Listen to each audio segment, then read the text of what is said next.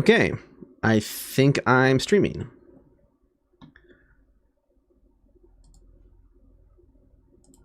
Running a little bit behind, but thank you everyone for your patience.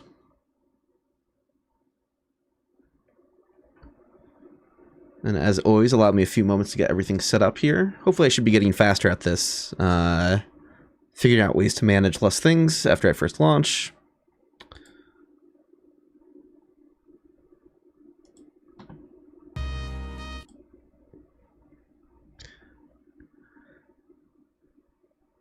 Hello, Jizu.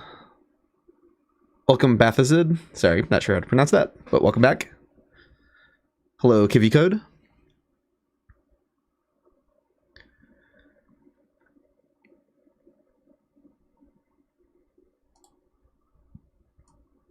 Okay, get the chat set up on my second monitor here.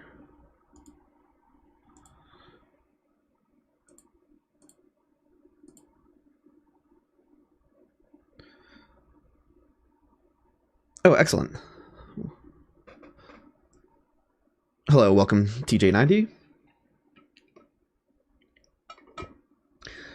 I forgot to, right before I was about to stream, I forgot that I didn't update the checklist to include later game locations. I still have to go back and do that, but I made my Vagrant list locations list here. This is going to be everywhere a Vagrant can't spawn, so as I ended off with the last stream saying that locations that don't get Vagrants, they can still transmit drift items. What happens is, if it's completely its own map, there's no corresponding Vagrant spawn location, so they can't possibly show up.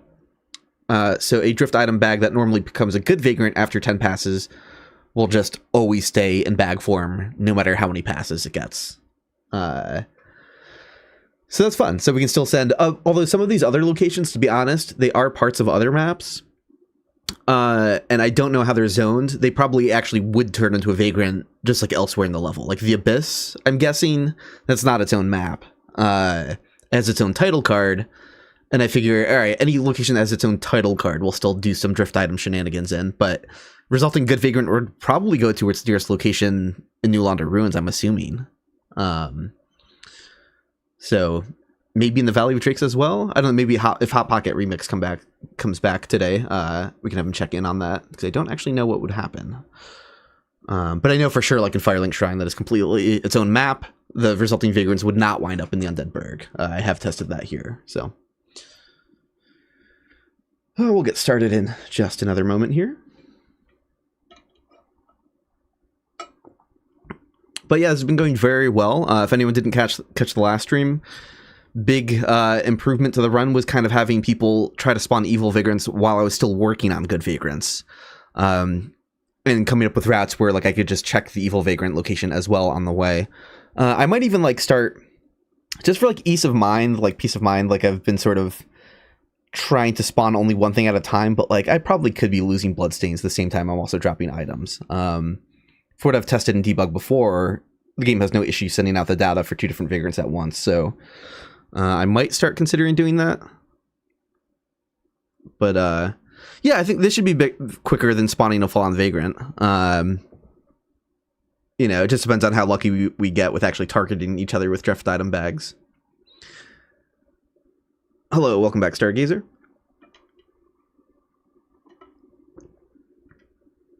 Just re-entered the game in the Undead Parish, and in my view, they're a drift item bag and a good Vagrant. That's fantastic.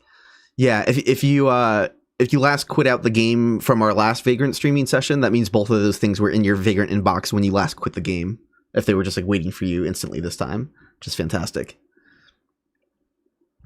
That's how you could theoretically see a Vagrant offline, right? Like if you were lucky enough to have them in your inbox while you were online, and then next time you booted the game offline, then technically you can see a Vagrant while offline. You had to get it while online, but you've got Vagrant mail in the AOL voice. Hello there, fellow bearers of Seek Lusts. Hello. All right, yeah, I think we can get started. I feel like I'm forgetting something. Is there something else I need to do with, because I'm launching the video kind of in a different way now. Let me just double check a couple things on the video profile.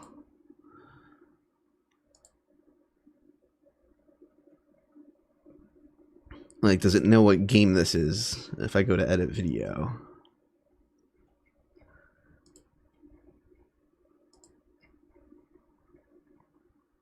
No, because it didn't let me set it there. Okay, I'll fix that now.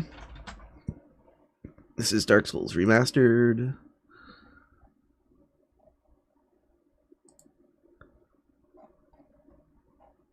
And all the other stuff is still good, probably, hopefully. Yeah, okay. Alright, so we can finally get started here. The Miracle Resonance counter. You're right, I haven't added that yet. Maybe I'll save that for the next stream where I can like fade it in and out when I want to, but we'll keep a mental note. We are at 2 right now. So I'd sort of, it'd be nice if I could like fade that in and out. But I have the Vagrant sightings set to do that, and I kind of don't remember it. I did some weird plugin stuff to make that work, so it would take me too long to figure that out right now. But yeah, I'll get a separate like fade in and out for that that information. Let's get the HUD back. Yeah, I'll leave music off for now, so it's not like a wall of sound with the Firelink Shrine theme, as much as I love it.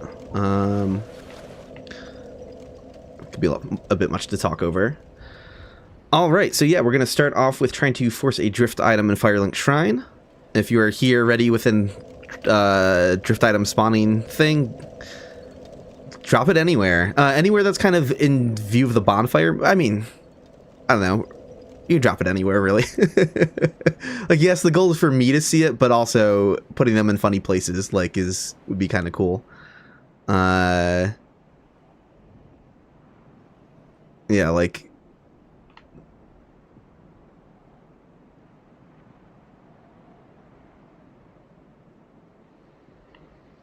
Where's somewhere weird I could put it?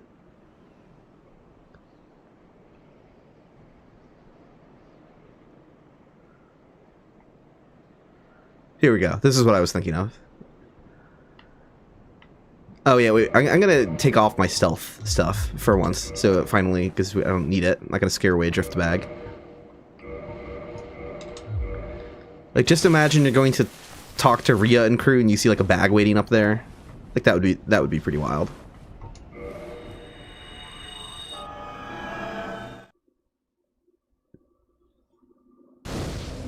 Oops. Didn't reset Firelink, apparently.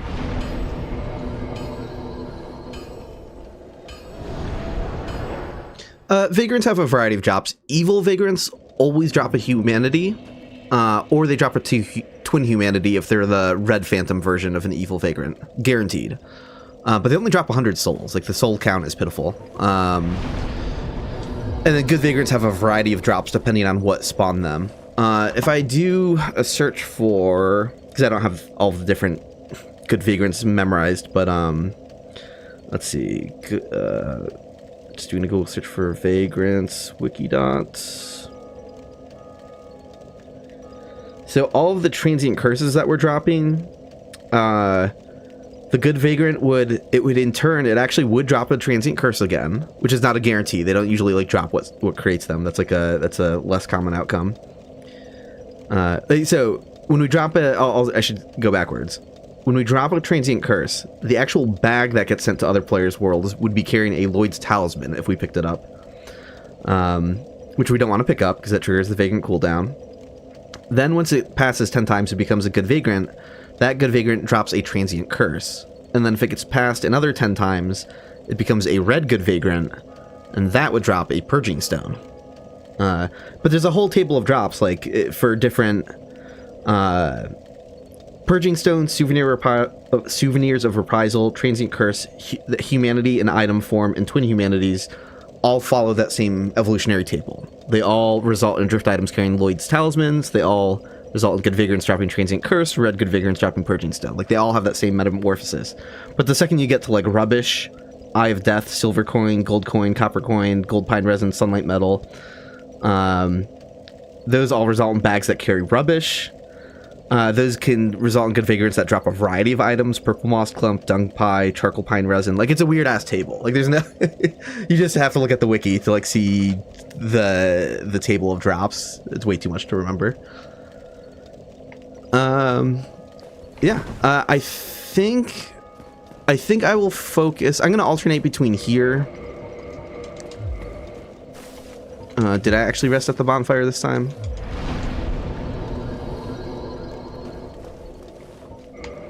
I'm going to drop them there, and I'm going to drop them above the archway. So those are two spots that I don't have to wander too far from the bonfire from. Both spots that I think would be very funny and confusing if you were to find an item bag in your game. And the bell is popping off today. You love to see it.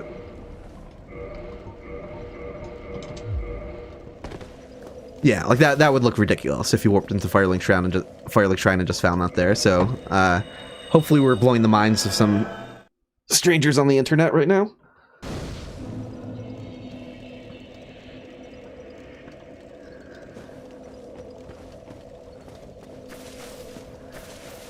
Playing Elden Ring while watching me hunt vagrants. Unfortunately, you only have the game on 360. Yeah, 360 still has network activity, but of course there's no crossplay, so it would just be helping out whoever happens to be online on Xbox. Oops, I didn't mean to use a transient curse, but that's okay.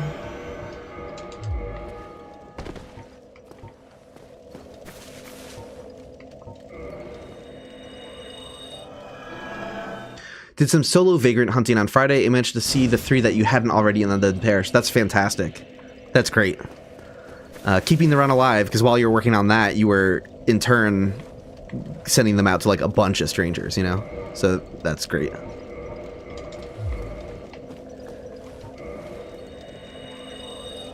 Oh, cool. You're dropping items on the bench behind me. Okay, cool. So I will, I'll, like, whip the camera around and look for them, too. Good to know. Yeah, putting them out in the open risks them getting, like, picked up and found by whoever receives them, but there could be players hanging out in Firelink AFK, you know, and they could be sending them out without ever pulling them out of their inbox. Because, again, they're on a 5-minute timer. If you don't reload your game in the 5-minute window when they're initially in your inbox, then they immediately get sent back out to someone else without ever spawning in your game, so. Yeah.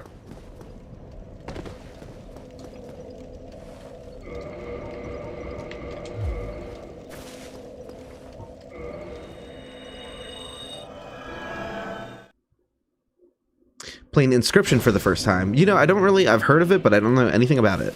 What kind of game is it?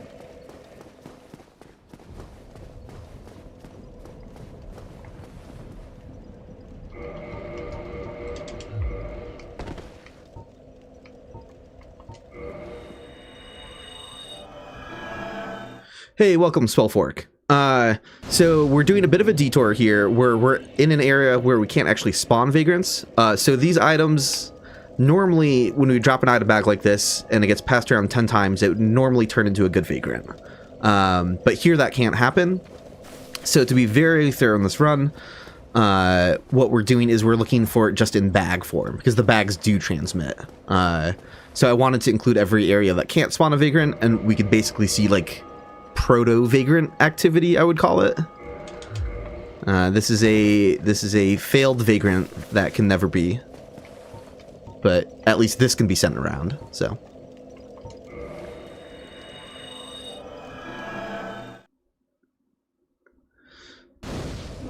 Benevolent Beaver asked, do I think there are some permanent vagrants that always get passed around and are not found? It would be so cool to be able to see a concrete number of passes for them.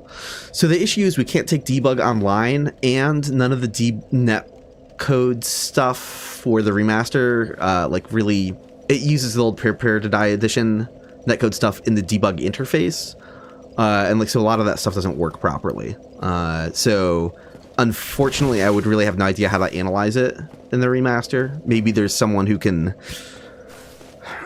like update that sort of stuff to work online and track that information. I have no idea what it would take to pull something like that off. But I do have some ideas. I do have candidates for that. There's one in Anne Orlando that I'm just like, no one is ever finding and killing this good vagrant, because it's so out of the way.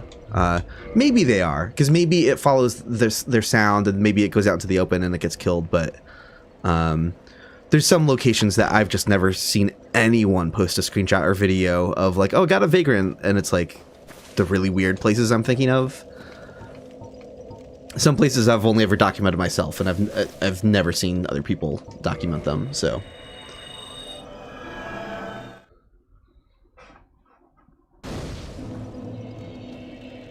Yeah, there are some strange Vagrant locations, none like entirely on their own, but there is a weird context for some of the evil Vagrants, and we'll, what's our next location? No, Painted World won't have any of those kinds, but we'll see that later in the run. They did some curious stuff with some evil Vagrants. Here, I'll go to the pedestal. No, not any item can spawn a Vagrant. In fact, if it's easy to get, that means it basically doesn't. Easiest items to get would be Transient Curse, because you can actually buy stockpiles of those, and Humanity in item form is the easiest item to farm that drops it. But otherwise, it's just a list of things that are generally rare. Again, if you do a Google search for like Vagrant Wikidot, you'll find the page I made, and there's a table for what items you can drop to spawn good Vagrants. It's everything in the leftmost column called item dropped. But I'll just read it. Things that can spawn a good Vagrant are Purging Stone, Souvenir of Reprisal, Transient Curse, Humanity in item form, Twin Humanities, Copper Coin, Rubbish, Eye of Death, Silver Coin, Gold Pine Resin, Sunlight Metal, Unique Gear that is upgraded to +3 and higher, Demon Gear that is +3 and higher, Dragon Gear that is +3 and higher, Divine Blessings, Firekeeper Souls, if you want to part with the Firekeeper Soul, the Pendant, all rings, funny enough, all rings work. So you could be dropping rings. Here, let me do this. This actually works and is very silly. So, like, for example, I could drop... there's only 2 rings you can do this with safely, but Covenant of Artorias, I could drop this. Seems like a really important ring that you don't want to lose.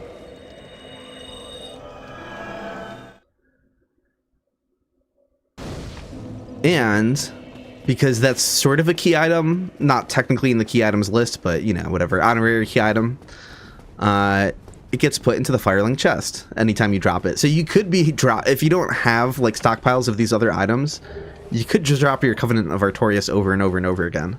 And same goes for the orange charred ring. That also gets respawned because they're considered like important for game progress. So,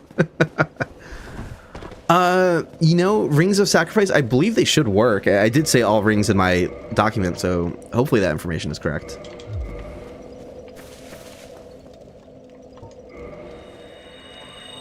And then what constitutes unique gear? there's so many layers to all of this crap, right? So unique gear, if you went to did a Google search for Dark Souls online matchmaking, you should find the Wikidot page for online matchmaking, and there's a table that explains how weapon level matchmaking works. And there's a show complete weapons like drop down list you can click on, and that defines every category of weapon. So there's a complete list of like everything that is a unique weapon. So I stopped at all rings, but also Titanite Slab, Blue Titanite Slab, Red Titanite Slab, White Titanite Slab. So all of the slabs can also spawn good Vagrants. And then also the 4 largest non-boss soul items. So Soul of a Brave Warrior, Large Soul of a Brave Warrior, Soul of a Hero, and Soul of a Great Hero. Those can all spawn good Vagrants as well. And lastly, we have upgraded non-unique gear. Oh boy, so I'm just reading off shit I wrote on the wiki like a long ass time ago. Regular weapon path requires +11 or higher. Divine weapon path requires +6 or higher. Fire +6, magic +6, chaos +0, crystal +0, enchanted +0, lightning +0, occult +0. Upgraded armor requires +6 or higher. Like it's a crazy convoluted list. But I remember back in the day, before people knew how Vagrants worked, everyone was encouraging, like, oh, you know, drop all your weapons and gear that you're not using. And it's like, no, you have to upgrade them to some amount first before they work. They didn't make it easy.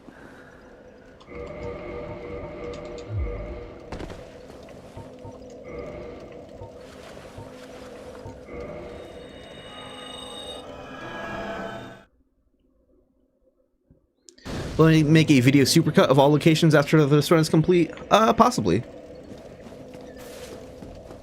Part of me thought about redoing my Vagrant video, which is sort of like, hey, look, we already got one. We already got one. Someone was hiding the bag inside this pot, and it kind of stuck out, which rules. Look at this. We already got it. Mission's already accomplished, the Firelink Shrine.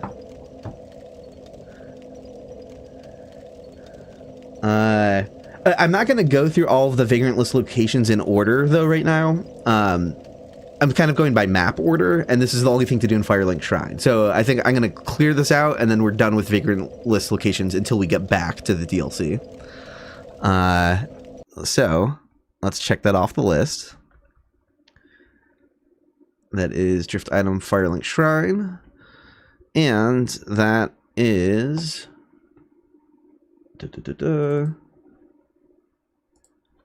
15 out of 92 sightings complete. All right, so what is next for us to tackle? We have to work on... come on, OBS. The Painted World next. All right. Wait, let me shrink this correctly.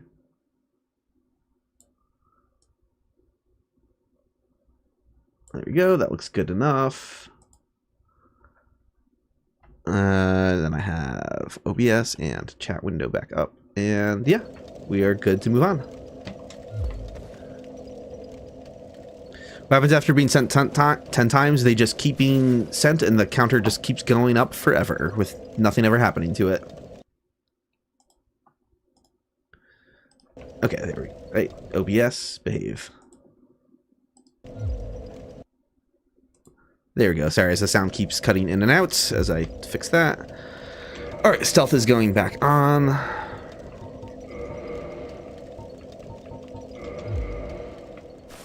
And to the Painted World we go.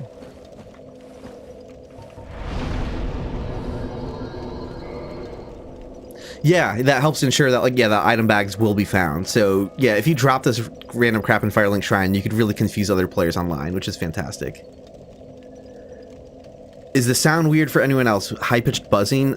Please tell me my audio did not screw up again. Because I don't know how to fix this in real time without restarting my computer, and that would be a pain in the ass. Hold on. I'm going to record my own voice on Audacity and listen back to it. Testing 1, 2. Testing 1, 2. Oh, fuck, it's doing it.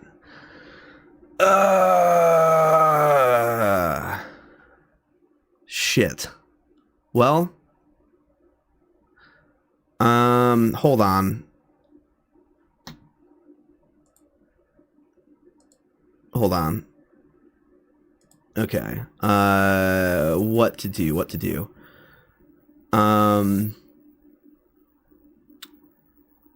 I think I am... Oh, fuck, this happened last night when I was playing games with friends. I'm going to unplug and replug a bunch of USB shit, and I don't feel like doing it offline, so you're just gonna... We're gonna do this while I'm on stream. God damn it. Alright. Well, sorry, you're gonna hear weird sounds and shit.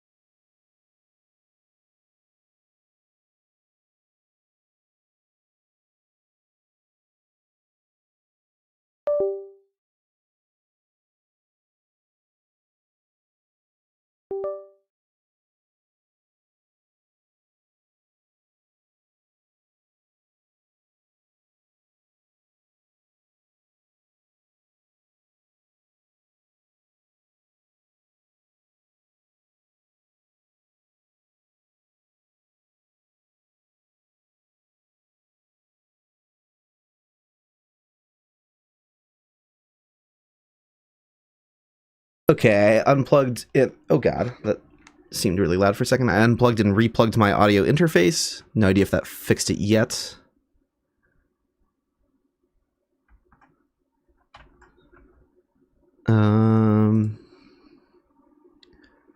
No buzz. Cool. I'll check my own voice in Audacity. Testing 1 2. In Audacity. Testing 1 2. No, it sounds like shit to me in Audacity though. No buzz to the stream. Yeah, no, it's oh god. Oh god, it sounds horrible. Yeah, no, it's oh. All right, I'm going to unplug and replug a bunch of USB stuff for my sound interface, I guess. I don't know. Try this again.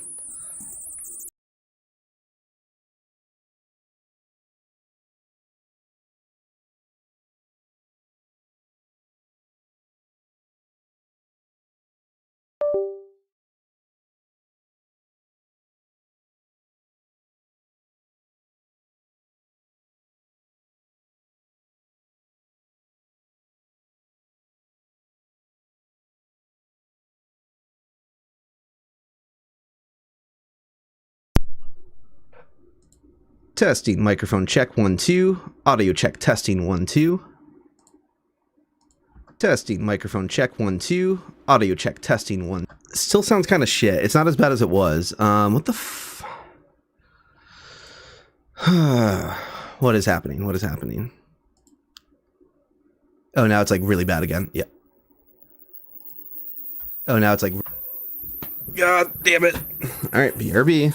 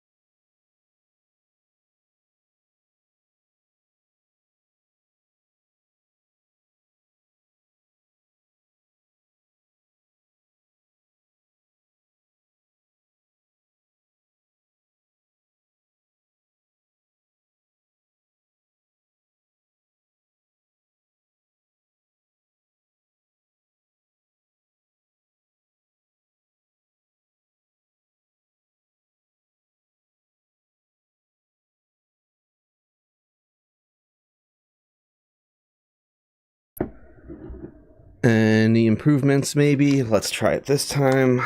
Let's see. Microphone check. Testing 1 2. Testing audio. Microphone check. Testing 1. It still sucks. God damn it.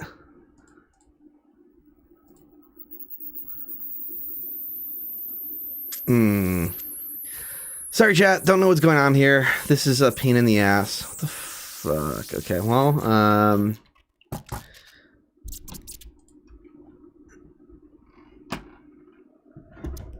I will continue unplugging and replugging things. However, yeah.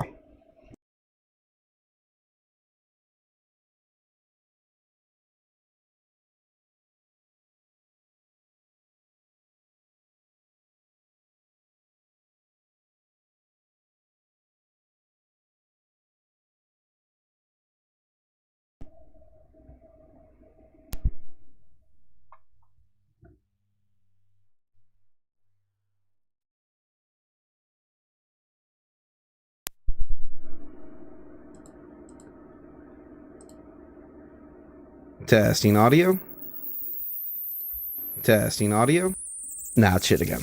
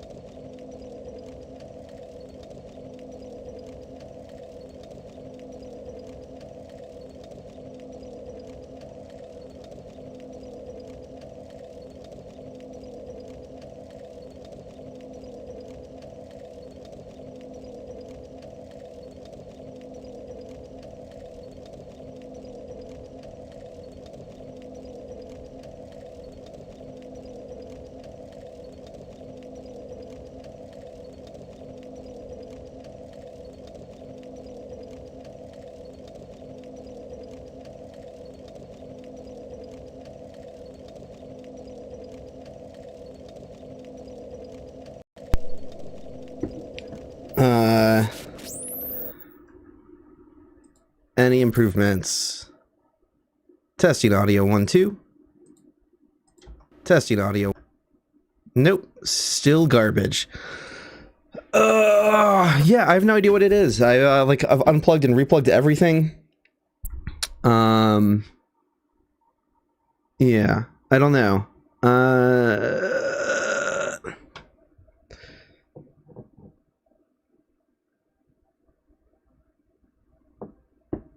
You seem this is how vagrants would sound like if they spoke. Yeah, maybe there is a vagrant inside my mic. Hold on. Is this any better? Testing 1 2. It sounds normal now. Hold on. Testing microphone. Okay, I think it's the XLR cable. God damn it. I'll have to get a replacement. I think I found the spot that's effed up. Hold on. I'm afraid to fuck with it again. But it's shit. Is it shit now? Shit. Is it shit now? Okay, well that didn't break it. Maybe not.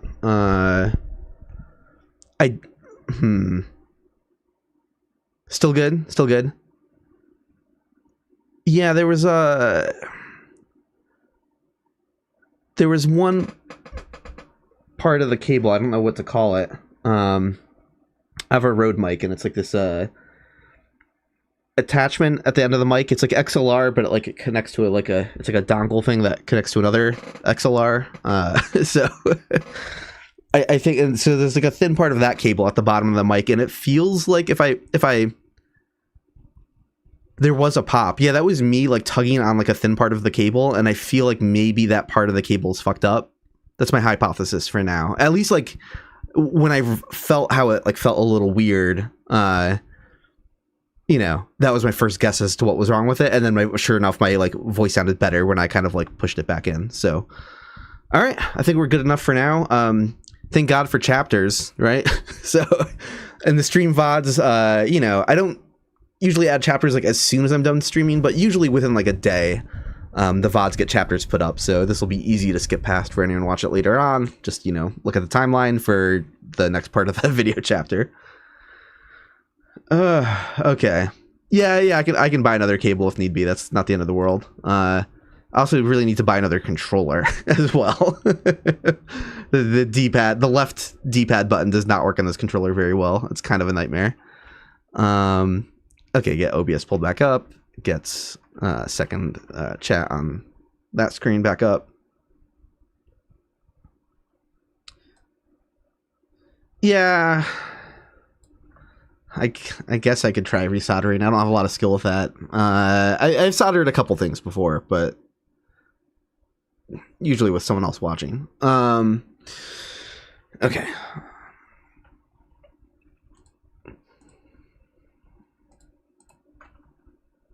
I do have a soldering kit somewhere in storage. I have no idea where it is. I haven't used that thing in like 10 years probably. All right, let's get Audacity closed. We don't need that open.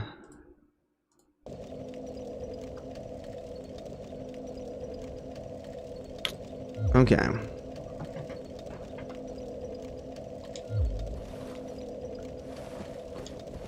Yeah, I've never had any issues with like drift with this controller or anything, thankfully, but the left D-pad's been acting up lately where I just pressed it and I didn't offhand the talisman. Pressed it again, didn't offhand the talisman. There, it took me like multiple tries and multiple tries to get it back in my hand. So that's like really bad. Okay. All right, so to the painted world we go, finally. Thank you for waiting out those technical difficulties. Saw player ghost run by. And we still had that bag here this whole time. But we are going to send it off to someone else as we warp away.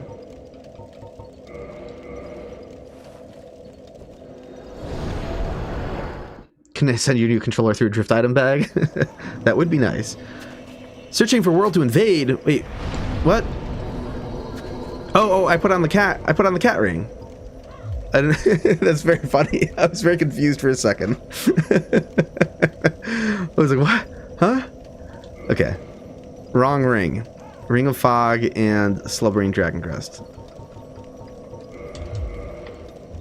I mindlessly thought I reordered my two stealth rings to be next to each other. So, like, very brain off, I threw on the Ring of Fog and then just, like, threw on the next ring that higher up in the list. Got it. That'd be very funny to, like, have suddenly invaded someone. I don't have any weapons equipped and I'm running around, like, panicking. Alright. So, Painted World. Good behind the well. This is going to be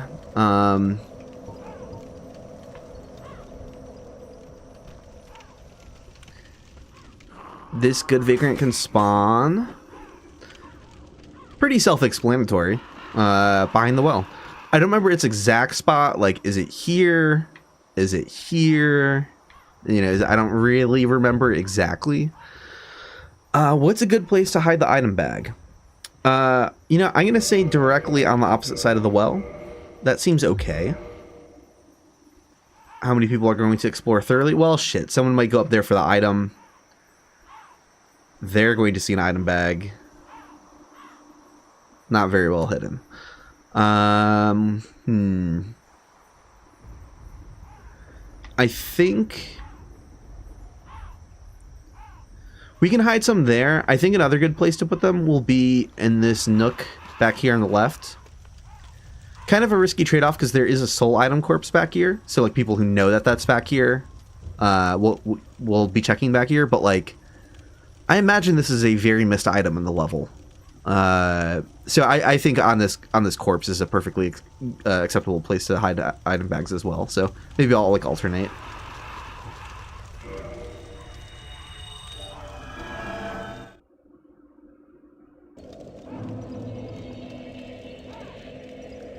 What are the chances I drop into the area and find a Vagrant first try? Yeah, seems pretty low. I don't know how likely you are to receive. I don't know how the network really handles, like, sending and receiving Vagrant data for levels you're not in.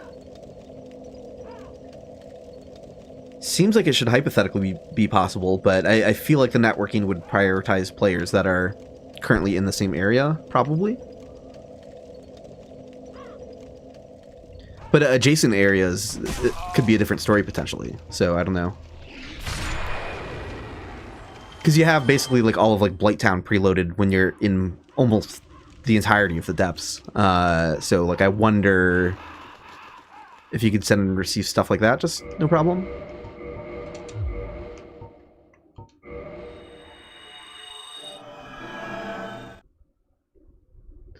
I am contractually obligated to Wrath of Gods, the Undead Phalanx, for resonance. You know, that is not a bad call. Let's get some more resonance signs spread out.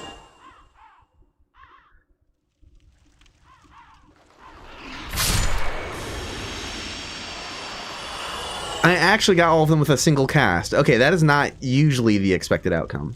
It's not usually what we expect to happen.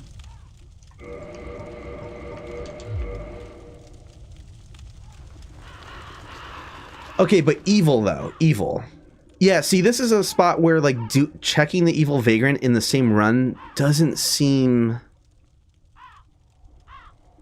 like... I don't know. I don't know what the most efficient thing is. That's going to, like, make this route take a lot longer. But if people are dying and losing humanity in the Bone Wheel Cellar, that's a place to do that. Because the evil Vagrant would spawn.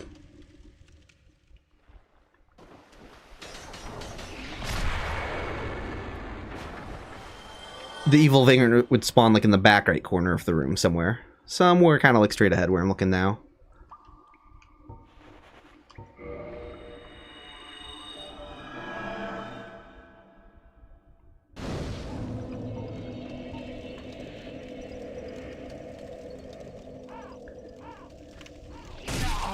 Yeah, you know what? I think I am going to go double duty. I think I'm going to go... I think to justify that run, I'll work on spawning them as well. So I'm going to lose humanity and drop items in the same run.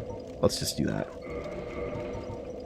I guess I gotta, like, restock on some of the stuff before trying to do this. But I think I have a lot more in the bottomless box, so...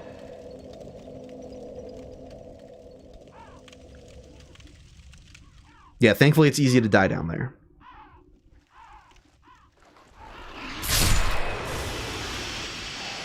What?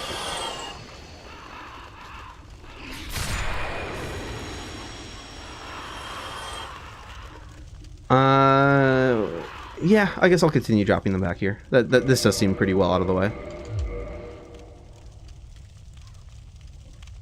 Oh, but then I have to check back here for the good Vagrant. Yeah, it's all kind of roundabout. I think I probably still will just transition to leaving item bags by the behind the well instead. Maybe I'll start leaving them in one of these barrels, actually. That seems pretty good. That seems pretty good. Dark Signing does work, but it doesn't work for creating evil Vagrants. You have to lose a bloodstain for that. But if you're just dropping an item trying to set it off, yeah, then yeah, that's totally good.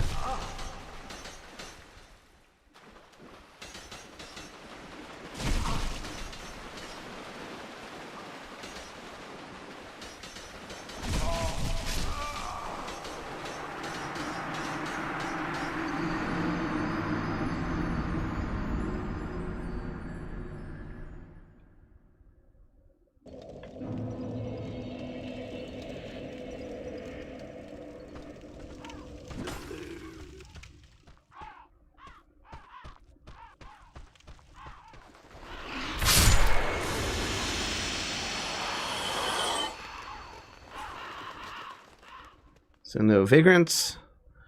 But yeah, this is more on the way to the underground. So I think I'm going to start dropping items up here. It should correspond to the well location, I would assume. It seems like a pretty safe bet.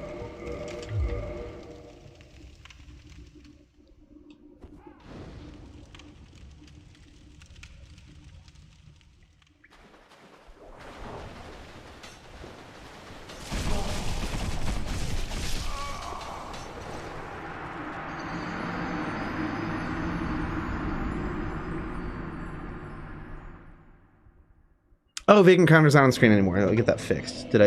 Yeah, there we go. Thank you.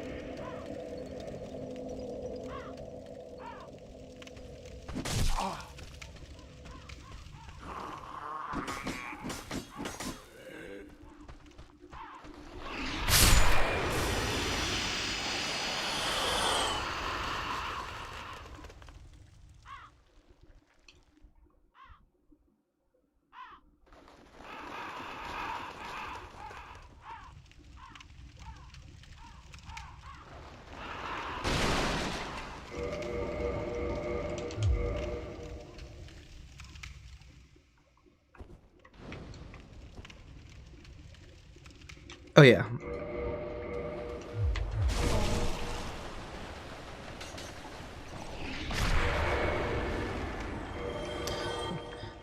Gotta actually lose some humanity. Can't forget this step.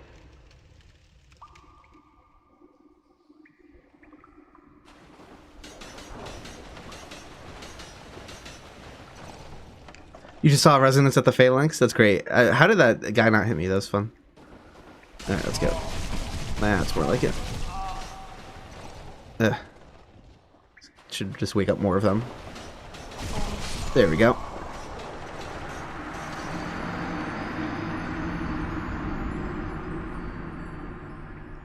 And you got an item bag already. Alright.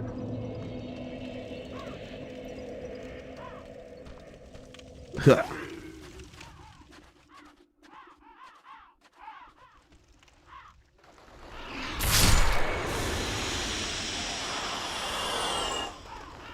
There's almost no point in checking for a good Vagrant yet, because they would have to, hey, okay, no, but I got an item bag back already, so that's pretty cool. Alright. Does pay off to check, so drift item is already happening.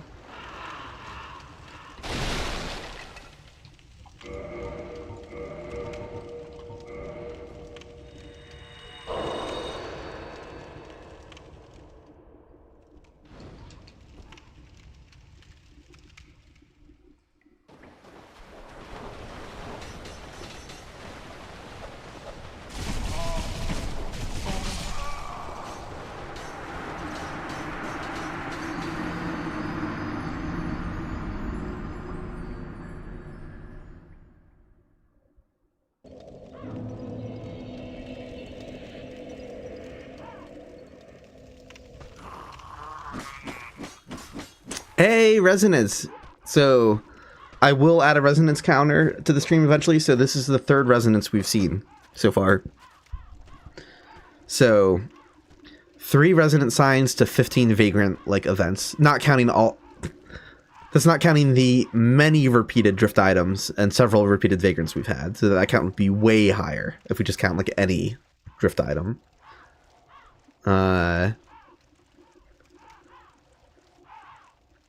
Yeah, it looks so cool in the remaster. He's just blocking it better, right? Because he... Yeah. It is hitting him. Okay.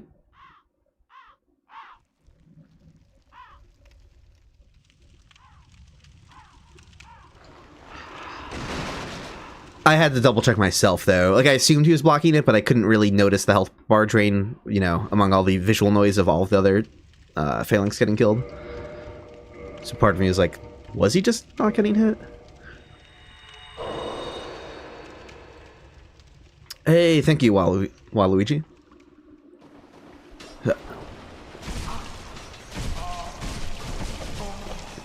Imagine getting punched to death by a bone wheel skeleton.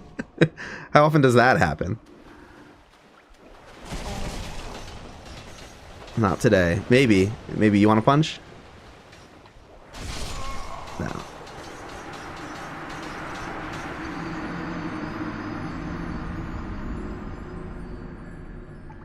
Oh, wait, was there resonance at Firelink while I was having tech issues when I was looking away? If I didn't react to it, if I didn't say, hey, another resonance, I did not know that even happened. So you're gonna make me go back and watch the technical difficulty footage. That's very funny. Did that actually happen?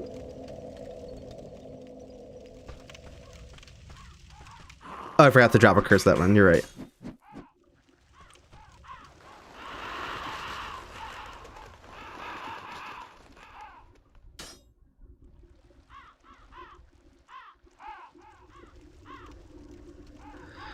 How early on your way there can you lose your bloodstain? I'm not sure how the level is zoned. You can probably lose it right at the beginning of the level, right? You could probably jump off the nearest cliff to the bonfire, because I don't think it would correspond with the other location. But if it did, then you're already just helping seed like the next location we're going to be checking. So yeah, I would say just die anywhere, honestly. Yeah, losing your 5 bloodstain anywhere, 5 humanity bloodstain anywhere in the level should help.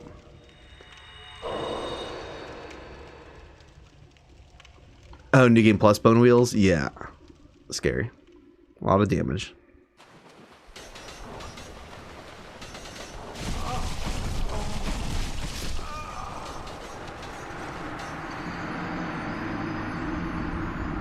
Is there one that spawns up near the red sign, like the red sign soapstone? No.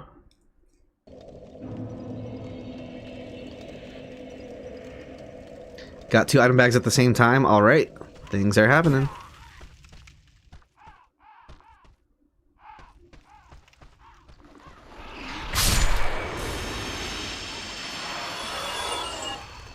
I'll check here, even though I'm not, you know.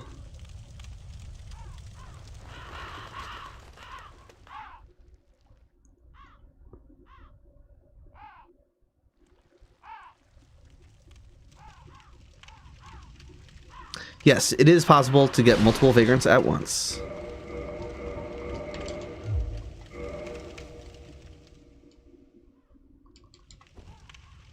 Hey, another drift item waiting for us down here, so that's cool to see. Hell yeah. I forgot to pop more humanity, so maybe I should kill these bone wheels first. I do not want to use all of those, though. For duping purposes.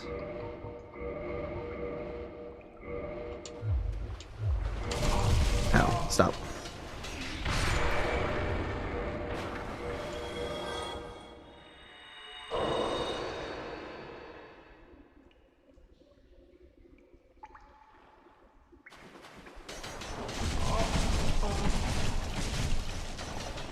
Punch, punch. Do it. Do it.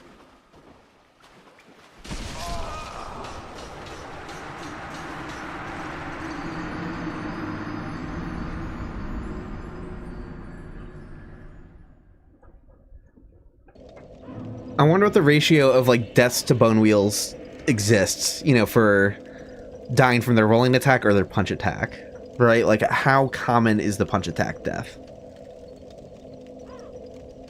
Like, it's easily 10 to 1, right? Like,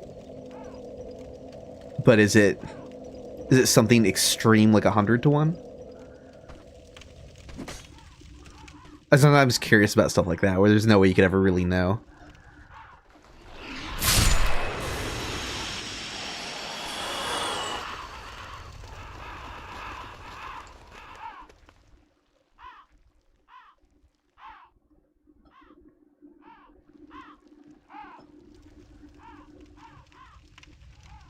Saw a resonance sign. All right.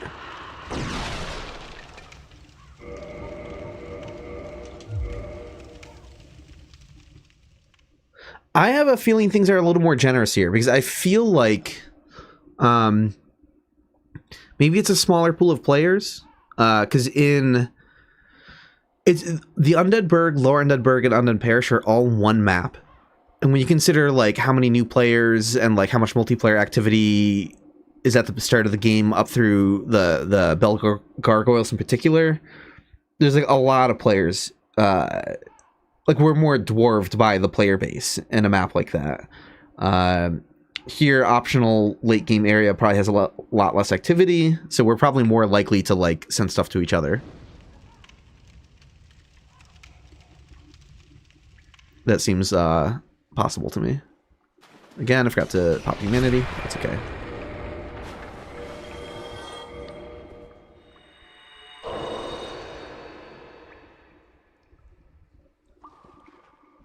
All right. Oops. Well.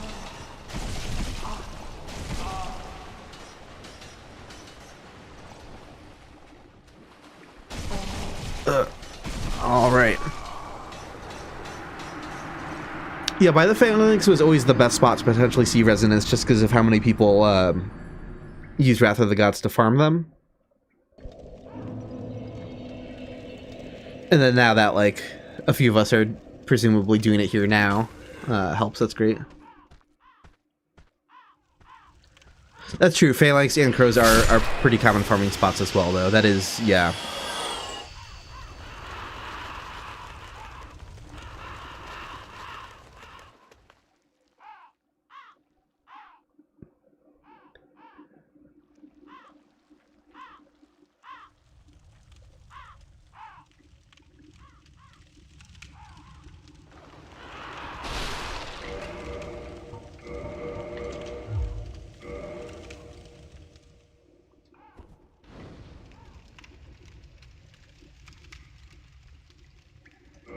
Don't forget to pop humanity.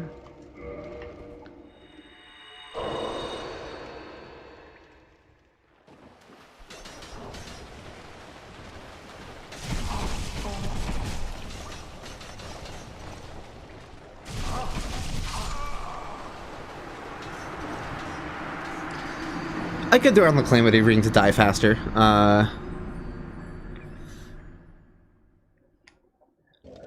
I kind of don't want to die too fast by accident if there like is a Vagrant down there, so because this isn't taking super long, I'm not too worried about it.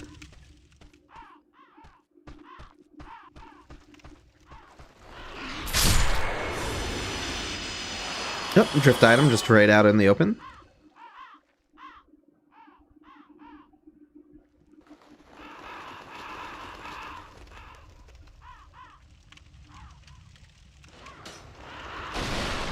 I'm not going to bother dropping that one, just since I'm sending the other one out. That seems fine. Okay. But I got to remember to do this. Oh, you got your own item back? Yeah, that's great.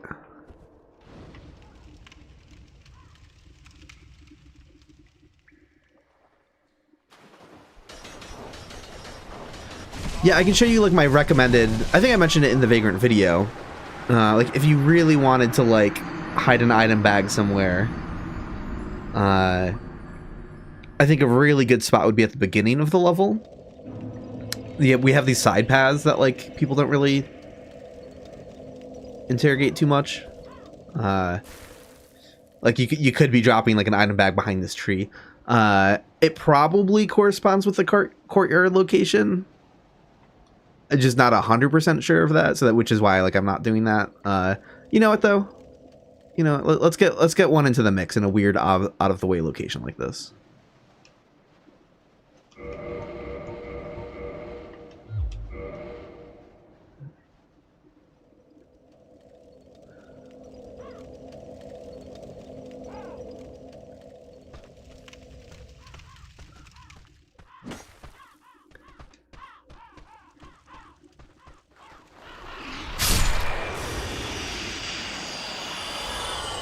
What is the mechanic behind the drift items? If you look up Vagrant Wikidot specifically, I recommend the Wikidot wiki.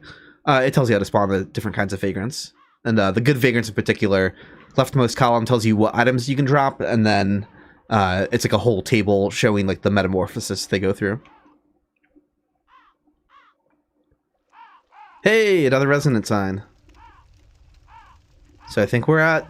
This is 4 or this is 5 if there's actually one in Firelink during my tech issues. I don't know. Let's go. I'm gonna get my buffed Wrath of the Gods. Oh, I should offhand the talisman. So you can see the white circle over Force, and you can see the white circle over Wrath of the Gods in my HUD. That shows that you have a boost currently. And it's not something that, like, you earn, right? It's just active while you're near the resonance sign, right? So it's not like I like acquired that buff and like if I ran away from the resonance sign that I could like carry that damage boost and use it somewhere else. No, it's just, and so it's like not a one-time use thing either, right? It's not like you've acquired one buffed cast. No. It's just like while you're standing near the resonance sign, you're buffed. Did I just start? Yeah, the stream today hasn't been going on too long. We did do a Firelink Shrine drift item and then spent more time solving technical difficulty issues. And now we're working on our first Vagrant of Painted World. Yeah, Resonant Signs work in boss rooms. Yep. Yeah, they can appear anywhere. We already got the evil Vagrant here. Let's go. He's already down here. All right. All right, so try not to die. Let's get stuff equipped.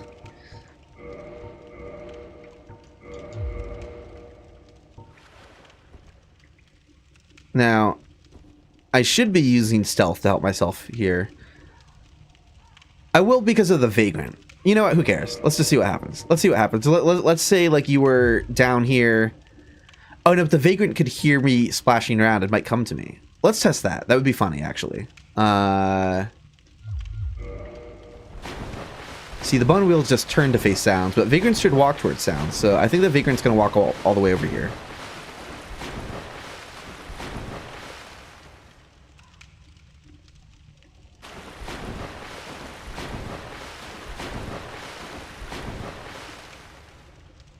Are you coming? I know the good Vagrants walk towards sounds, but I think the evil ones do as well, right?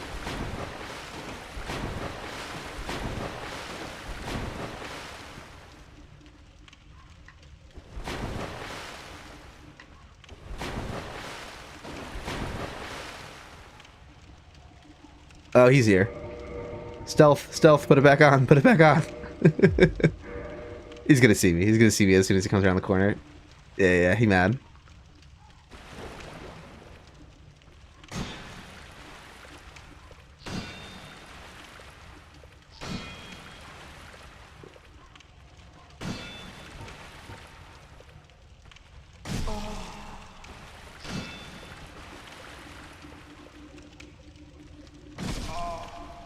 His physical attacks are doing a lot more than the ones in the Undead Burg were, right?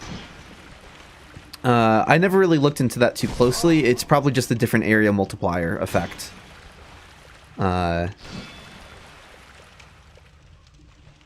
you can't parry them, unfortunately.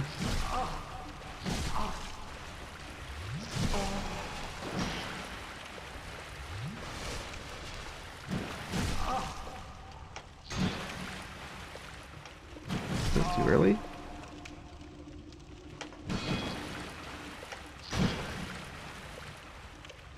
I've gotten a few partial parries in. Yeah.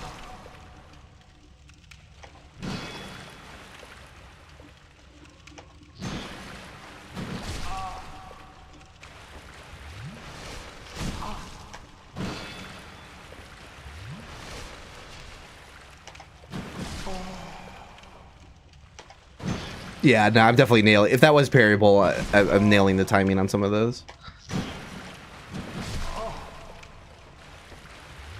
I mean, also, what is parryable has been data mined as well, so there's also that.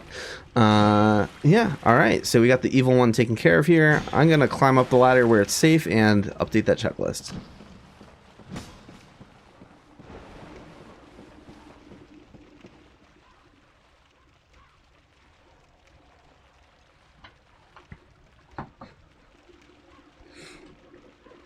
Oh, he's stuck on the stair.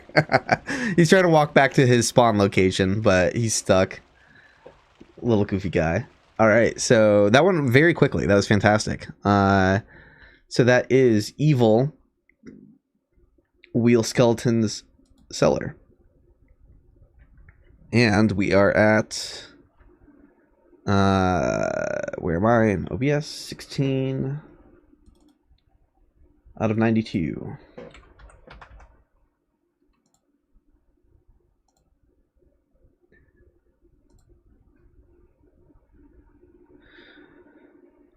It's strange. Priscilla isn't dead, but you're not getting soft humanities from hollows. I think you have to kill a shitload of hollows. I think this is one of those areas where you... Let me double check the wiki. Let's see.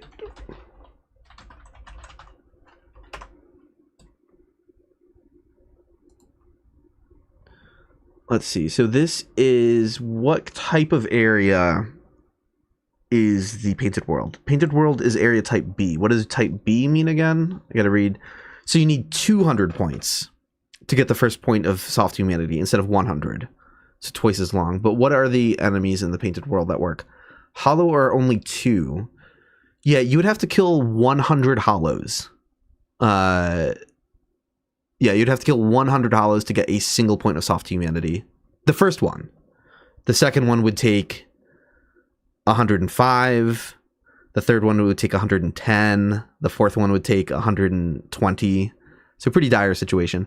The Crow Demons are worth a lot more, though. The Crow Demons are worth 20 points. So you'd only have to kill 10. Can I math? 10 is 200. 10 times 20? Yeah. So you'd only have to kill 10 to get the first soft humanity. Heavy Knight is also worth 20 points. Yeah, okay. I'll link in the chat if you're like, where am I looking this up? Where did I write this information? I added this information to the Wikidot and the humanity farming. There's a section called Killing Enemies with an Undefeated Boss. And that explains how that all works there.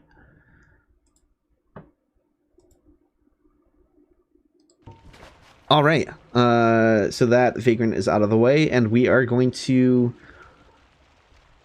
empty courtyard covered by the snow rats. So here's what we're going to do. We're going to continue working on the same good Vagrant location, but we're just going to route differently to the other evil Vagrant location. So what we want to do now is we'll continue checking behind the well for the good Vagrant, but now we want to... What's the best way of getting there? Is running through the building with the toxic hollows faster? Maybe, but this seems less annoying. Is it? I'm probably gonna have to time some routes. No, this is pretty lengthy. This is taking a long ass time. Yeah, no, this doesn't feel right. So the other place an evil Vagrant can spawn is down in this empty courtyard. There's no items down here. There's nothing normally here. It's in the room, past the room with the snow rats. And what's in this item chest again? I don't remember. Oh yeah, the Painting Guardian set. So yeah, it's in this little courtyard out here. So I guess I have to die to some rats now. This is where I probably want the Calamity Ring. But if I'm running past all the toxic hollows, maybe not. We'll see.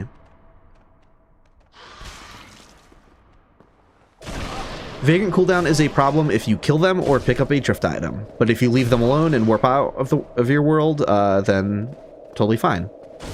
I should say if they die or you pick one up, right? Because the game doesn't know who or what kills them. If a Vagrant falls off a cliff or you know, Hulkite Drake melts it, that also triggers the cooldown.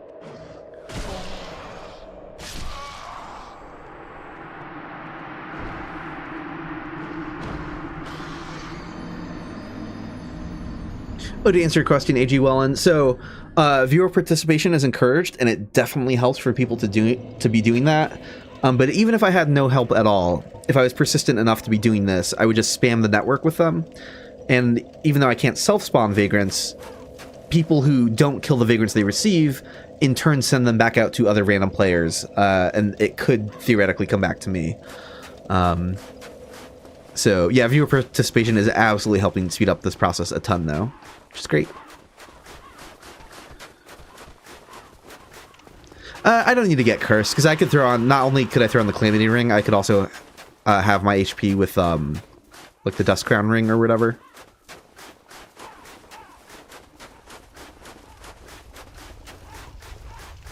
Yeah, no, of course I want to run this way, because I am checking the well location first, right? So that's already putting me down here. Because if I was running through the House of Toxic Hollows, then I'd just be going up in the level straight away instead of by the Courtyard. So yeah, this is the route for now. Which means I can put on all the debuffs, because now I'm not worried about dying to enemies on the way. So I will do that. You got 3 bags at once.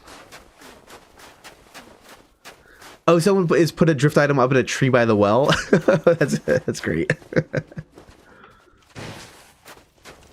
So yeah, let's get some stuff equipped so I die a lot faster. We're just gonna accept the fact that, hey, I'm gonna get rid of all my stealth stuff. If we see a vagrant and it runs away instantly, and if we don't get to stare at it for a couple minutes for fun, like whatever. We have so many other opportunities to do that in this run. So, in general, I like having stealth so I can take a moment to mess around with them. But let's not worry about that right now. So Calamity Ring, and I can do Crown of Dusk. Right? What is it called? Yeah. So now I'm gonna die a lot. Oh, he's already here. He's right here, right now. You've got to be kidding me. Well, this was the easiest evil vagrant farm so far. Good work, everyone. That whole time there, I'm fucking around in my menu, and he's just hanging out down there. It's a good thing I didn't blindly do a drop stab.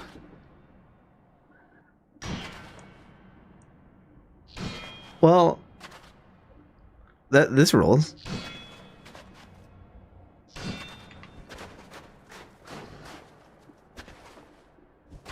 Can I even get far enough to get him to do his ranged attack? I don't know if that's like even if that's even an option here. I can bully him. I can push him into the corner. Please don't like clip out of the map or anything weird. And then if I run to this corner, I should be far enough. No? Let's try that again. Let's just try that again. That should be far enough for him to do his ranged attack. I think he's just... It's kind of like RNG at the... That jump it does is great. Come on. Ranged.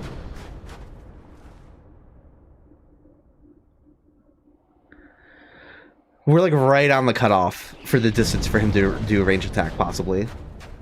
No, okay, yeah, here we go. I knew it was far enough.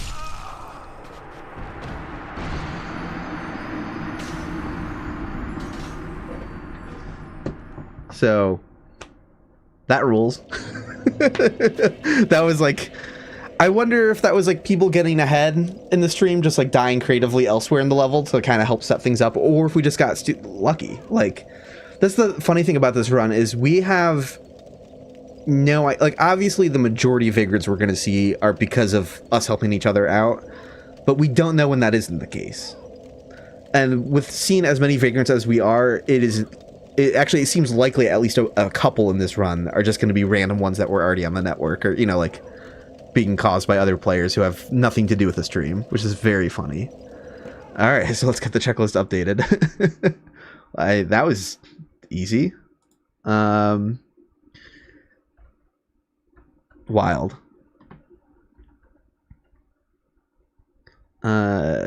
OBS, where am I? Okay, vagrant sightings is 17 out of 92.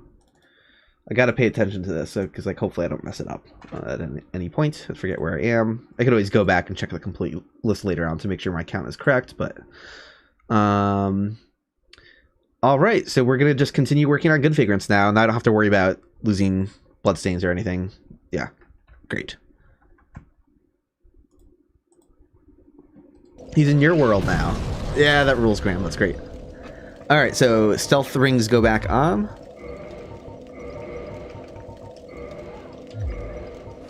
And we're just gonna keep working on the good vagrant.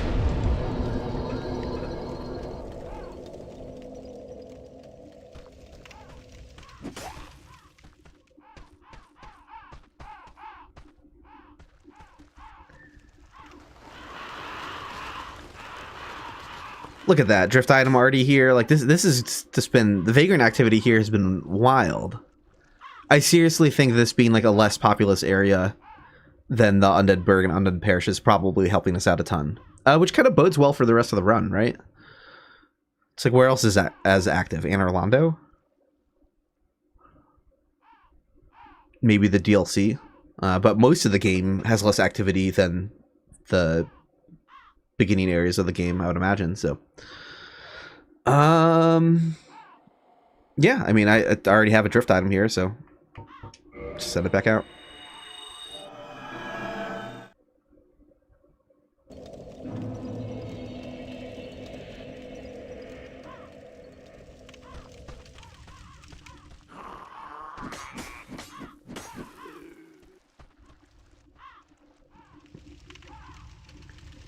There's not really a good place to hide one here, I don't think. Is there? Did I ever pick up the annex key? No. Okay. Is it behind that door, maybe? Here, what about this nook? Is this, well, I don't think you can... Can you jump on that? Hold on. It feels like you kind of can. Can I maintain collision on this higher ledge? No, that didn't do shit. I mean, yeah, it's pretty out of the way, whatever.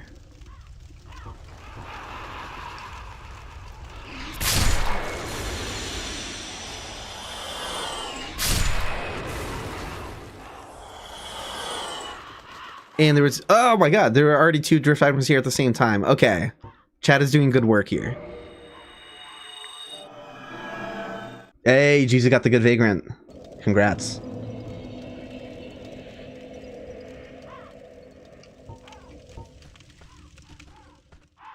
Hey, there's a drift item inside. Yeah, the drift item activity has been wild this run. This is crazy. These things are everywhere.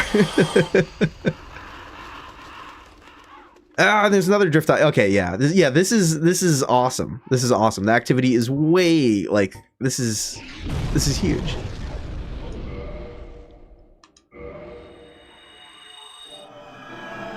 I have to say that some of the earlier vagrants we were grinding kind of took around the same amount of effort that they were like during Return to Lordran when I didn't have any help.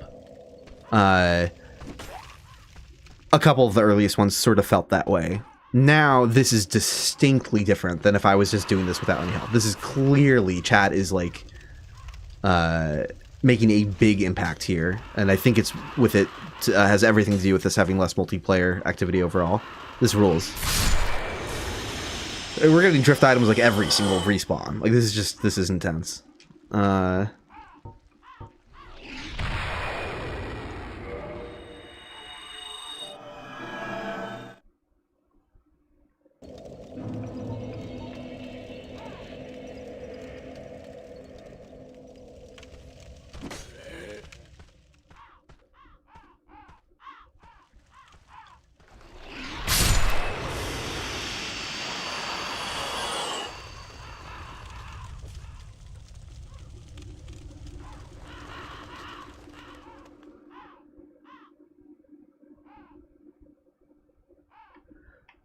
Where even is the spot on the tree? This is the spot on the tree. Okay, let's go. This is funny.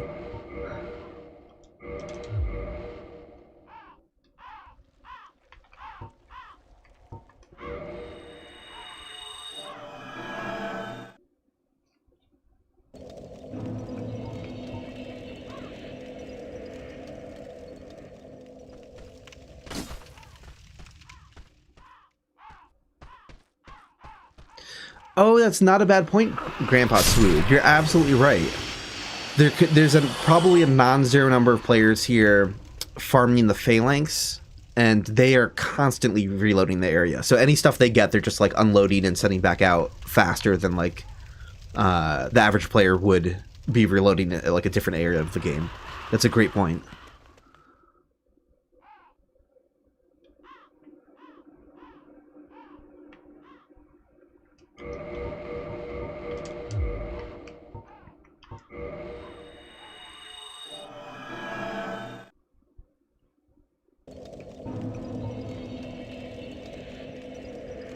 They must be so confused if they pick up the bags. Yeah, absolutely. Like, who dropped the Lloyd's Talisman? I never got invaded. What's going on?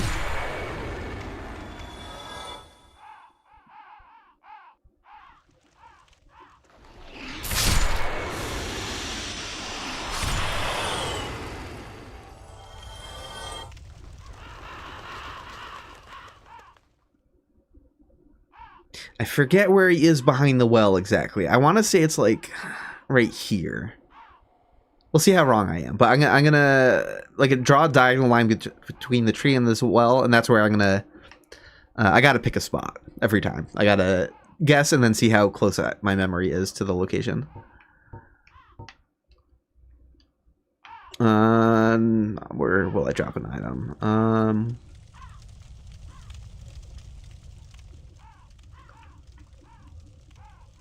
Sure, yeah, I'll drop it in the middle of these cages. Why not? Not particularly well hidden, but whatever.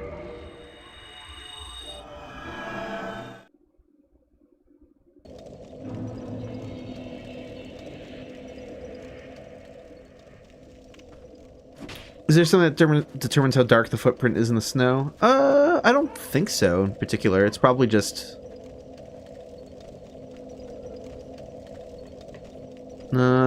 some interaction with the textures that I don't comprehend. I don't know.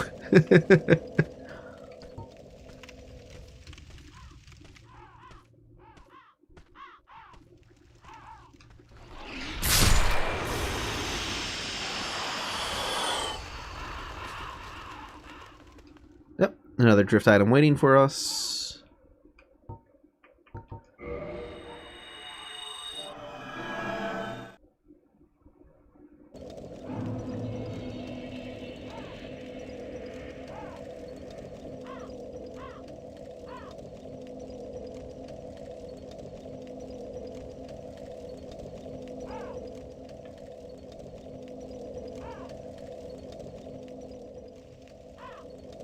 Yeah, I was gonna drop in that weird spot at the beginning again, but whatever. Oh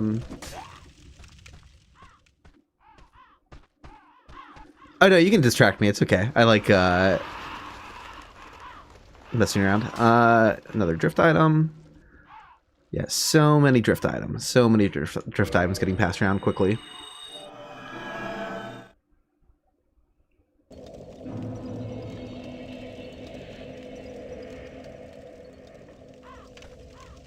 Oopsie, that's not the spell I meant to have equipped.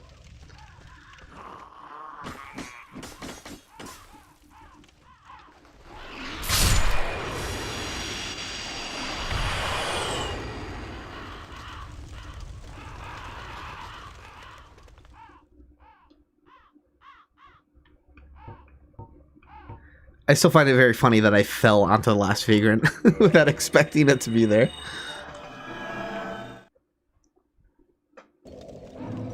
It's like waiting for an egg to hatch. Exactly.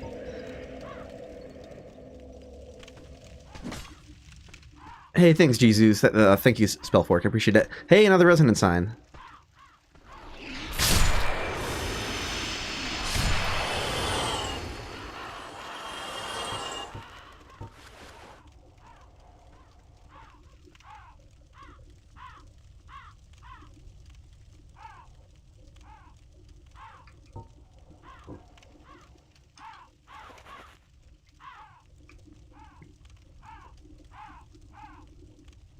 Yeah, I really like how they redid that visual effect. Looks great.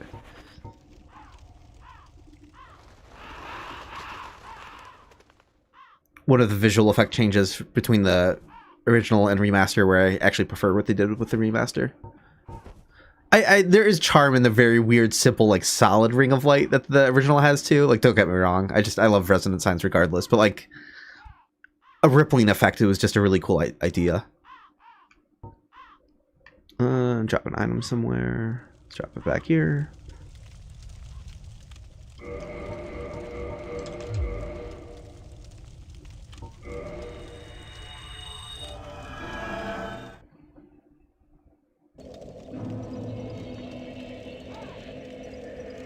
Only 17 with 4 streams, and I'm kind of feeling like, hey, that's pretty good. Like, this is going a little bit faster than I thought it would. Yeah, the solid rings looked less intentional. Yeah, that was easier to mistake for a lock-on glitch, although I've seen more recently, like, screenshots on Reddit being like, what's this? And it's the remaster version, and people are still, like, thinking it's a lock-on, like, the lock-on reticle glitching out or whatever. I'm like, oh, that's funny. It is reticle, right? Not reticule. I think I said reticule in a video and got corrected on that. Yep, I got 2 drift item bags again at the same time.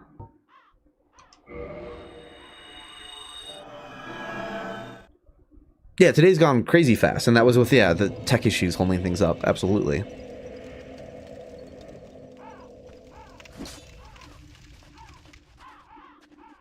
Yeah, I'm feeling super optimistic about this run. This is like, yeah.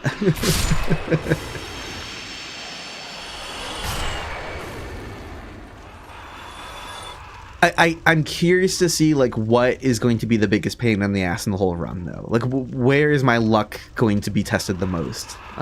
Where will I be most unlucky? Because it's got to happen at some point, right? There's going to be a good Vagrant that's going to take, like, 3 hours or something.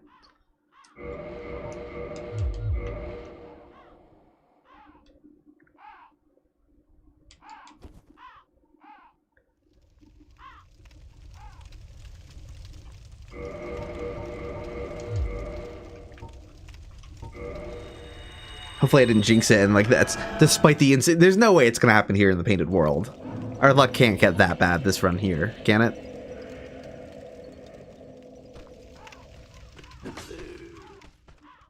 Then another drift item. I can see the orange glow waiting in the phalanx.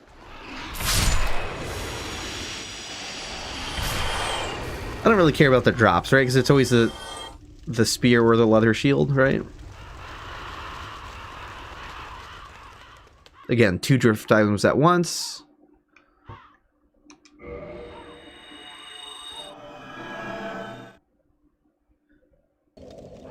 What do I think will be the hardest to spawn? I'm not sure. I don't know if I can really predict that.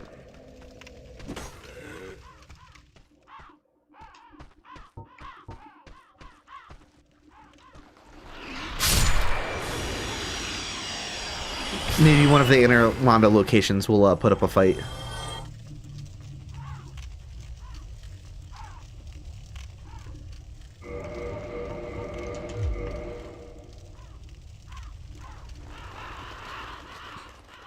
Someone put it on the well.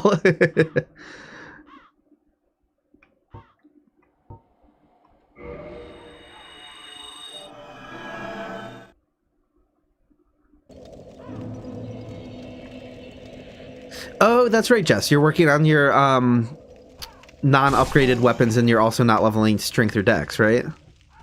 So you finally beat Ornstein Smoke with a plus arrow club. That rules. Yeah, safe to say, I can guarantee you are better at that fight than I am. Like, for sure. Very nicely done.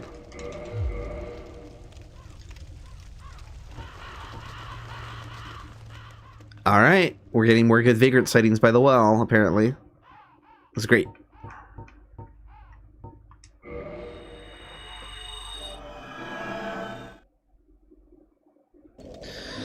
Yeah, Crystal Cave's run back. I don't think it's as long as some people are expecting, because I think I can just go turn around from the Seath bonfire, and it's not that big of a deal. Am I kind of... there's a drift item.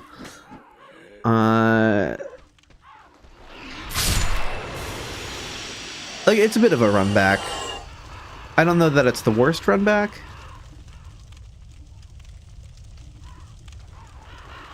I wonder what the worst run back actually is. I don't think there's one that's like any dramatically worse than the others.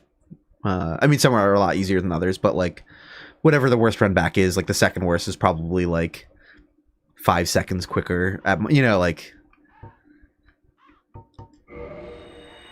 Did I even drop anything that run? I don't remember. Whatever. Doesn't matter.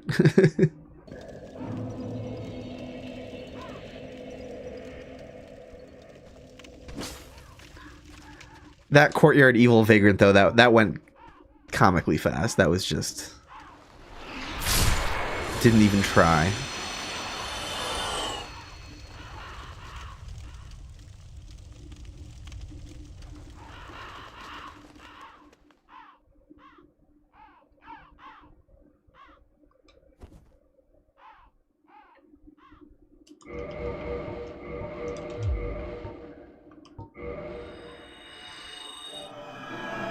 Saw the Well Vagrant for a third time now. Okay, all right, that's good because that like these are clearly transmitting incredibly well. Part of me was a little worried about like, but are there players finding and picking these up as well? Like the randoms online. But no, if they're all transmitting that frequently and that many Vagrants are being spotted, I think we're pretty good here. I remember this is where I learned that the pendant was a good Vagrant capable item. Because I think I hadn't yet documented the location behind the well and wanted to work on that at the same time I was testing the pendant, if that was a capable item. So I was dropping pendants behind the well repeatedly until I finally got an item bag back. And that's how I learned that the pendant works.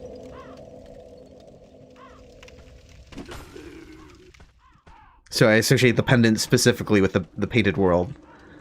Kind of funny.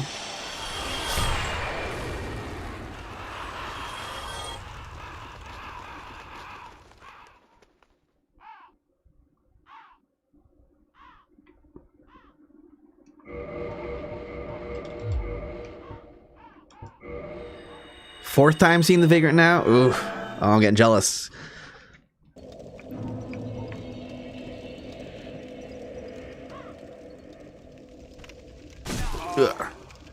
Ugh.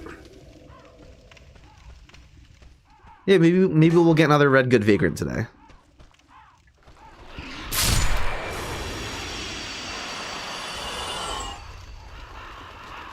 Another drift item on the well, and I don't think that's the same drift item on the well. It's not.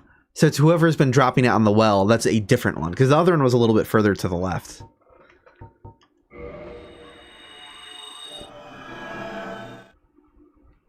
Hey, that's fine. If you're stealing mine and you keep passing it around, sending them off, like that just increases the chances that like I might actually get a red one instead of a white one.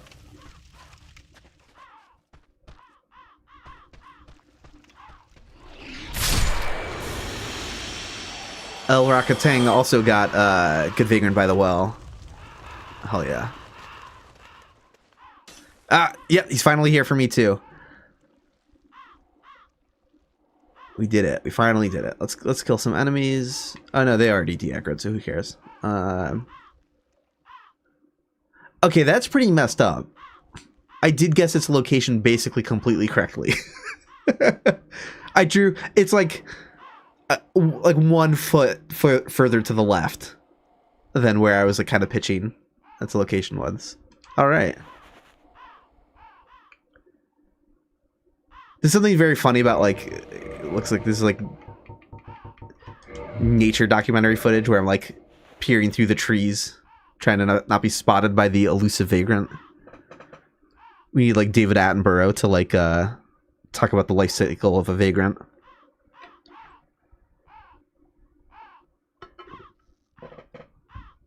What the fuck is that? So wait, is that your first time seeing a good Vagrant? Because that'd be kind of awesome. That is the good Vagrant. That is what those item bags turn into after they've been passed around 10 times or more. But they always move to a corresponding spawn location, right? The bags appear exactly where they're dropped by other players, but Vagrants only have fixed locations. All right. Let's get this checked off. Yeah, he's different than my avatar, right? That's the good Vagrant. The evil Vagrants always have a claw arm, but and they're more hatched, right? But these are like unhatched. and they just have thin legs. They don't have any claw arms, and they have no attacks at all. They behave exactly like crystal lizards. They can only run away and disappear. Maybe put an asterisk on that comment about no attacks, because I did watch one break a box the other day.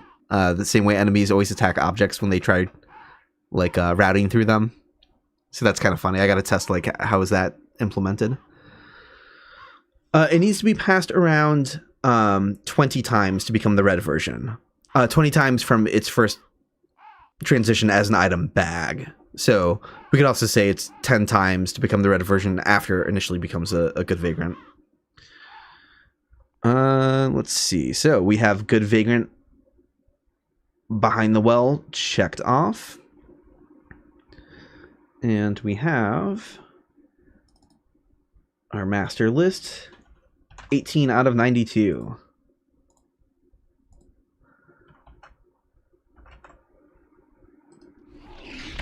All right. And I'm going to turn the volume up once again just to hear the lovely disappearing sound effect.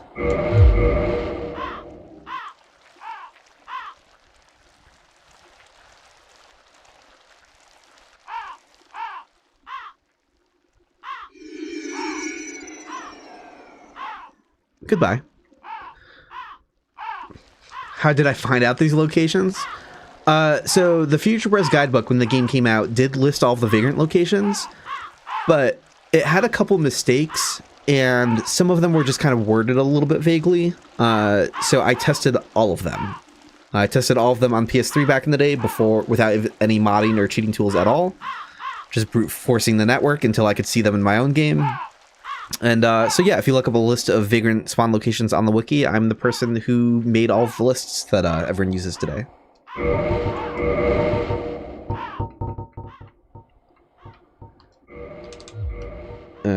Let's get the HUD back. All right, so now we're working on the good Vagrant Rafters above snow rats. Okay, so what do I mean by that? I will show you.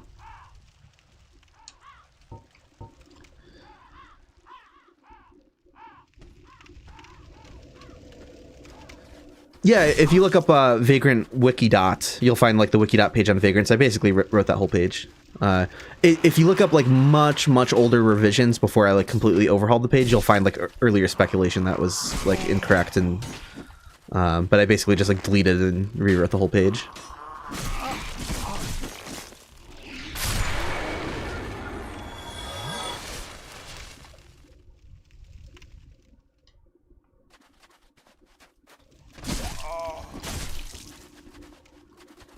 I don't know where I'm going. I'm just like brain off. I'm reading chat. Like, no, this is not what I meant by rafters above the snow rats. I'm not talking about the snow rats in this first building.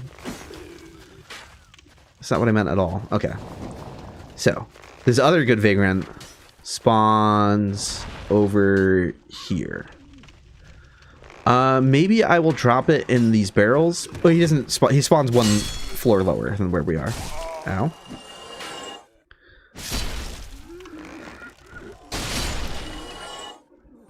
I'm assuming the top level of this corresponds with the lower level. It would be very weird if it didn't. But I'll drop some in the barrels up here, and I'll drop some on the lower level. But the good Vagrant spawns right here, I think. Maybe right here. Maybe it's in the corner across the way too. I don't think so. I think it's on this side. So somewhere around here.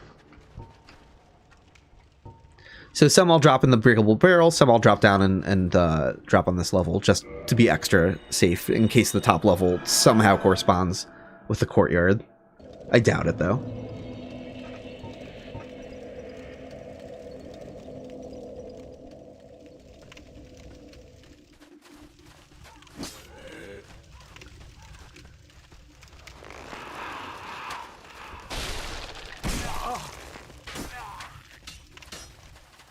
There's already... Oh my god. Oh my god. How... Hold on. What the... Dark Souls.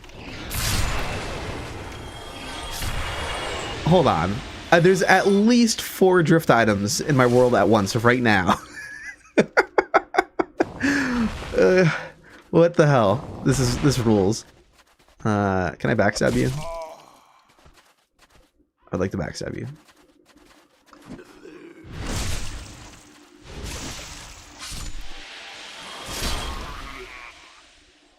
There's at least 4, because I see 3 over there, and I see 1 up there already. Oh, that's funny. You can see the one hiding in the barrel, because the barrels weren't rendered yet. So... that is ridiculous. I kind of want to go check for more, just to say I've, like... Because it would be funny to get a record. Because I think 4 is the current record for the stream so far. So, like, I'm just going to go down here and see if there's more down here.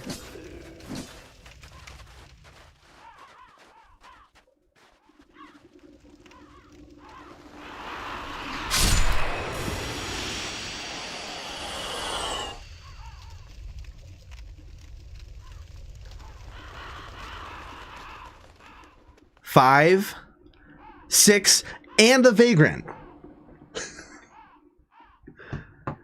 6 drift items and a good Vagrant at the same time. That is ridiculous. That is, I don't think we're topping that this entire run. That is ludicrous. Is 6 even, is there a 7th one somewhere? Like, let's poke around. I'm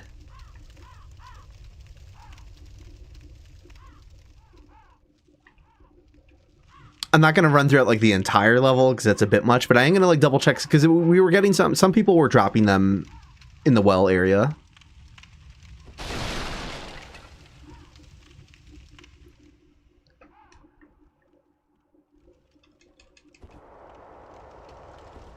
Yeah, evil vagrants don't spawn from dropped items at all. They consistently only spawn from lost bloodstains with a 5 or more soft humanity in them. And then dropped items only turn into good vagrants. And good and evil has nothing to do with color type, too. I always got to clarify that, because it confuses a lot of people. A lot of people think red means evil, but it does not.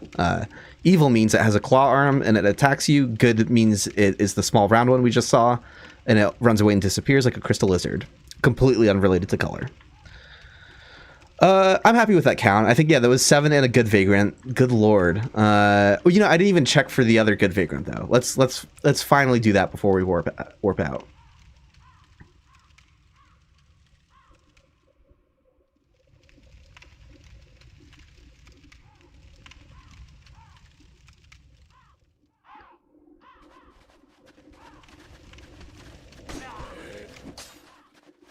Two vagrants? I've seen 2 vagrants at once before. It is possible. I feel that's gonna happen sometime during this run. Oh, I've really launched that ragdoll. Okay. So is the other good vagrant here at the same time? Let's take a look.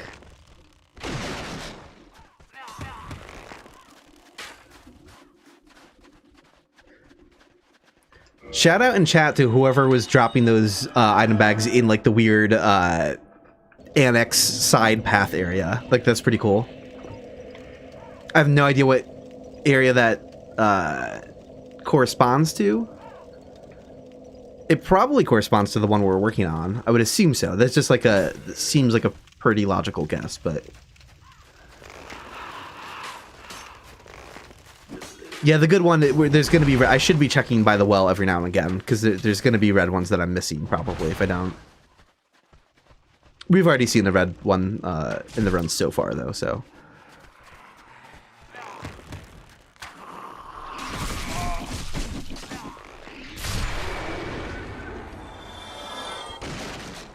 Yep, another drift item here, too. Like, this is just going so well. I'll just send that one off, that's fine.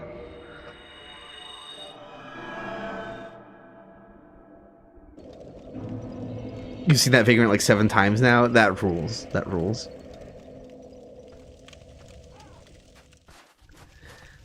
I don't think I could see the other... There's no way I could see it from up here, because it probably wouldn't draw. Well, I don't know about that, because the Phalanx draw from up here, actually. Yeah, you can't see it from here, because I can see it right now. Because I got it again a 3rd time. All right, so we can check for red ones while we're on the bridge. So that's easy to do. Hell yeah, that rules.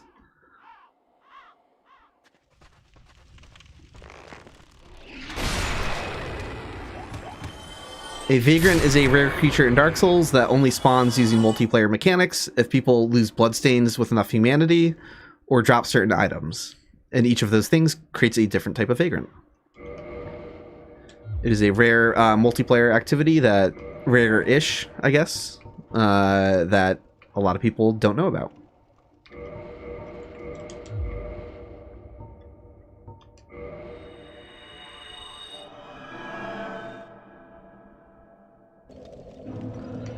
Imagine if, like, the same overflow that was breaking Miracle Resonance, like, could potentially break Vagrants, and we wind up breaking Vagrants.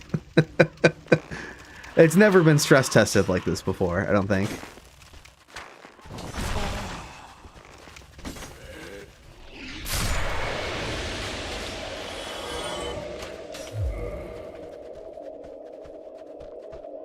Another Vagrant there again, and a drift item down there. Like, this is wild.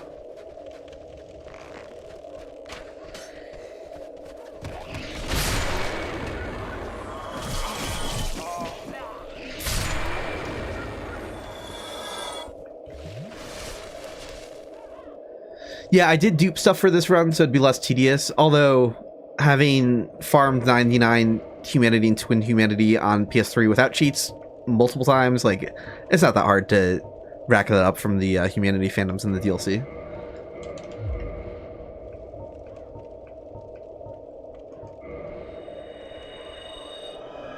I was making that joke earlier, Grandpa Swood, like, whoa, whoever's analyzing the network activity is going to have their mind blown by all the Vagrants, and then immediately was like, wait, never mind, no one's paying attention to any of this. There's no way. Like, I don't know. I feel like the server, if it's on and it's running, I doubt they pay attention to...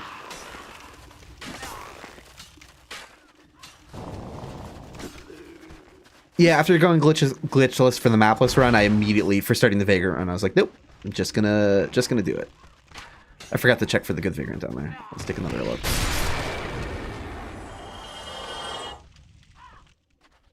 Nothing this time.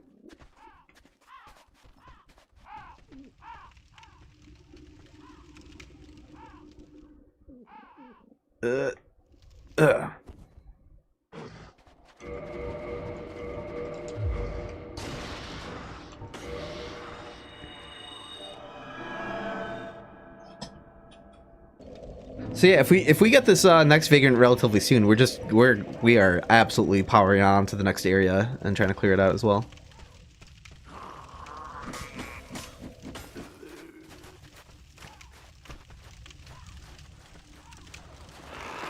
That was a personal record, though. I've never seen so many drift items before at the same time, and with a good Vagrant as well. That was so sick. I think, like, in all of my, like, testing back in the day, and, like, getting a bunch of drift item bags back at once, like, the most I'd probably ever seen of my own come back was, like, 4 or something like that. There's the good Vagrant. We got to keep this up because we're going to see a red one down there. Like, how are we not?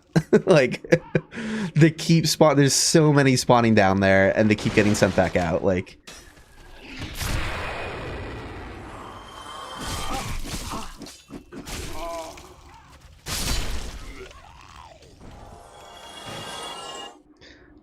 I'll drop one in the barrel again, I guess.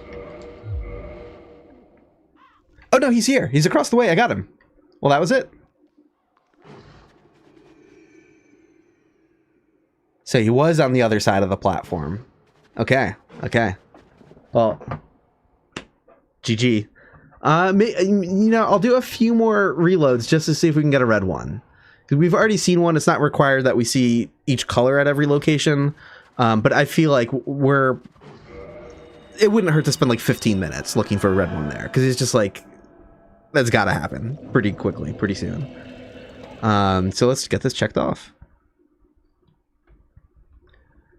It is good. Rafters above snow rats.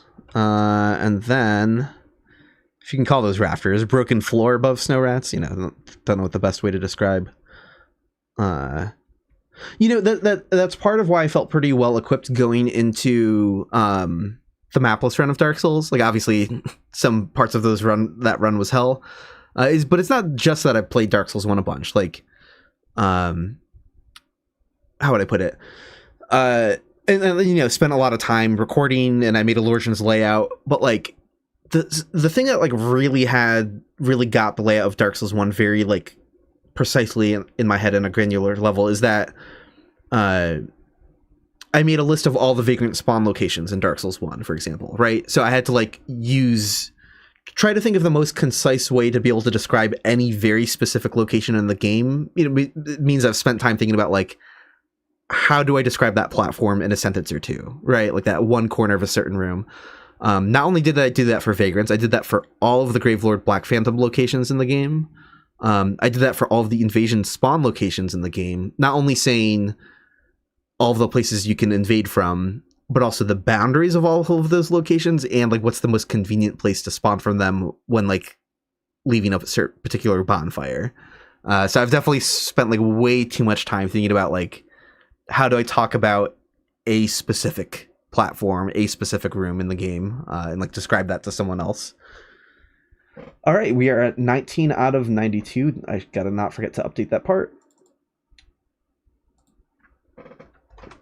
And I haven't quite done that for the other Souls games. So like, you know, people kept asking if am I going to do mapless runs of the other games. I'll probably try it eventually, but like I will do other runs of those games first. Because I don't know those maps quite as well like the back of my hand like I do with Dark Souls 1. I know them quite well, but not Dark Souls 1 well. Okay.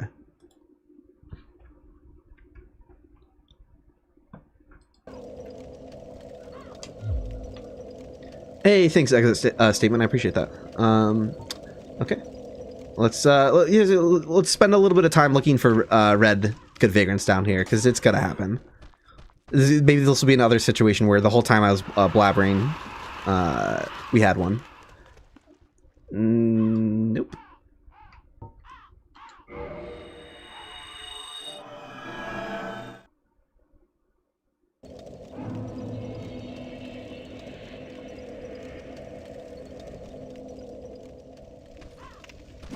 Ugh.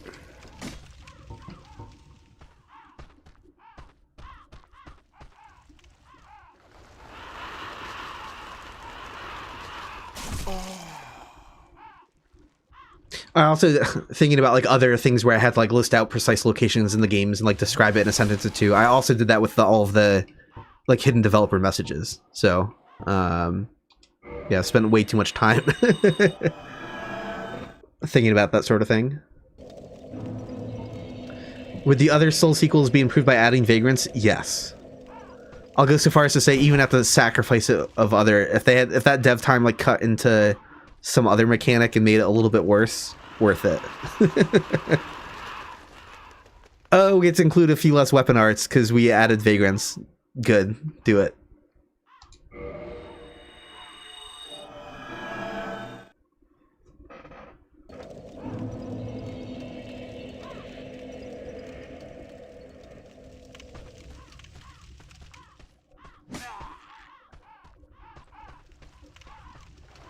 Gale or giant vagrant. I mean, sacrificing one of the best boss fights in the series, that might be going a bit far. Well, there's another, you know, there's another one.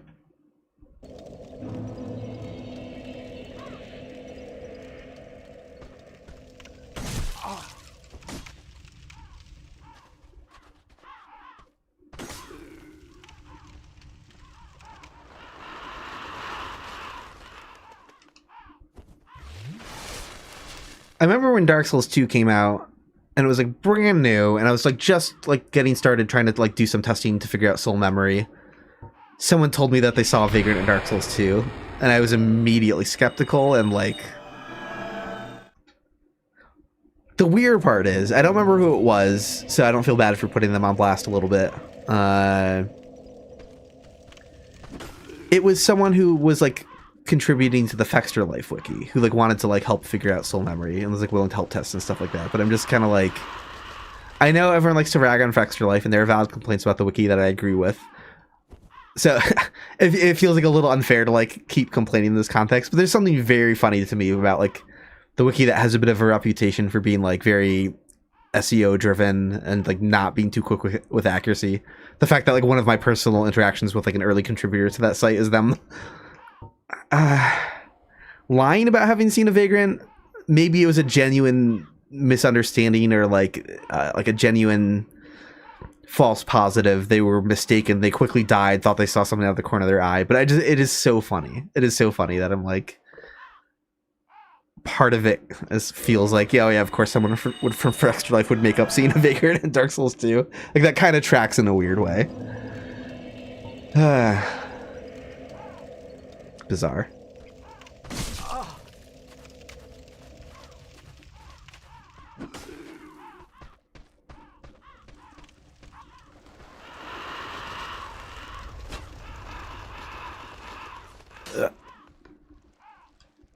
Another good Vagrant. Like this is it's kind of wild we haven't seen a red one yet. Now, all the streams we're doing here though don't give us a good representation. Like by the end of the stream, we can't compare the number of white ones to the red ones we've seen and be like, wow, the red ones really are much more rare.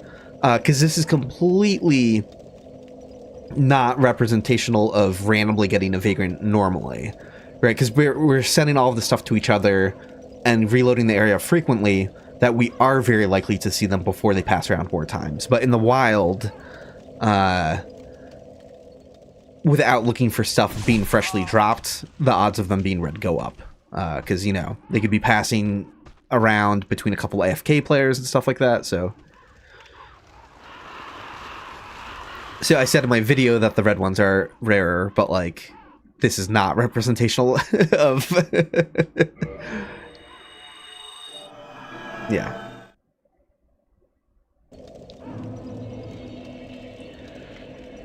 What causes the red ones again? They have to be passed around 20 times.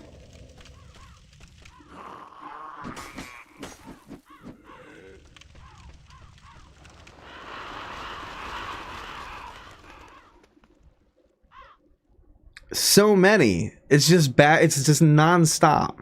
It's non-stop. I gotta do this until I get a red one. Because this is ridiculous.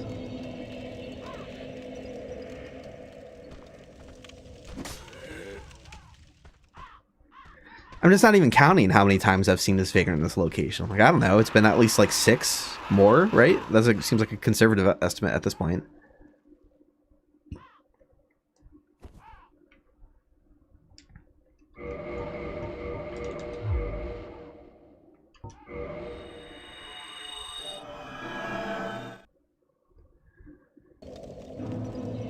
Red, sometimes I like to call them Black Phantom. That some people know that means the same thing as red, but I can see that being confusing to people. That's Demon Souls terminology.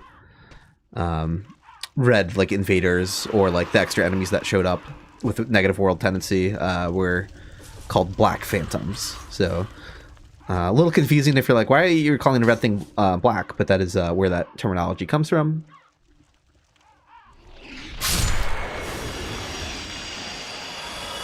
So, Red Phantom, Black Phantom, those terms mean the exact same thing. Again, another one. Like, this is wild. Yeah, some stuff just carries over. Funny example of something that carried over from Demon Souls is soul level. Literally everyone refers to your level in these games as soul level. And it's not called that anywhere. It's just level. But that stuck from Demon Souls, and because it was very easy in Demon Souls to be like, it works really good as an abbreviation, being like, oh, we're doing PvP at SL 120, right? And that's kind of like, what would you do right otherwise? Just L120 or LVL 120? Then you're adding a letter at that point. So level just works better. And by the time of the remaster, because we have weapon level matchmaking as well, which again doesn't have any official terminology in game because it's not actually referenced in game, but it's easier to just have SL and WL for those 2 types of parameters. So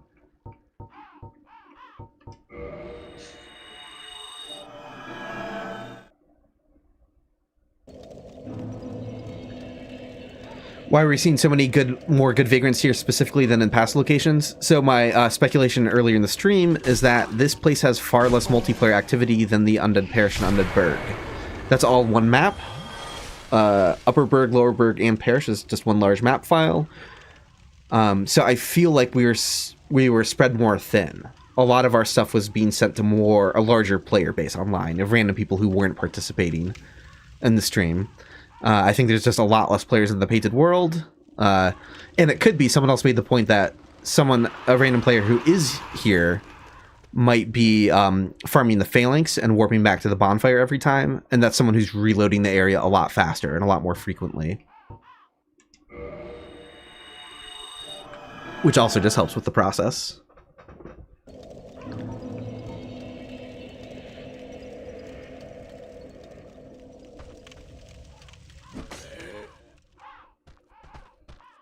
Yeah, I call ruined souls and sites of grace bonfires. Yeah, it's hard to not do that. Every now and again, I'll correct myself. I still gotta give Bloodborne the award for like clumsiest. No, it's kind of met in Elden Ring and other contexts, but like Blood Echoes, really? We're calling this Blood Echoes? Like, come on, that's just no.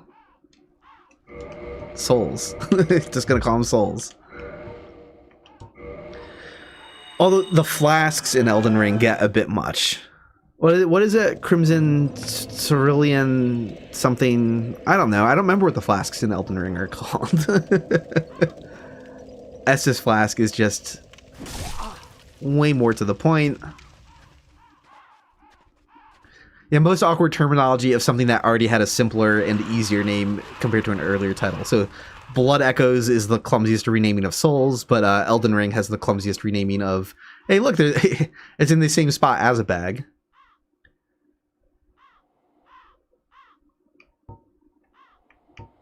But yeah, Elden Ring has the clumsiest healing flask name.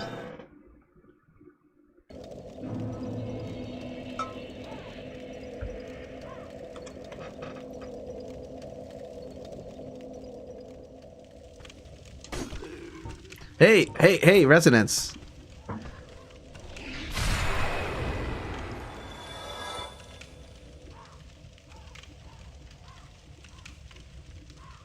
I don't like the way it's like right over his crotch. Like, what's it?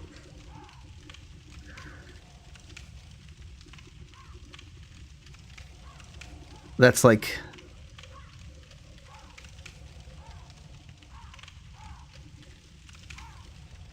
I think he's gooning. I don't know. There's something going on. There's something to that. Something perverted about that hollow and that resonance sign. What do we have this time? Nothing.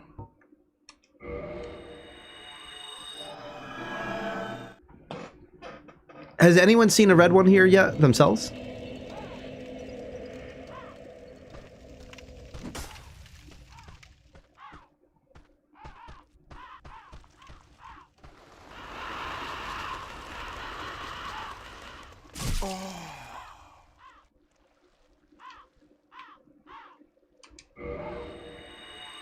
Still all regular? It's gotta, some of these have been sent a bunch of times.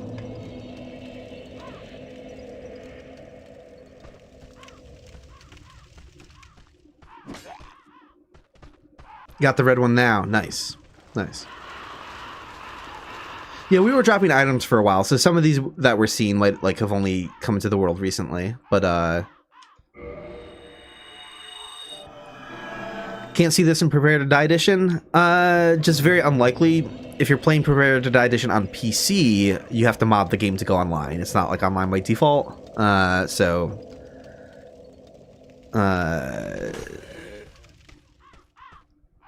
don't know. If you modded it online and then you like really spam the network with them, it'd be a pretty small network, so maybe it would be pretty easy to get stuff back to you. But vanilla, whatever you want to call it, like console versions of the original version of Dark Souls are still online. A lot of people don't realize that. The only things of Dark Souls to have ever gone offline officially are Demon Souls on PS3, Dark Souls 1 Prepare to Die Edition on PC specifically, and then vanilla Dark Souls 2 on PS3 and Xbox 360 specifically. It's inverted. So like vanilla Dark Souls 2 PC is still online, but the console versions aren't. And then it's the opposite with Dark Souls 1, where the console versions are still online, but the PC version isn't. But I think all of those have workarounds, maybe. Prepare to Die Edition on PC has a workaround. Demon Souls on PS3 can still go online even without modding your console. You just have to change some like server settings somewhere. It can also go online in emulation. I don't know, like theoretically, I guess there could be workarounds for the Dark Souls 2 versions on console, but I haven't heard about them. So I don't know if anyone is doing that.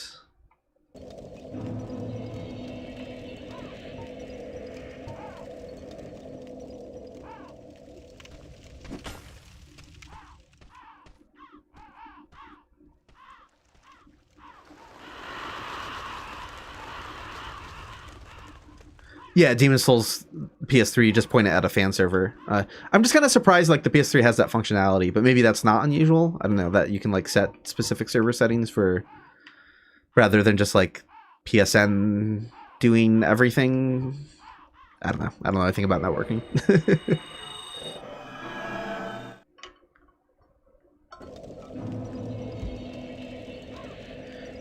Yeah, Demon Souls on PS3 emulator is not too big of a pain.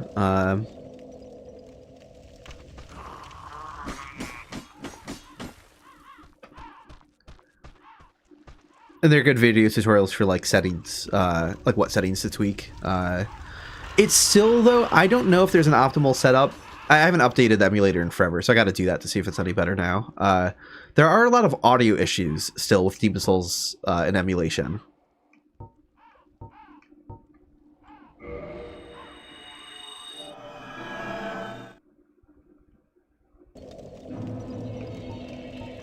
Maybe those have since been fixed and I haven't realized it, but there's a lot of audio issues with just like the audio gets very crackly at times. It's not great.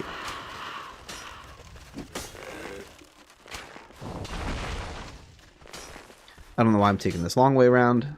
But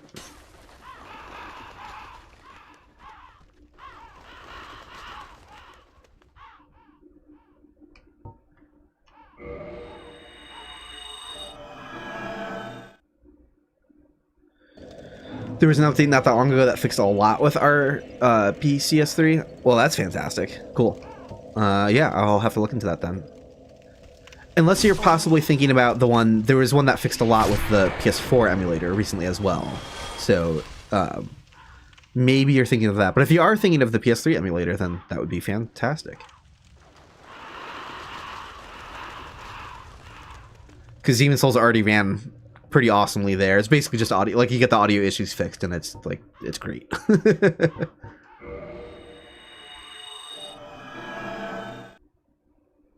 Yeah, they can jump when there's nothing breakable around, but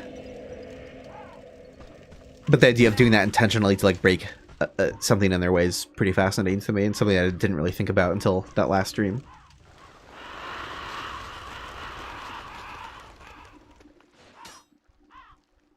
So many. We've seen so many here. Come on, there has to be a red one soon.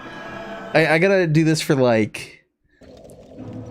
You know, I can drag this out because things have been going so well. I can do this for another like 15 minutes, I think.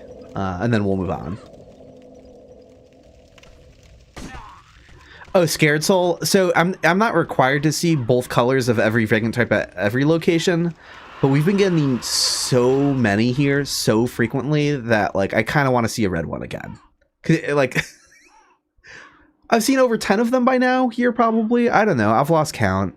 So the reliability at which they just keep showing up here means red ones are going to start showing up. And I kind of want to look at one again.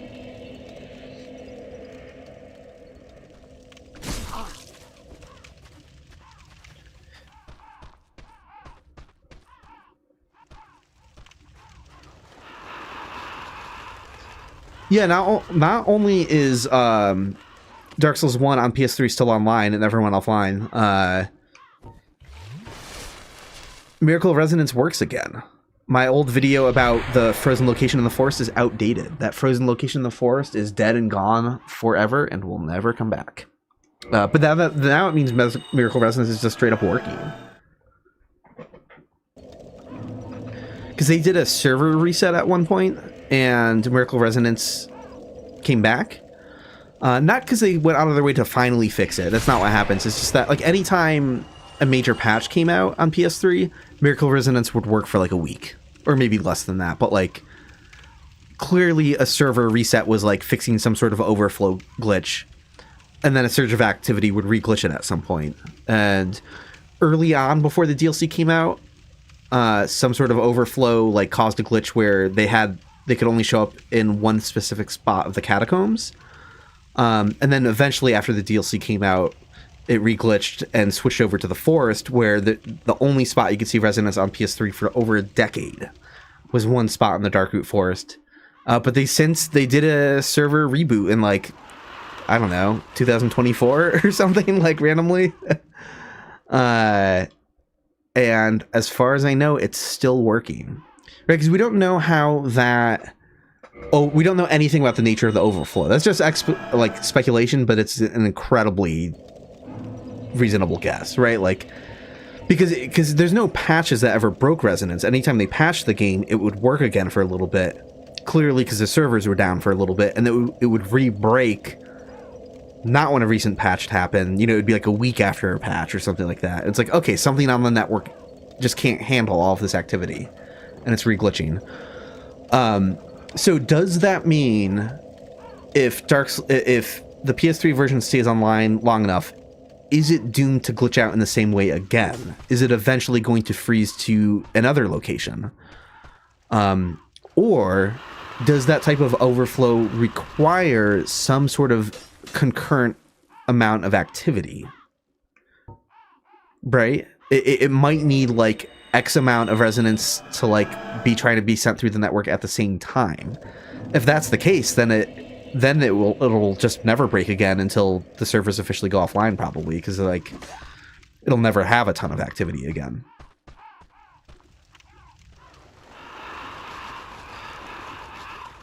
The server reboot would have been, like, pretty well after the RC stuff, but completely unrelated to it, because they never did RC stuff for consoles. The console versions never went offline for RC. That was just a PC only thing. Yeah, no, server reset had nothing to do with the RC stuff. Yeah. That was a PC only.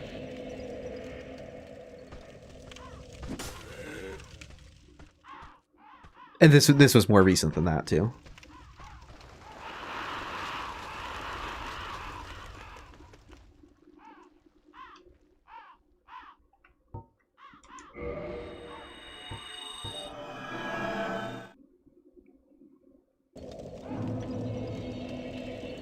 Hey, welcome, Lunar. I'm going to be doing this for at least a couple more hours, I think, so yeah. You have made it, and I'm not about to stop.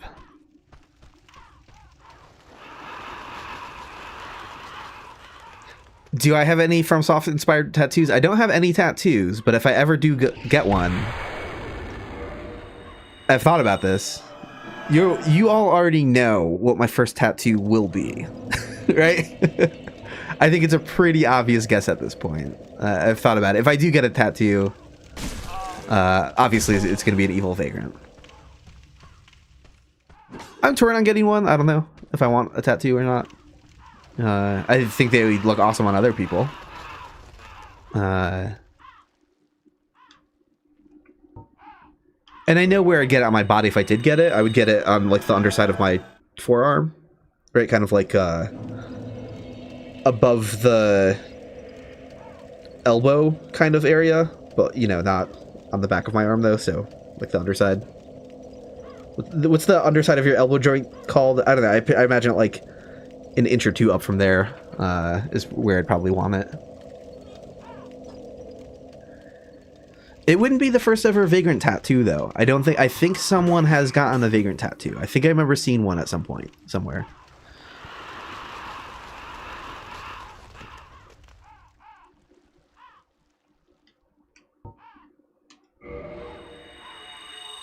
Just got returns of got a red one. All right, cool. This should happen soon.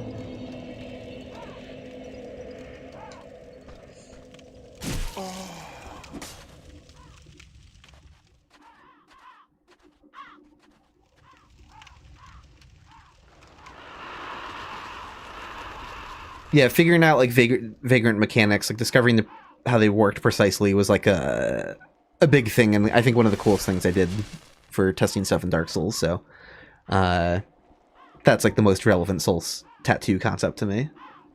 And there he is. We got the red one. Again, the reason he's red is it's just the exact same filter as a red invader. Right, there's nothing going on. Like the white ones are white because that's what their texture looks like normally by default. It's not like a different. It's not like they have the co-op white color applied to them. That's just their texture.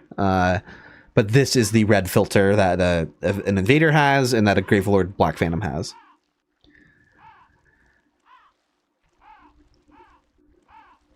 What's the plan for the next video? Next video is the video on smell, which got delayed a little bit by some technical difficulties. I had some issues capturing footage from Dark Souls 1, which is funny because I've been streaming it this whole time, but like I ran into issues with Action Mirrorless and OBS.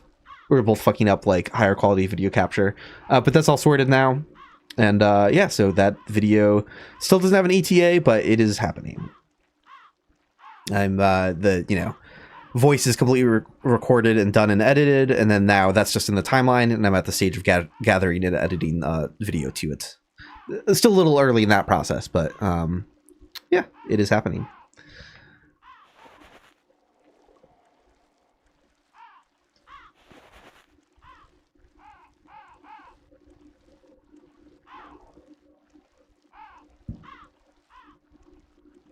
Oh, thanks so much for what am I talking about? I appreciate that. All right, I will send this one off.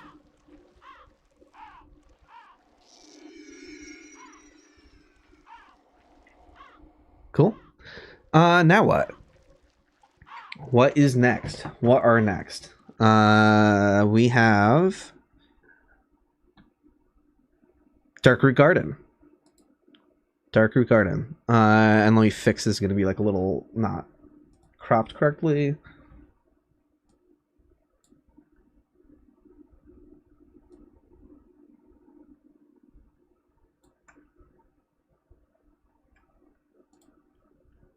Hold on.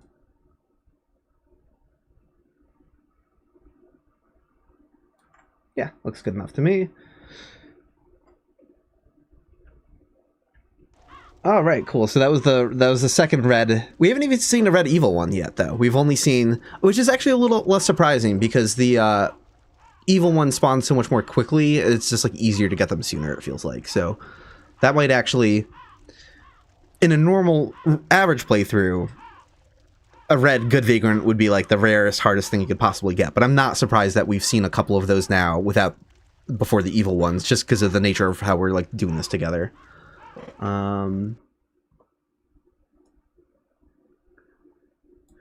Yeah, well, I'm not requiring myself to see. Oh, I mean, yeah, no, we have to see a red evil one at some point later in the run for other reasons that I will get to. I did talk about it at the start of the stream, but let's not worry about that right now. Let's go to Darkroot.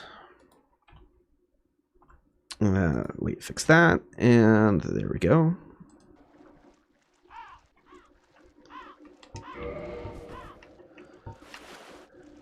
It's funny, in the mapless run, I was kind of forgetting some of the specifics of like how you can warp in and out of the Painted World, and like what happens when you're back in Anor Londo as soon as you get out of the Painted World.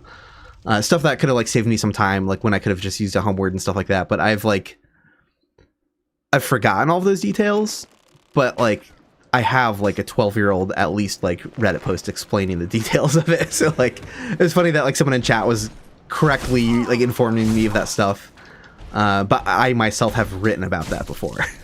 But I don't remember it. I do not remember specific behaviors of like getting trapped in the Painted World and escaping the Painted World very well.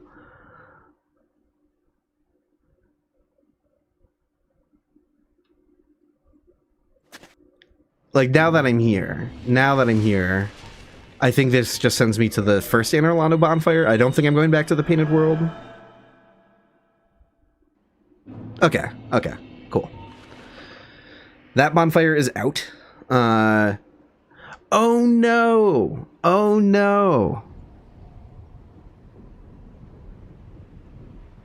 Spawning Vagrants in Anor Londo is going to suck because of this. This is going to be...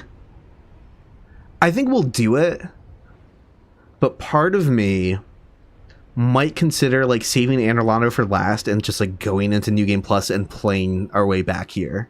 Because constantly respawning in the wrong part of the map.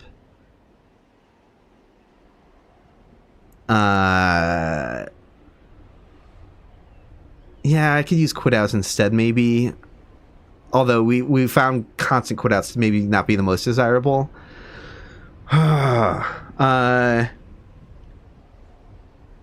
Honestly, I might go out of order for Anor Londo and might save it for New Game Plus with this character. Because this seems like hell. This does not sound fun. You know, it would be easier to go to the Duke's Archives bonfire.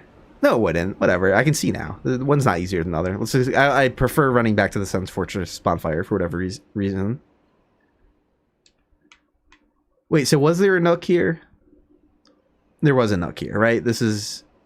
Yeah, this in the mapless run, winding up back here, horribly confused me for a while. This here sticks out quite a bit further than I realized as well. So I was getting kind of tripped up pretty badly on that.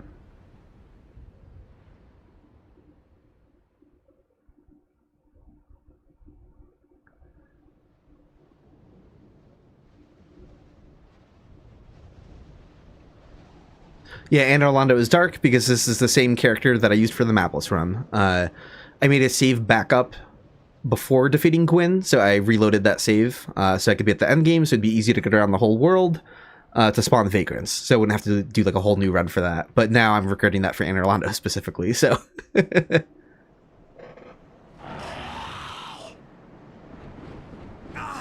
A lot of invaders? I mean, I wouldn't say that.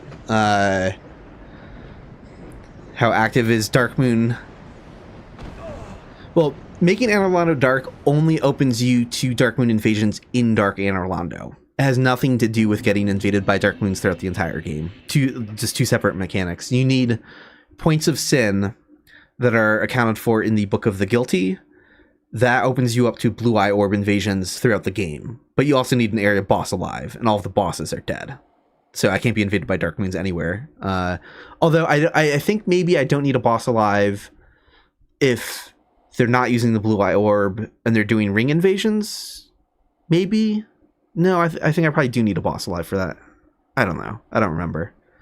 But yeah, no. Making Dark Anor Londo doesn't open you up to Dark Moon invasions with the Blue Eye Orb. It only opens you up to to Dark Moon ring invasions, which are only Dark Anor Londo specific things. So they make it sound like this horrible thing that's going to affect you throughout the whole game, and it's like, nah, it just sort of turns Dark Anor Londo into like Force 2.0, except with a lot less activity, because it sucks.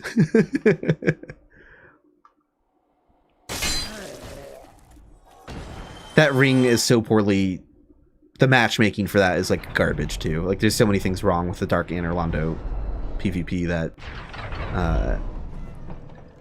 really killed its viability when the game has... Like, when the game was new, there was tons of activity there. But now, this is probably not much.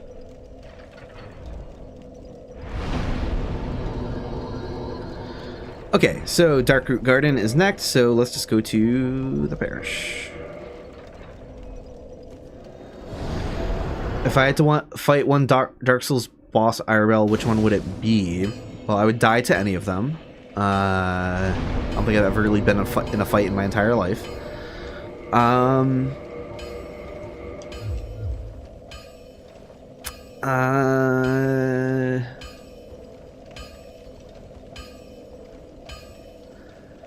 mean, if we're including Demon Souls, then obviously the correct answer is the True King Alliant.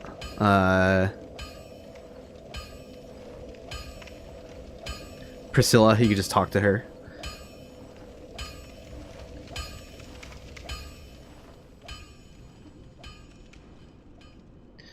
Yeah, you do always need a boss alive in Dark Souls 1. The Ringmaster added a couple of specific exceptions to Red Sign, Soapstone, and Dragon Eye.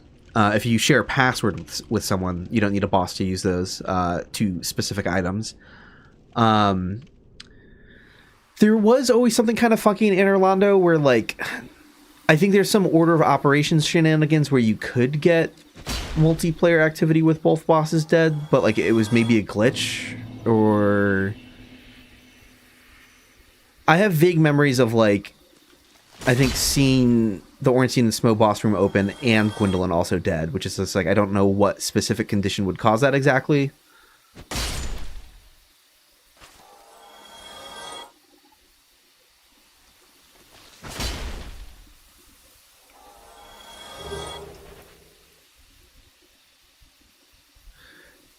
Okay, so...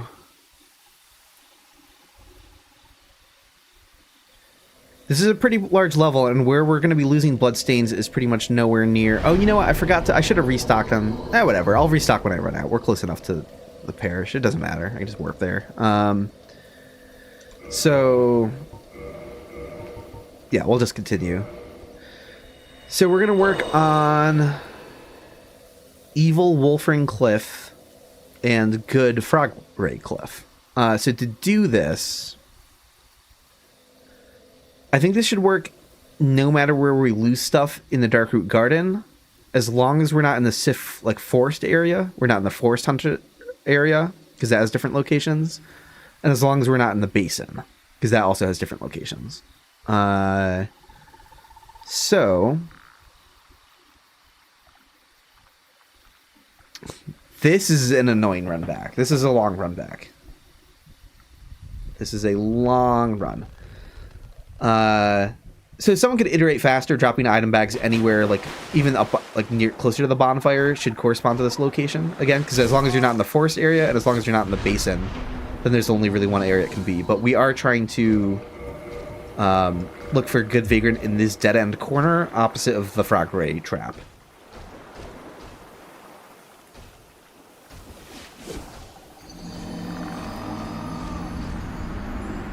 Are the trees moving?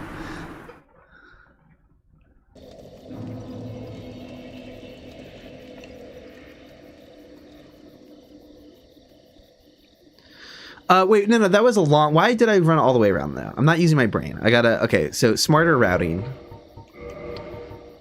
Smarter routing is you backtrack from the bonfire. We want to go this way anyways, because we want to check for the evil vagrant that can spawn by the wolf ring. He's already here! We have a red one! We didn't even have to do anything! And I was talking about how we'd have to see a red one eventually, but, I mean, this already... Yo. Okay. Cool. I haven't even lost, I haven't even created an evil vagrant here yet. And there's just one already hanging out.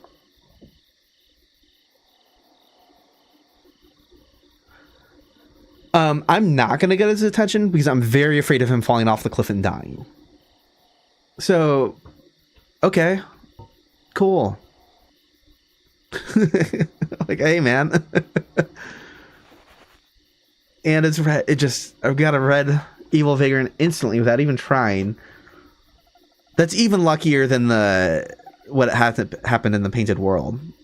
Because at least that was the second evil vagrant, so people might have just been, like, running around, losing bloodstains in, like, random places.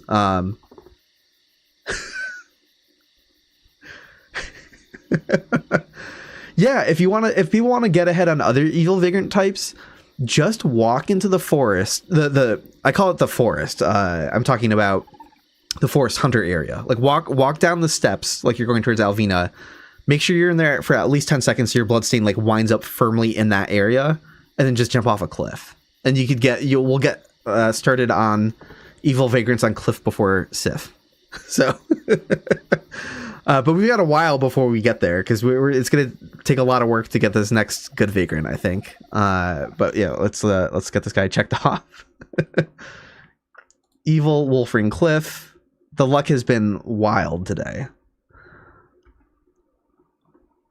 And then 20 out of 92.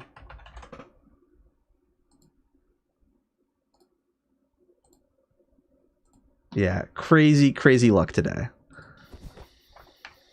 Okay, so as I was saying, though, this farming route for the good Vagrant.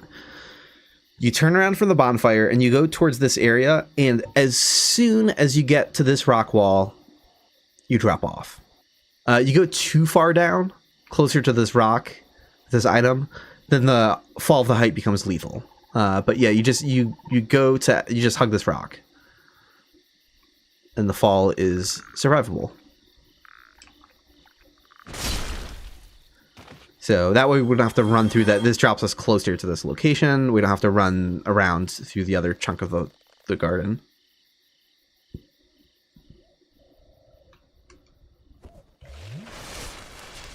No. Item discovery doesn't relate to Vagrant spawning in any way. But yeah, we are trying to... I'll die here just to create an evil Vagrant for someone else. Like, that's fine, you know. I'll send off a couple bloods. Just let's create some more. This area is going to be a little starved of evil Vagrants relative to like how many would have been here otherwise. So I'll spawn a couple. But yeah, we can just drop down here.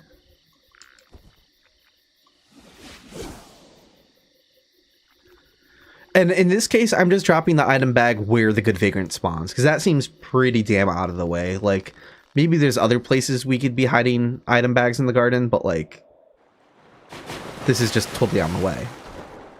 Because the good Vagrant spawns like right here, where I'm standing right now. So it's like we can check both simultaneously.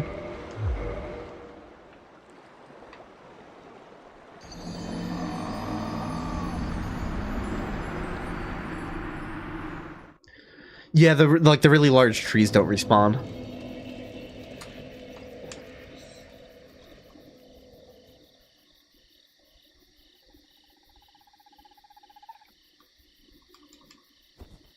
These guys are so silly.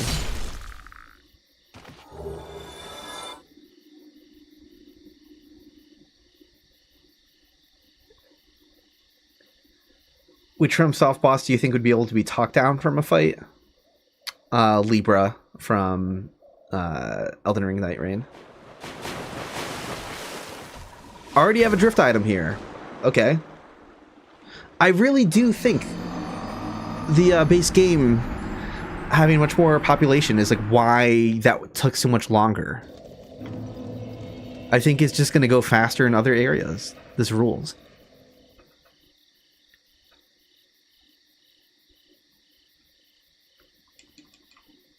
Like, it's gonna still take a while. These item bags have to be passed 10 times before it's a good Vagrant, but like, and maybe not as fast as the Painted World. Probably less people reloading the area constantly. Although, you know, maybe there's some forest invasion activity.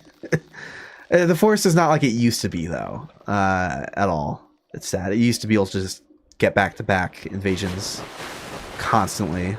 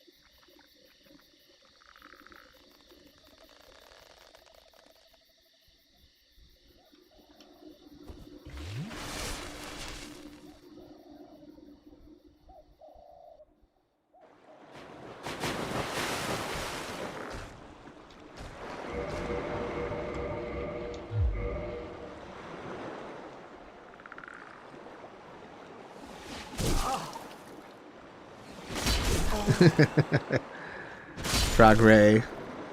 I can't get over their T-pose. Their T-pose is the best.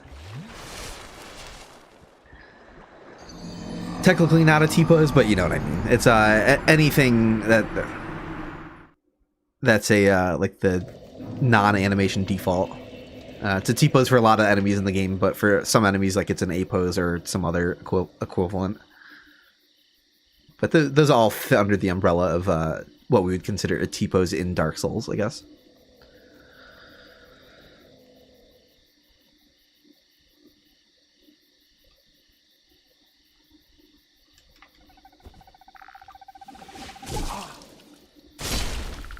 sometimes you have terms that mean like literal things, like a T-pose means a very specific thing to like an animator or like, you know, someone who's propping a model a certain way, and then it's just kind of like in the context of a Souls game, because most enemies get a T-pose when you go to the, you know, an animation that doesn't exist for them or whatever. Any other enemy that has a slightly different pose, it's like, yeah, we're just gonna call it a T-pose as well, why not? Or it's like NPC, like every now and again I've seen people try to get like pedantic on the Reddit, being like, they're talking about an NPC in Dark Souls, like, and someone will try to be like, will try to throw off the discussion in some way by being like, actually, like, you know, and I'm being a little too kind. I was being too generous in my tone, because it's usually more like, what are you talking about? Like, you know, obviously bosses are NPCs too. Can you play as bosses? And it's like, can we not do this? We know what NPC means in a Souls game. Ornstein and Smo are not NPCs. They're not. In the broader video game terminology of what NPC actually means, sure, but that's not. Communities get their own sub definitions. You know, there's a different context for these things.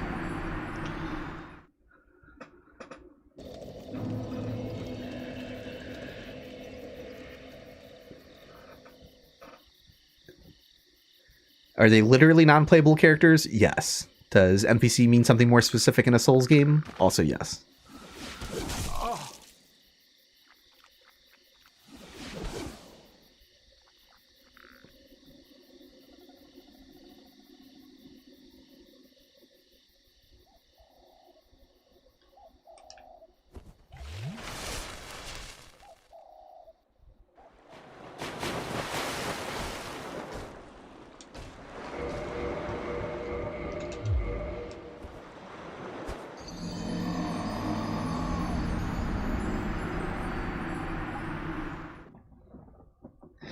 I remember this being a pain in the ass back, and this was one of the locations that I worked the absolute hardest on to grind into existence and see on my own. This stands out as a location that I really tried. I think I exhausted like 99 of one item, exhausted like 99 of almost another item. Like it was really just being like a huge pain in the ass.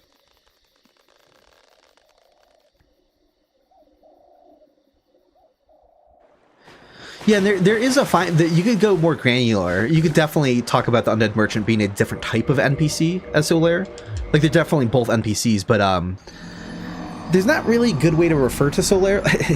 Again, this sounds very funny because everyone who knows more about how the game works would agree with this terminology. I don't think anyone would complain if you said player character NPC. Which is so funny because non-player character, non-playable character sounds like an oxymoron. I think that's the easiest way to say it though, because what you're saying is an NPC that is built like the player. They are using character creation data. It's not a bespoke enemy model.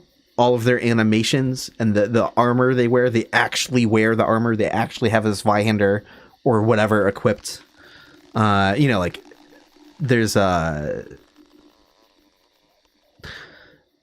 if you want to be more technical, a less clumsy way of saying it that doesn't sound like an oxymoron would be C0000. Did I count enough zeros? NPCs. So character 0 NPCs. But like no one knows what that means unless if you're like a modder or data miner. So it's not as good as player character NPC as I think what we should call NPCs who are like Cellar and not like the Undead Merchant.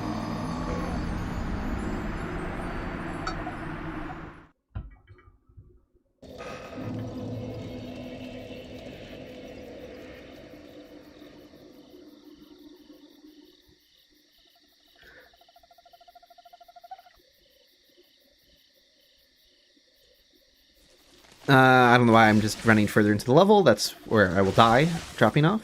Gotta do it from here. Is there a nav mesh for this drop? I've never looked into that before. And to be online, I don't have debug installed, so unlike the mapless run where I could just mess around and debug randomly, I can't do that right now. No, there's no nav mesh down here, I don't think.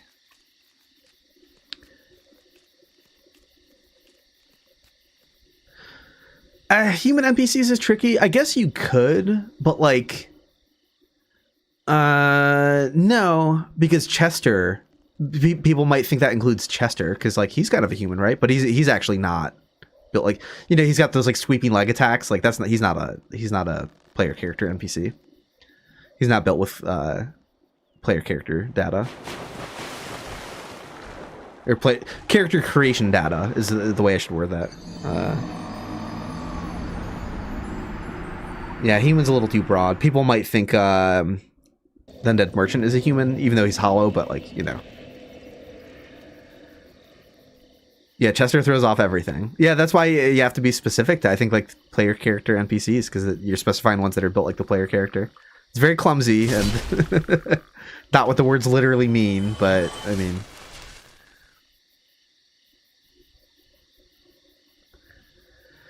What's my favorite area in the game? It's hard to, like... All the Souls games have really strong starts to them. You know, Undead Burg to Undead Parish, it's kind of hard to top that. But best area of the game that isn't the start of the game would be Sen's Fortress, I think. My personal favorite. I love Sen's Fortress. I find it genuinely fun to play through. Like, it's never a chore to me. I'm like, yeah, I'll backstab fish those snakes, I'll avoid the traps. It's the type of level that, like, becomes a lot easier with practice. Like, it's not an intimidating level, really. But it's mechanically fun. Avoiding the traps, fighting the snakes. I have a good time there.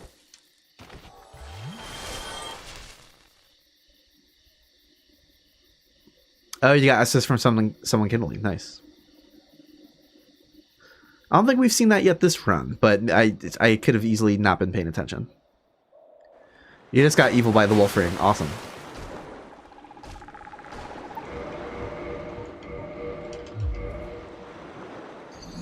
Yeah, Sen's Fortress is incredibly video gamey. Right? We have the conceit of like, oh, it's a proving grounds for the, but it's like, dude, this wouldn't exist in real life. I mean, like, not, you know, obviously it's a fantasy setting, but like, I don't know. Yeah. It's a good excuse to have a House of Traps, and I really, really want them to. I need a newer title of theirs to have a Sen's Fortress 2.0. We have not gotten a proper one. Chalice Dungeons occasionally being like, here's one bridge with a swinging blade that drops you to a lower part of the room that is survivable. Like, no, come on.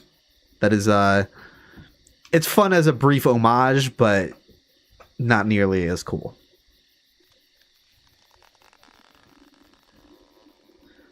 I want a place that is out to kill you, but is very easy to learn and like reasonable to, and I know like that type of design isn't welcome throughout a Souls game, right? People don't like quote unquote trial by error gameplay, where like deaths feel like more forced or quote unquote unavoidable to know that they're coming. But like, give us a trap zone. Give us a trap zone where we just like are like tasked with like really memorizing the area, and then you know the tells, you know what to look out for, and so that on subsequent runs, like you feel like you can kick ass there. A game that I felt like did really well with that was Mega Man 9. I have to go back and play it sometime, but I love Mega Man 9. That was the first of like the 8-bit throwback Mega Mans. And I remember some people came out were a little cynical, like, oh, you know, of course they're doing it because they get to do it with like an indie budget, you know. It's easier to make an NES style game in the, you know, 2000s. But that was so much more than a lazy retro throwback. Like, it has the best gameplay out of all of the NES Mega Mans, in all honesty. Like, is it my favorite? It's hard to pick between 2, 3, and 9.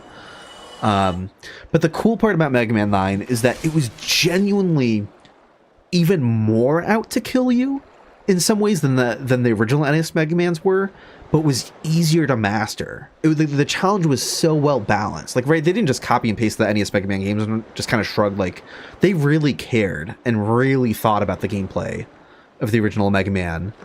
and made a challenge that was really like, the levels are harsh, and some of the levels are like kind of harder than classic Mega Man levels until you learn them, and then it feels like you're really in control. Like, so it's just a really very well like fine-tuned Mega Man experience. Yeah, I'm gonna have to play 9 again sometime, because that was it's been a long time, but that game rules.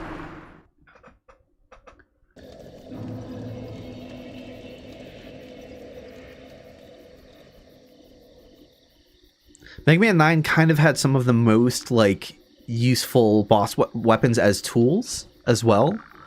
You had occasional like really overpowered ones in the, you know, there's like Metal Man and Mega Man 2 and stuff like that, but in Mega Man 9 I found myself swapping between boss like weapons more frequently than the base NES Mega Man games. And just like actually being compelled to use them. So they also did a really good job with that.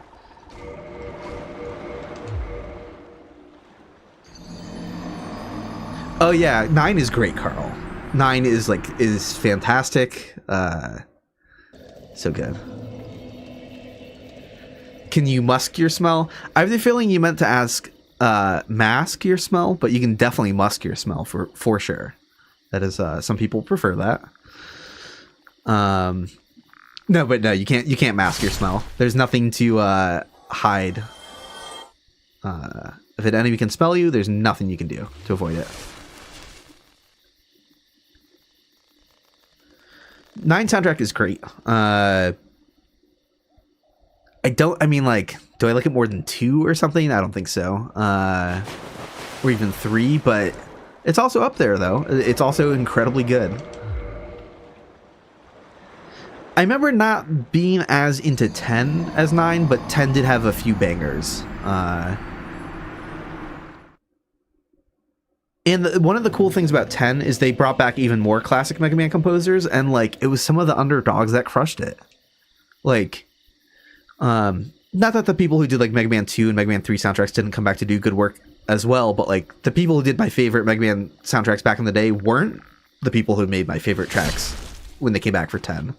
It would be like the Mega Man 5 composer and like the Mega Man, like, I don't know, like 8 or like Rocket Man and 4, like one of like the other like kind of random games. Like they did some of the best work in Mega Man 10 in my opinion, which is kind of great. Thank you for saying Sheepman, Fino. I agree. That's what I was thinking. It was made by the Mega Man 5 composer, and Sheepman is one of like the all-time great NES Mega Man tunes. It's so good. It's so goddamn good. Ever in another tab, go listen to Sheepman's theme.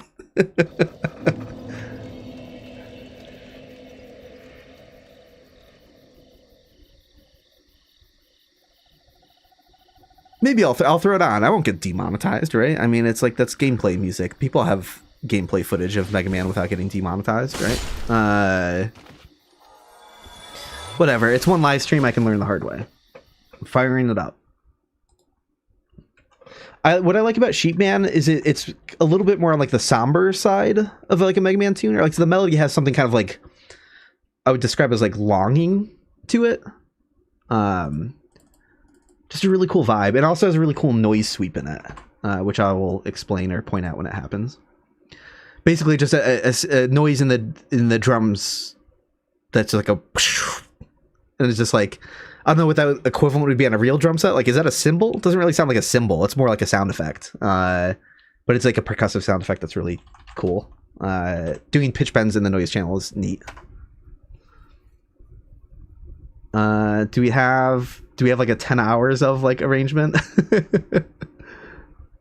Sheepman extended. Let's go. Sorry if this is really loud at first. Let's see. Is that an okay volume?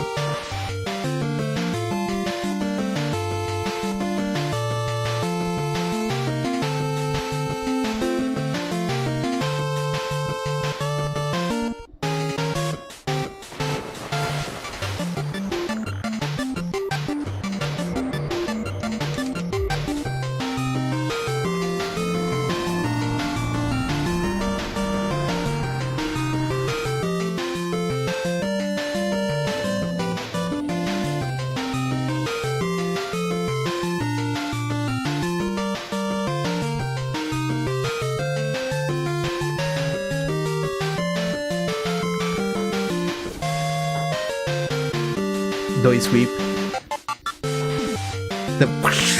When the song loops, I love that sound. It's so good.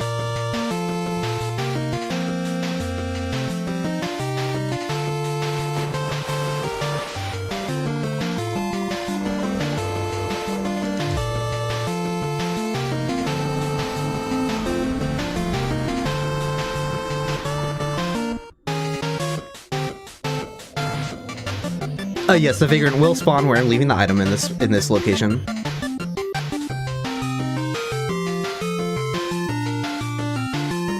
And like the song's kind of driving, but there's certain harmonies that they're like a little sad sounding at times, which is really cool.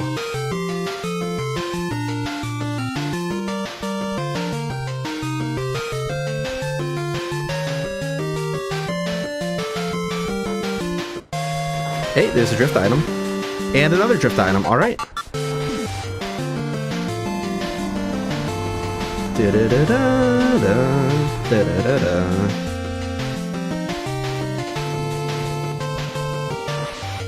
That's it, Carl. That's what I'm looking for. The ultimate mood to evoke through music is triumphant sadness. Yeah, I feel that here. I feel that.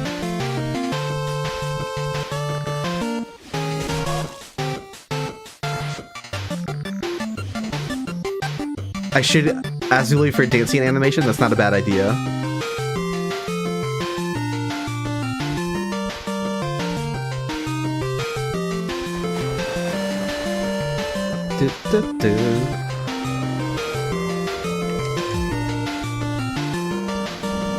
Anyways, it's a long loop, so I'm gonna shut that back off. But yeah, that is such a good theme from. It's my favorite boss theme from Mega Man 10, and the fact that they brought back a bunch of classic Mega Man composers, and it was the Mega Man 5 composer who did it, which is like kind of the least popular of the NES Mega Man soundtracks. I'm like, hell yeah. Redemption Arc. So good.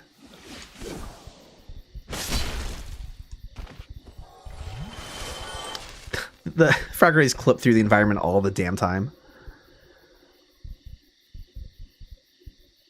But yeah, I can gush about Mega Man music. So many good soundtracks.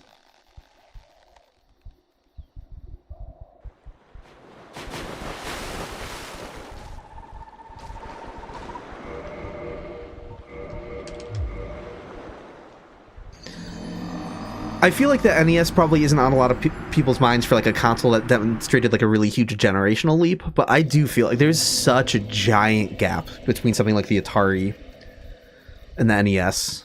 You know, like there's just so... You look at something like the intro to Mega Man 2, and it's just like, oh, this is a fundamentally different experience that did not exist on prior console generations. Like, to have like a sort of like a cinematic opening with like an epic score that like syncs up with it is just like...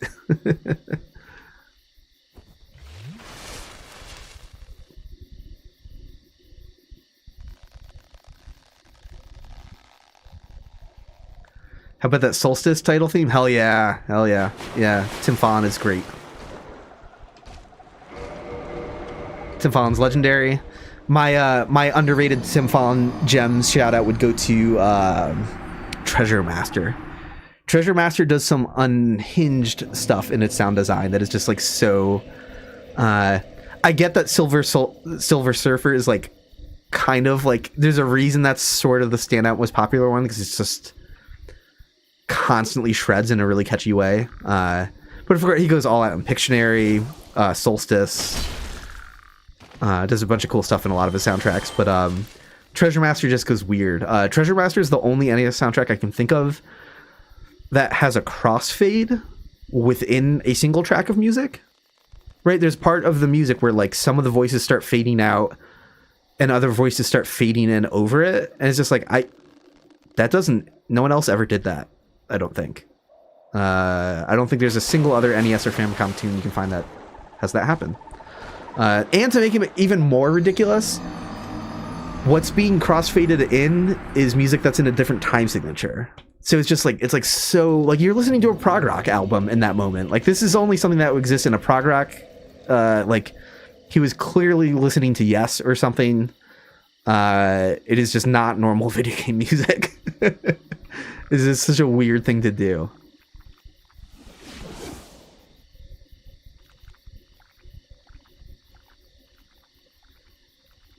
Maybe I'll fire that up in a second.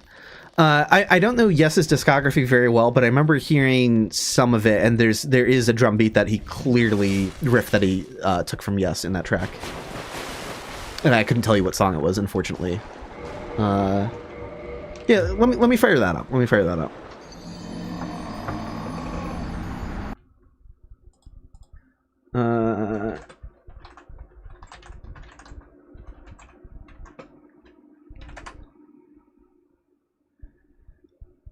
Let's see if I can find... I mean, I know I uploaded the whole soundtrack at some point on my old channel, but let's see. Treasure... Master NES music... I think it's Microchip. Let me see which one this is. Good thing I had it muted because it's playing an ad at the beginning. Don't want that showing up. Sorry, I don't know how loud this is going to be.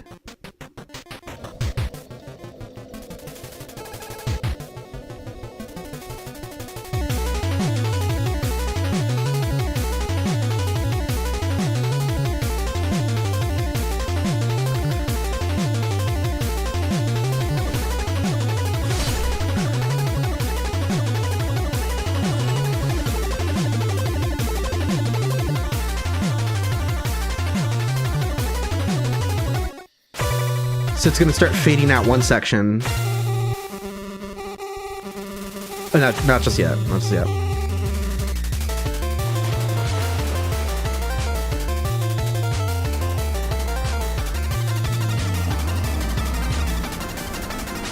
Okay, incoming crossfade. Here we go.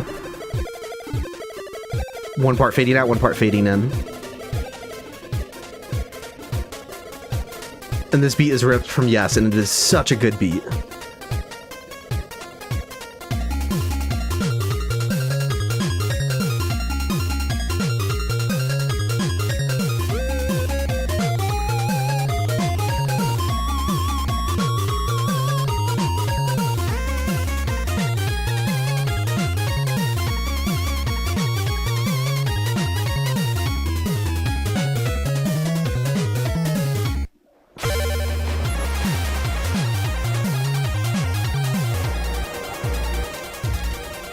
Something wrong with Tim Fallon. So good.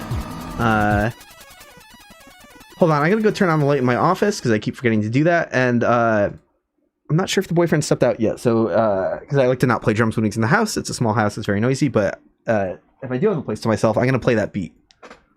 Find out.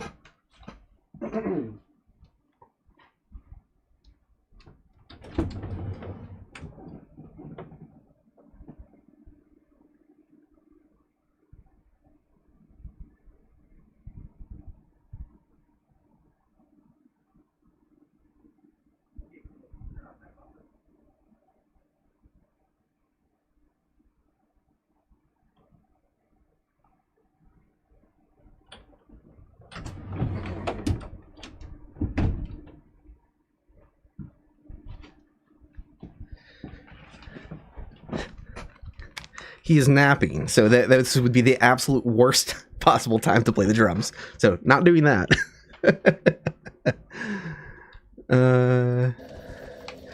He was tentatively going to go out with some friends, so I didn't know if that had happened yet or not.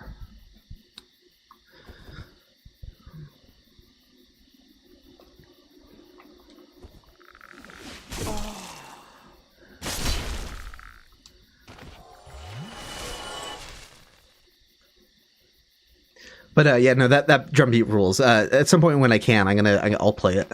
I need to find out what Yes song that's taken from, but it's I don't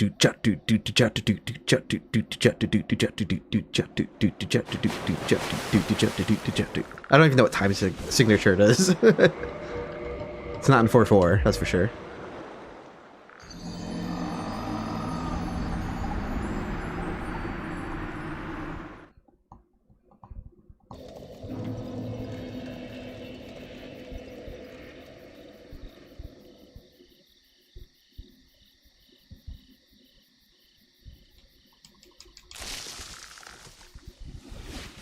Yeah, I'm quite certain that beat is from some Yes song.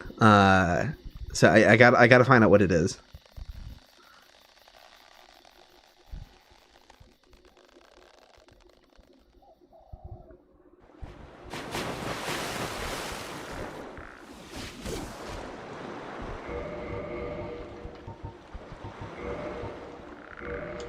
Changes? I wish I could play it on stream but that I'm not gonna do, of course. But yeah, I'll take a look later. That rules. Changes? Oh, sick. Okay. Thank you, Sarah.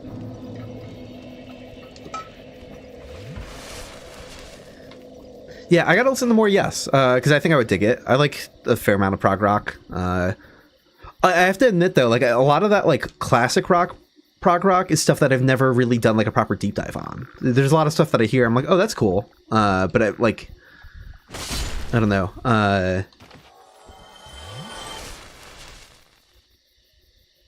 I'm not like the most well-rounded. I have various deep dives of like prog rock knowledge, but not super well-rounded. It's like I don't know why. I haven't, like, I'm sure I would like it. You know, some of that stuff is like very cool.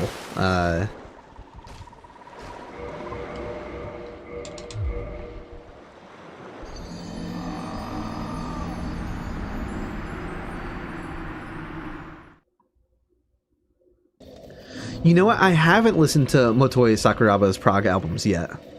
So I gotta put that on the to-do list as well. So for anyone in chat who doesn't recognize that name, that is the Dark Souls composer. Dark Souls 1 composer and one of the Dark Souls 2 composers. Actually, that's other chip music I can put on in a moment here. Motoi Sakuraba, the Dark Souls 1 composer, made possibly the best Sega Game Gear soundtrack. There's a soundtrack for the Sega Game Gear for this game called Zangear. I'm forgetting, it was a port. Like I think it's like a PC 98 or one of those Japanese computer platforms. Oops, I forgot to drop the item.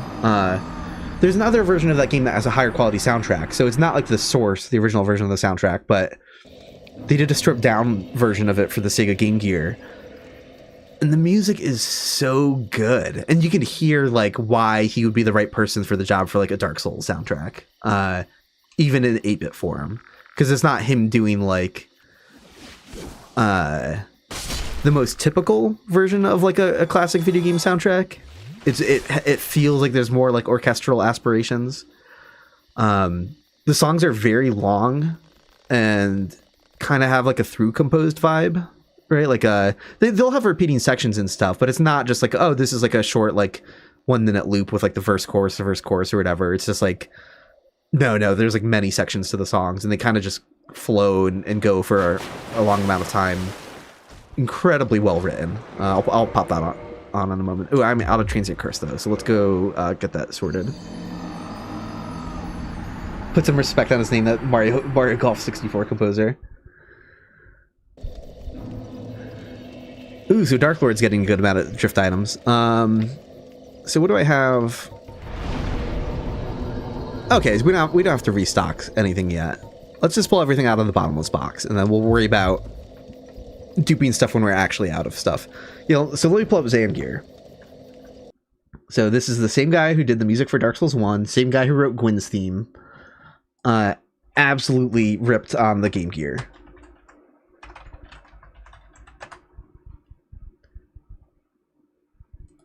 I'm gonna bring up the playlist. Let's just do this.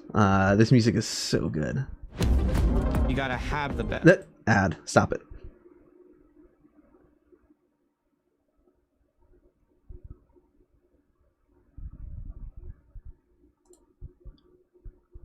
Okay. Let's pause the video, get that music volume back up. Hopefully it's not like stupidly loud.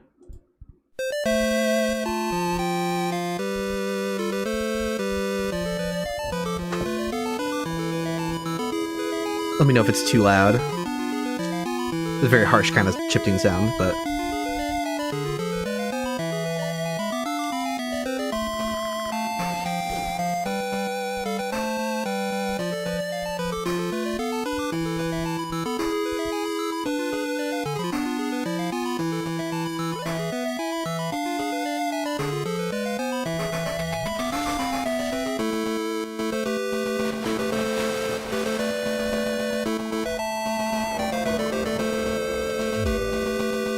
Is it like horribly loud? Let me know if I should nudge it down a hair.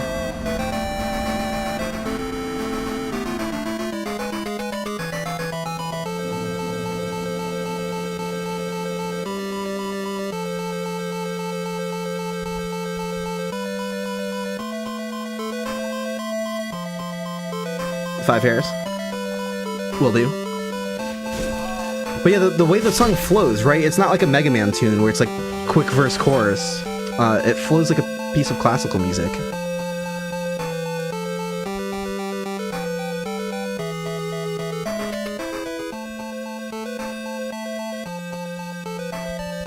Hopefully that's better.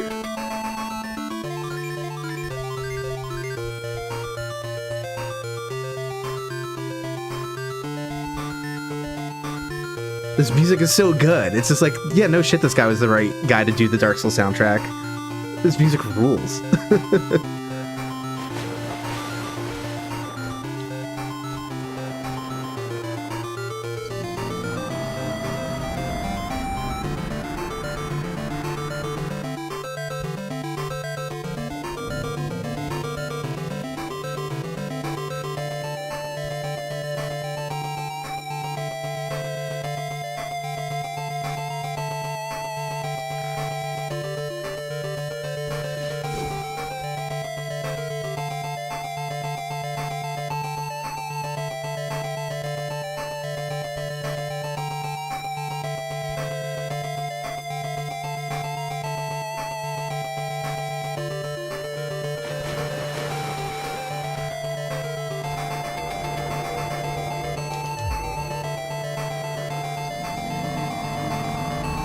The song hasn't repeated.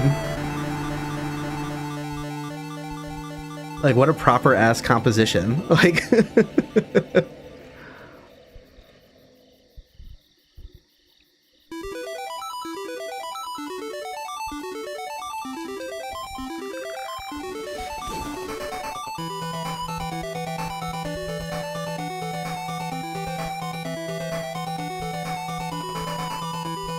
Yeah, Yuka Kitamura also did great work, has done great compositions for the series. Resonance.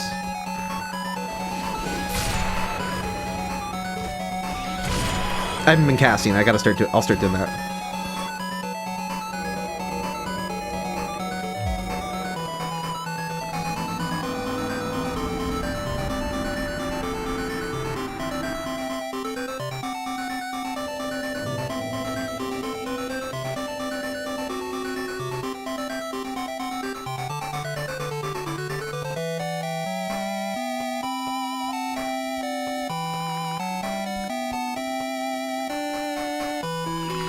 Kind of broken in a way too, where it's like, here's the fast section, here's the slow section.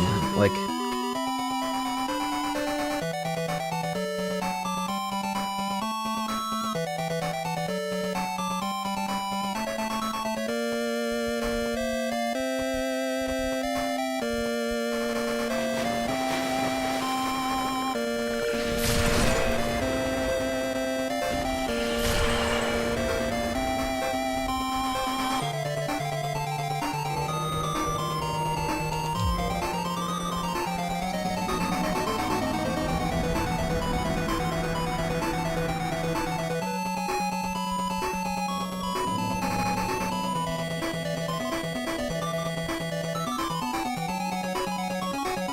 Yeah, shit goes so hard.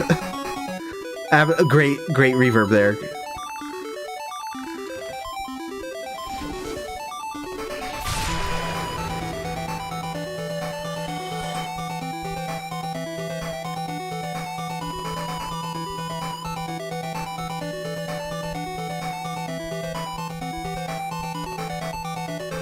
Hey, another resonance again. Okay.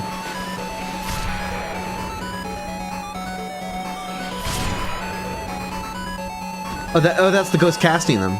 Someone with a female character.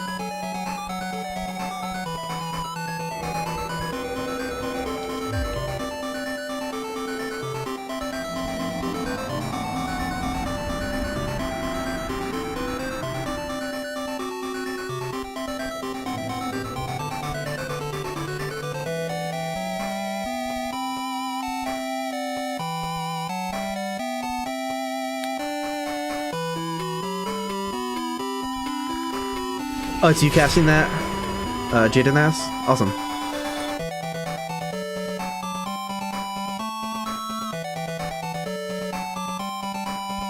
But yeah, it's super into this. Again, anyone tuning in without context, this is other music by the Dark Souls 1 composer that he did for the Sega Game Gear, and I'm in love with it.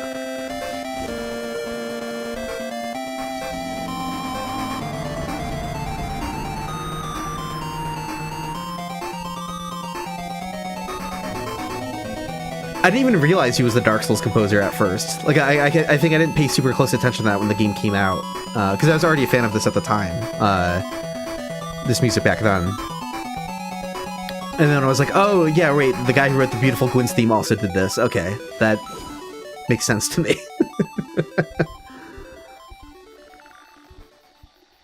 Hey, welcome, Queen Peachy Keen. Thanks for becoming a member.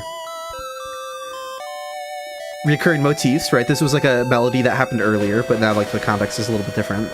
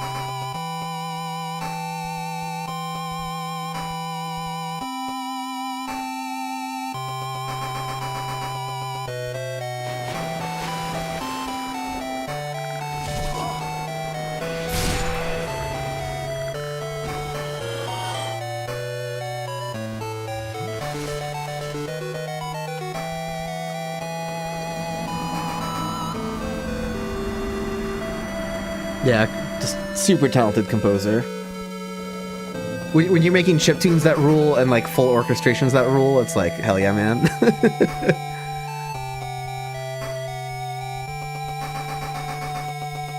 Need a now playing segment. I'll have to think about that in the future. Yeah, some way to do that. That's a good call. Yeah, once again, this is Zan Gear, Z-A-N space the word gear, for the Sega Game Gear. Some sort of like a, I think, turn-based strategy game, I think. I've never actually played it, so I don't know if it is playable. I'm assuming you'd probably have to speak Japanese to play it. I don't know how text-heavy it is. But if it's a strategy game, probably pretty heavy.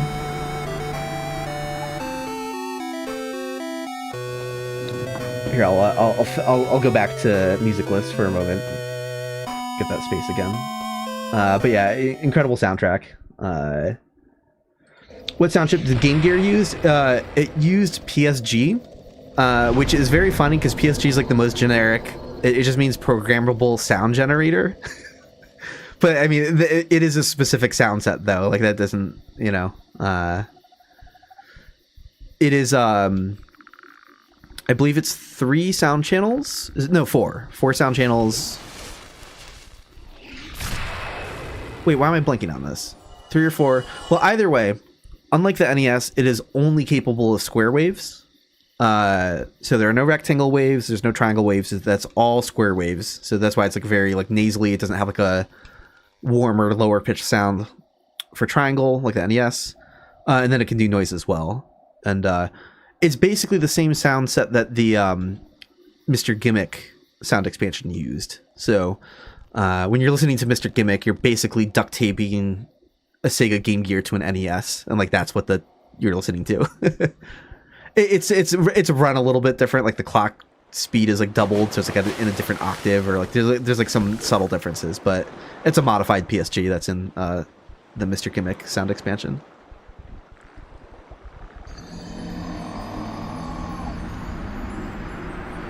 But you never hear in Mr. Gimmick, you never hear those extra sound channels used for noise, which is kind of fascinating. I think it was a kind of like shut off or like not utilized in some way, but like if you modded the chip, you could get an extra source of noise again.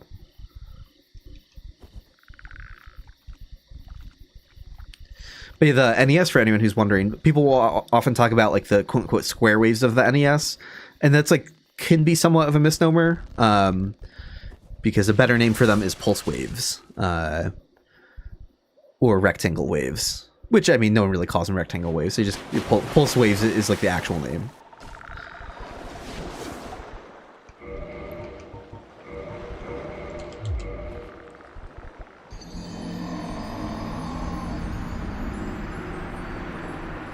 Where does my retro game music knowledge come from? When I was in high school, I used to play in a band that covered NES music. And during that time, I got like really into emulating soundtracks, right? Back in the day when I was in high school, so this would be like the early 2000s, there wasn't any YouTube yet. It wasn't really like, there weren't a lot of like organized archives on the internet yet for stuff. But a site that was really popular at the time was vgmusic.com, which has has a lot of like MIDIs, right? Like that's what they specialize in, is MIDIs. But MIDIs aren't what game music originally is or was, right? I mean, like there were MIDI soundtracks on PC, but like NES music isn't MIDI, Super Nintendo music isn't MIDI, Sega Genesis music isn't MIDI. But those were I remember there being confusion when they first came out, like, I don't know, the nerds who weren't as obsessive being like, oh, you can listen to all these game soundtracks. I remember listening to them just sort of being like, oh, it's cool hearing someone's like MIDI arrangement of the music, but it's not the original game music. So I got really obsessed early on with emulating game music because the principle is, you can have a game ROM, and part of that ROM is the code that makes up the soundtrack. So some people made specialized music players where it's like, okay, well, let's extract just the data that relates to what the soundtrack is and make emulators. So you'd have like full NES soundtracks in the original like quality, as long as the emulator is well made, for like kilobytes, right? It's like, oh, the entire Mega Man 2 soundtrack at like whatever, just absolutely tiny file sizes. So I got like really into emulating them and being able to, because you're emulating them, you're like, oh, I can shut off different sound channels. I can slow down the playback and kind of like look at what the sound design was doing. So I don't know. And it really, I've just always been into video game music. Like when I was a kid, I had an Amiga computer. I remember at one point like taping some of the game music so I could like listen to it later, like listen to it in the car. Because game music was just always cool to me. But at one point, my brother got an NES on eBay in the late 90s. So I didn't grow up with like an NES in the house. And so that was a resurgence, right? That was when the NES stuff was dirt cheap. Just no one, Mario Duck Hunt cost 27 cents at Funkoland or whatever. Like, so there was like a rediscovery of like 8-bit era stuff for me, like in the late 90s and like early 2000s, where I was finally like picking up games for dirt cheap or emulating them. And then it got to a point where I was hunting down soundtracks without even playing games. Like I would just go through archives that people were ripping of the soundtracks and just listening to them. So I got like really deep into the weeds of listening to a lot of like NES and Famicom soundtracks and stuff like that. I did a podcast for a while that Carl is alluding to called Retro Game Audio. So yeah, like analyzing sound design of like classic chiptune soundtracks is something that I was pretty involved with. So I joke that if there's anything video game wise that I know as well as Dark Souls, it's NES soundtracks.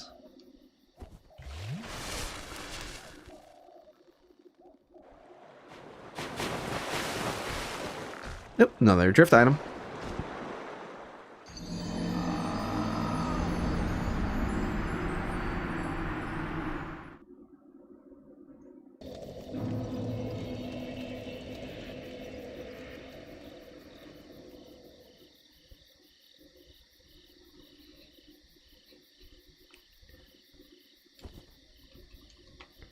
Yeah, Carl's an old friend from the chiptune and like video game music community. So we're both Dark Souls nerds now, but we know each other for video game music reasons.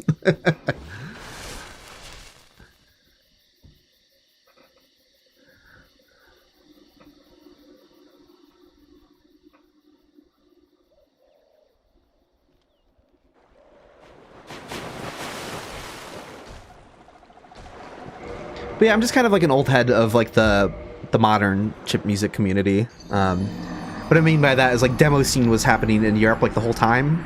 You know, there were people always making like music on Commodore 64 and stuff like that.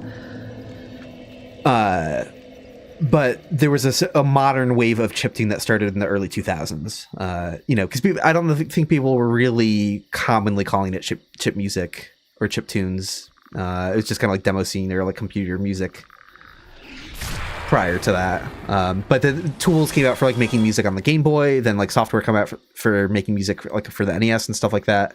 That's all kind of like early 2000s stuff. So there was a big resurgence then. And I didn't make it to, like, I've never released like a chip music album myself or anything, but I would play in bands that were involved with that early on. I'd have friends who did that. So I don't know, you name people who were making like chiptune music stuff 20 years ago, and it's like, if I didn't know that person personally, I have a friend who does, or something.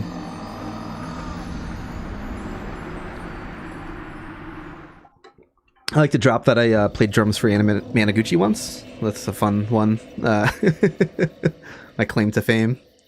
Before Luke became their drummer. They were between drummers.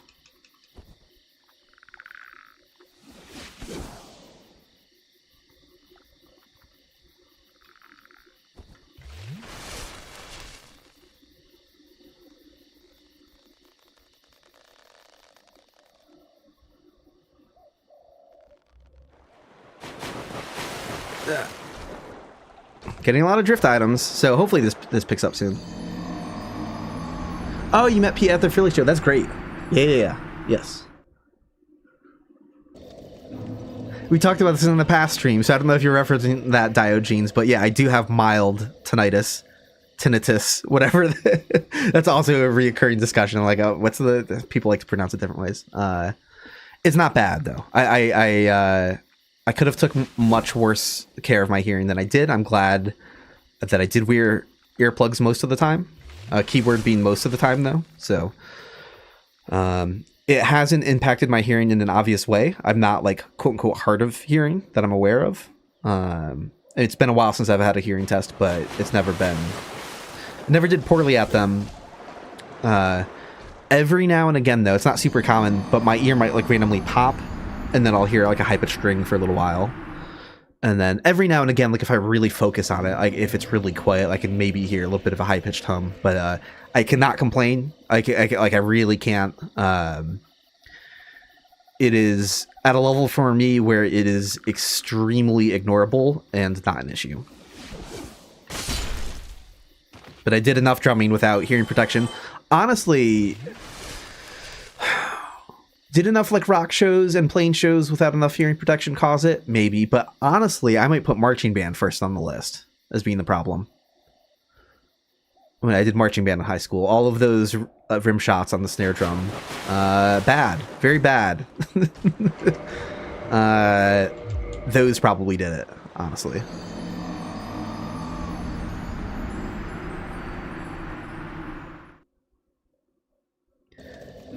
You got the Vagrant and a drift item. All right, fingers crossed.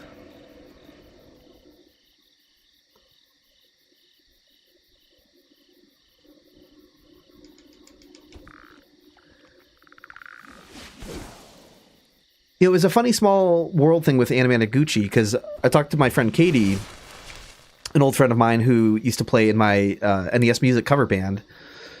When they went on tour, I felt so I didn't get to catch Anna Managuchi on their last tour because it was when I was busy with like moving stuff and because of my recent move, and it was just such a bummer. Like I need to like make an effort their next tour to make that happen.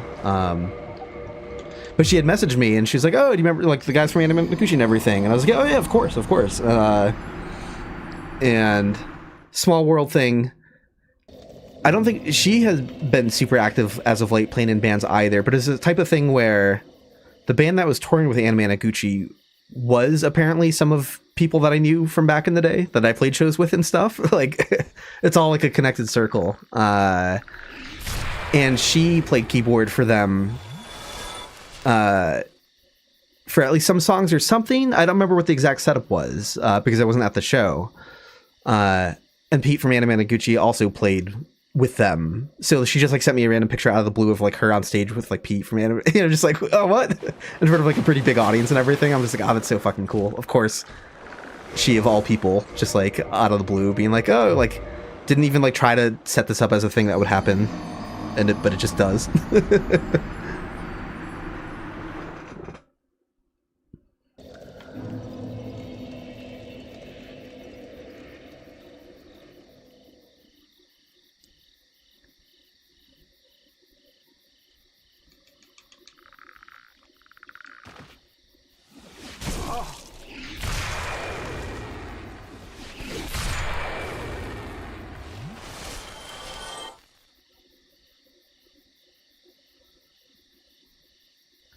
Oh, geez, you got Gravelord Black Phantoms in the forest. That's great. Yeah, the Black Phantom mushrooms. A little intimidating. Kind of scary.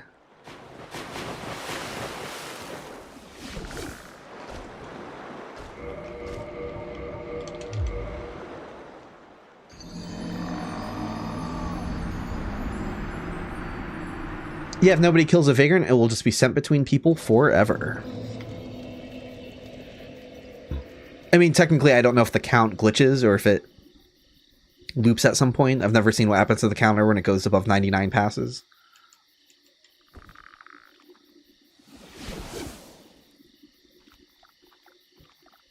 So is there some point at which it can break? I don't know.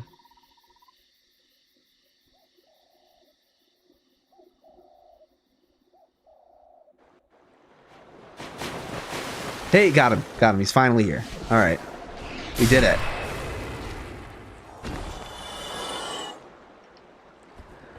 Yeah, this was everyone helping in chat for sure helped a ton here because this was a huge pain in the ass back in the day. I remember I spent the first time I ever confirmed this like exact location, I spent so much time working on it. So that was up there for one of the worst locations that I ever had to grind out. Hell yeah. I'm not going to chase him away because I'm afraid of him jumping off the cliff and dying by accident. So I'm going to leave him be and just warp out of here. But let's get him checked off.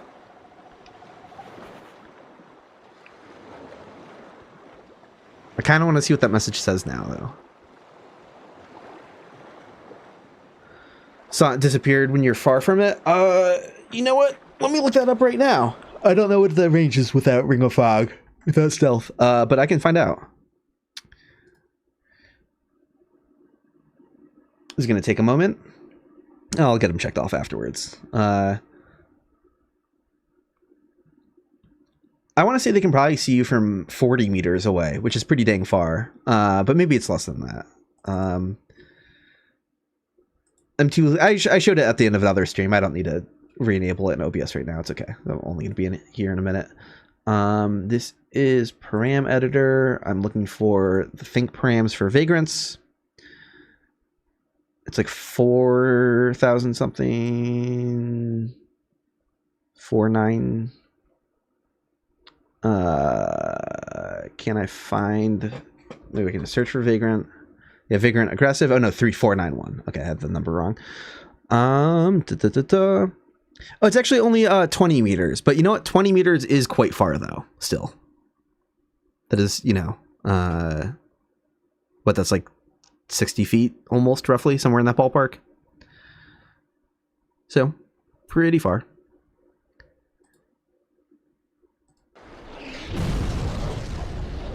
I kind of want to see what that message says. I don't want it to die, though. Don't die. Please don't die. Just disappear. Okay, we're good. Imminent strange creature. Let's fucking go. That is awesome. That is so much. That is the best possible outcome. Because I thought it was just going to be a stupid, like, try jumping or lose your wall ahead message, like, lying about a dead end. Someone here referenced the Vagrant. Someone actually referenced the Vagrant. That rules. That rules. I was not betting on that. I thought it was going to be someone lying about it. Dead end ahead, maybe being honest. But that is such an obscure thing. And I wouldn't assume it was someone in chat today, unless other people have been looking out for messages frequently and voting up, Yeah, that's what I'm saying. 7 votes, it has to be from a random. I mean, I just gave it its 7th, but I don't think anyone could have just left that in chat and it would have already gotten to 6 upvotes. There's no way. Especially because most people don't have the orange guided soapstone on them, which you don't need to upvote messages, but most people don't realize that. While you're reading a message, you just press the select button, or I guess back button, or whatever the equivalent is on your controller. Xbox controller, that's like a Windows-looking button. While you're reading it, you just press that button, and that is a way to quickly get into the voting menu. So, shortcut ahead, vote that up. Not that voting does anything in Dark Souls 1. You don't get humanity for it or anything, or heals or anything. The only game to not reward you for it. But hey, you get enough upvotes in the icon. The PFP changes. The avatar changes. So, that's a reward, I suppose. That's fun.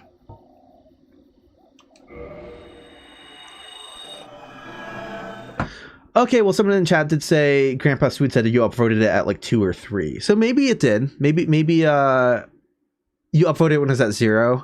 It is fresh from chat then. Okay, that makes so much more sense.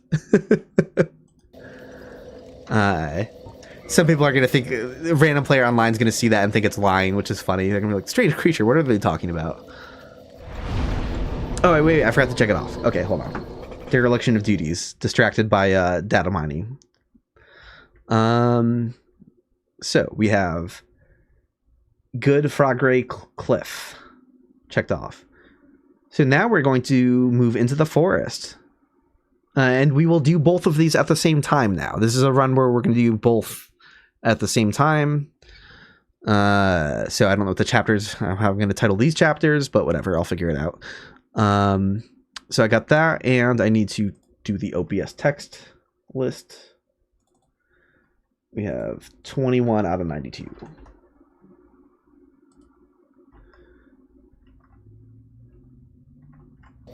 Okay.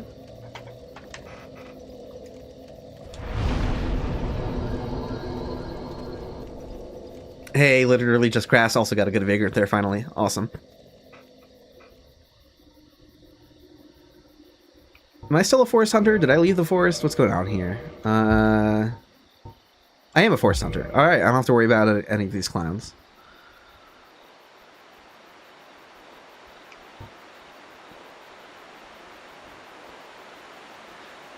You know what? So I'm not. So things aren't so eerily quiet. I'm gonna get rid of the Slumbering Dragon crest ring. I'm not worried about vagrants hearing me because I know I can see them from afar, well enough in this area. So the resulting good vagrant can spawn right here, like on the middle of this bridge, or somewhere near the middle, maybe, you know. But it spawns on this bridge. I think I'm going to hide items behind Alvina. I think not a lot of people necessarily go back here. I'm going to put it underneath her butt, like she pooped it out. And then other people could find other hiding spots to kind of diversify our locations, but again, anywhere after you cross the door and go down the steps into this area, and before you go back down towards the ladder, towards the Hydra, should work. So you can really drop an item bag anywhere in the forest. And then the resulting evil vagrants.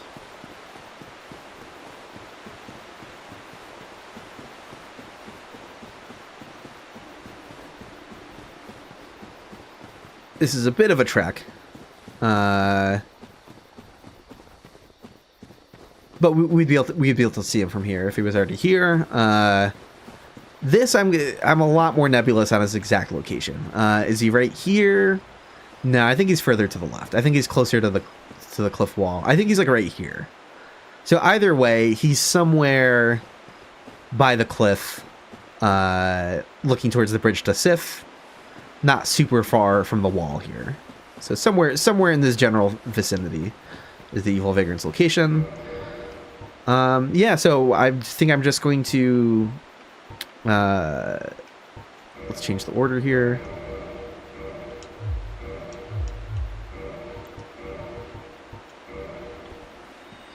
I don't know what the draw distance is for it there, how the draw groups work. So I'm afraid to like check and then immediately jump off a cliff, but I theoretically don't have to run to this cliff and jump off this cliff every time. I could maybe do it like as soon as I cross the Alvina bridge, maybe. I don't know. Maybe I will go all this way just to be safe.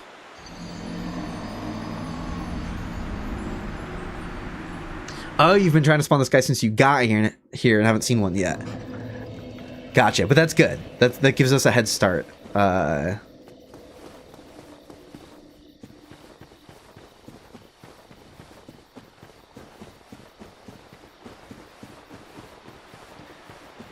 Placing yours under the stairs after the bridge. That's also a very good spot. That I dig it. Yeah, because this you could see if you're going around to go and get the stone armor set, like that ghost we see doing literally right now. He attacked the chest. He wasn't sure if it was a mimic. Oh yeah, and pop those humanity.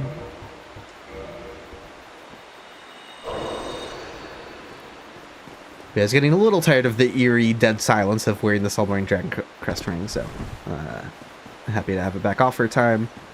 Yeah, I don't really know if I would see the Vagrant from here. Like, does it pop in? Yeah, to be on the safe side, I'll run all the way. Like, I definitely would have seen it by now, but I don't know what the exact positioning and draw group situation is, so...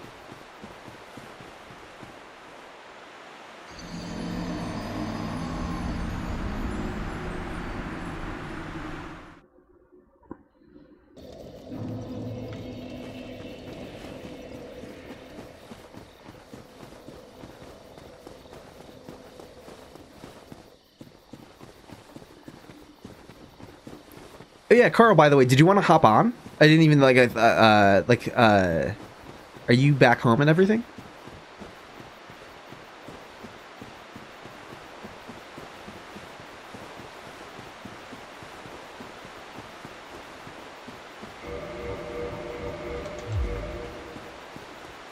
No pressure if you're just chilling, but anytime you're free, you're invited to join in and help and hang out.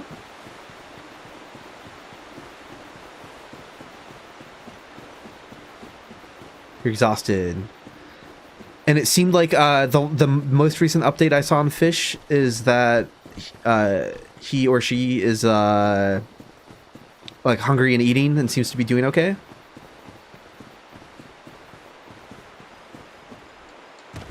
Oh, I forgot to pop humanity that time, but I still spawned one with the last bloodstain. Oh, you had another marathon run about 2 hours ago. Yeah, I'd be wiped out. Next time you're on, though, we'll catch up about your experience speedrunning Dark Souls at PAX. Autopilot brain going down here. Might as well check to see if I have a good Vagrant, right? I already went all the way down here.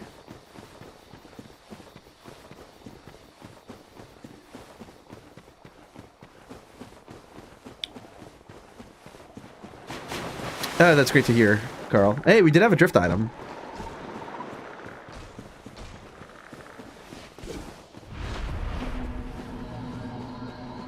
This dirt path is blue-ish. Came out looking this way in the remaster. Something to do with something. I don't know. Can we only blame lighting for that? Did a particular texture get some file messed up? This path is distinctly brown. It is a brown dirt, very earthen looking path in the original version of the game. It should not be this blue.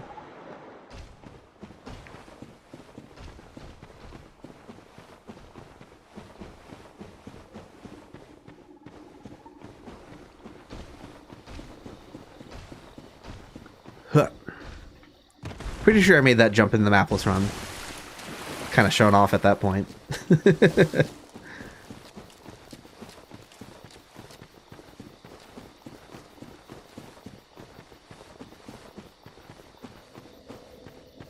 Ah, that's so great to hear, Carl.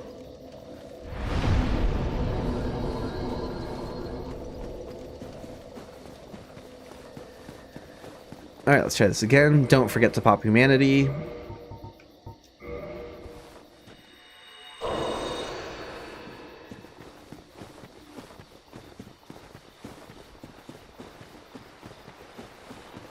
Yeah, there's issues with the ambient audio in the remastered sometimes.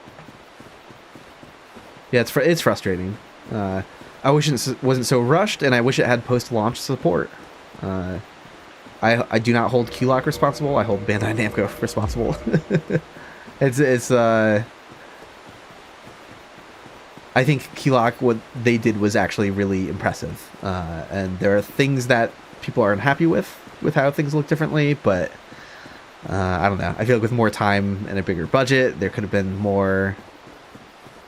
I just wish these games had a living community, like in the development, right? That it's not just something they spit out and just said, okay, hey, the game got patched enough in its original version, so we don't need to have any sort of post-launch support for the remaster. I just wish that wasn't the vibe.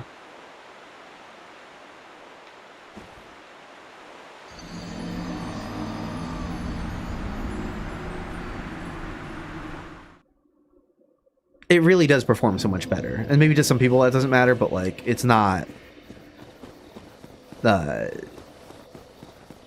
it depends on the context, right? Because if you own the original, you already have DS Fix. Like, is it worth buying at full price? I could easily understand someone saying no, but just out of context, you can own all the copies for free, right? Like your cost isn't a concern.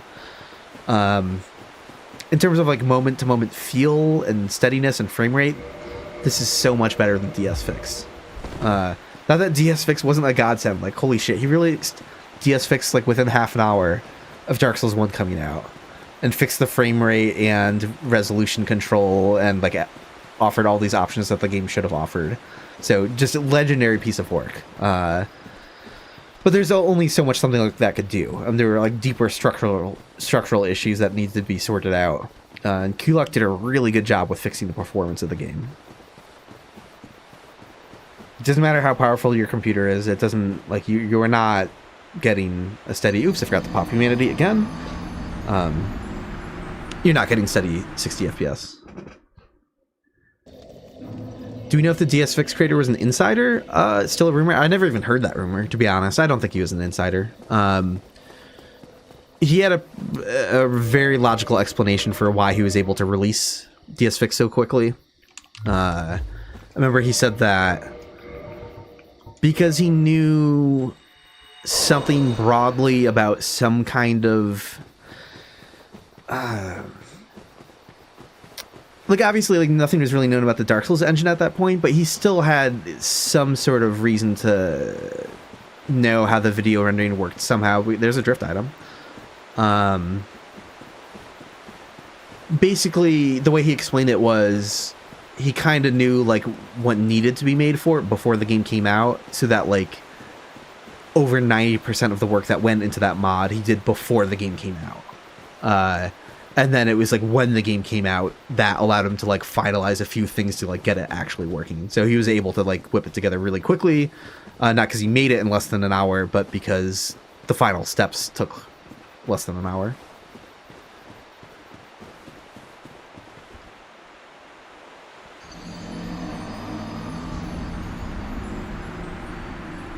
The level of dedication he showed screams to me that he's not an insider. Yeah, right, exactly. Yeah. There's no reason to think Durante was secretly was employed by Bandai Namco or something, you know, like, I don't know. Oh, there's a lot to like about Prepare to Die Edition, though. Like, I really do. If we could have the performance of the remaster with all of the original, like, textures and lighting and everything and visual effects, that would be so cool.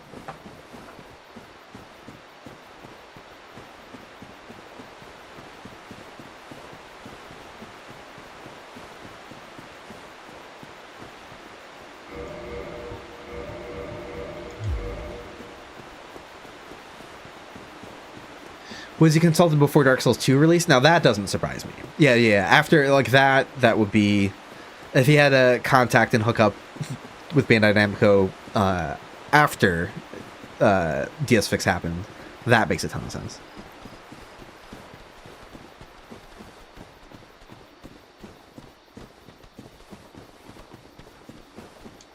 Don't forget to pop humanity.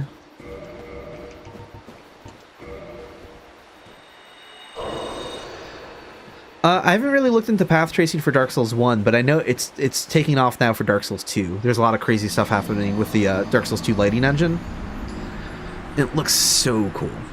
Part of me wonders, this is a pipe dream, and I think it's definitely not going to happen this way, but part of me wonders that if you were looking to do a really super elaborate Souls mod, where you're trying to just like put completely new levels into a game, into a Souls game, so right, so you're not really using any existing terrain. You just want to mod a Souls game to make another Souls like in a Souls engine. Is there a hypothetical future where Dark Souls 2 is the most popular base modding choice? Part of me thinks that that could be a thing. Maybe not. Maybe you want to work with Dark Souls 3 systems and you want weapon arts already baked in, and but the reason I feel like this could be a thing is Dark Souls 2 modding is really taking off as of late. It was furthest behind because it had the most different engine. But all of these breakthroughs keep happening with it. And it's the sort of situation where, like, you're going to be able to do, like, path tracing and really intense lighting mods in a way where you can probably still run Dark Souls 2 decently at a high resolution. In a way that, like, I don't know if Dark Souls 3 modding will allow that. Maybe it will. Maybe it totally will. Maybe, like, ultra modded path tracing Dark Souls 3 crazy stuff going on will run in 4K at 60 frames per second, no problem. I kind of feel like maybe that's a crazy uphill battle that won't happen, though. So I feel like there's a lot of room with modding Dark Souls 2 to be, like, the middle ground. Right, like the Goldilocks zone of modding, where it's old enough, but it got spruced up with Scholar with the First Sin that it like runs really well, and then you can do these crazy lighting mods. And anything that people don't like about Dark Souls 2 is easily moddable. Like, oh, it has bad dead zones. People already know how to fix that. Weird, like, movement sluggish stuff. People already know how to fix that. Like, those are all known things. Don't like how long it takes to go through a fog gate. Easily, even I could mod that, which is saying something because I don't know shit. So I think there's potential for Dark Souls 2 to be like a really good modding base in the future, where it's the one that you're going to be able to trick out and do all sorts of crazy stuff in at like the least demanding performance potentially. But speculation. I have no idea, you know, what the future of modding. What does modding Dark Souls look like in 15 years from now? You know, I really have no idea. We got the evil Vagrant. All right, let's check him off. Evil Cliff before Sif. That sort of rhymes. It does rhyme. And text 22 out of 92. Very, very good progress today. Let's see.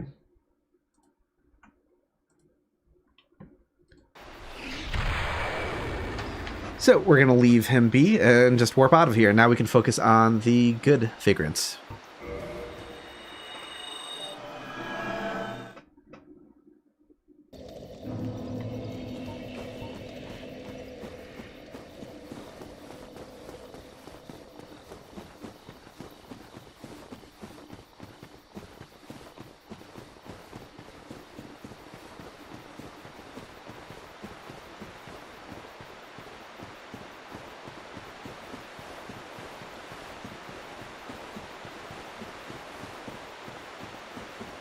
I don't know why I'm running around the Forest Hunters. Like, it's like the Ring of Fire. I'm a Forest Hunter. That's why they're not aggro.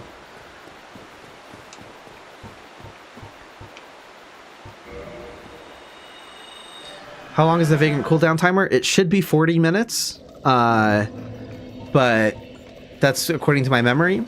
The wiki is outdated. It says like 80 minutes. It's incorrect. That's me conflating the limit level timer, the follow-up timer to the cooldown timer. But if you check my video on invasion cooldowns timers for Dark Souls 1, that one has all the details on the Vagrant cooldown. I just don't remember exactly.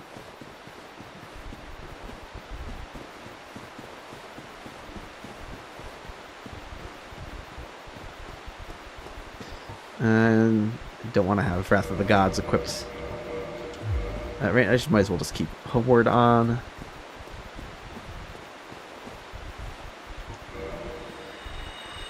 I think I'm gonna kind of experiment and put bags in some fun, like more out of the way places too, though.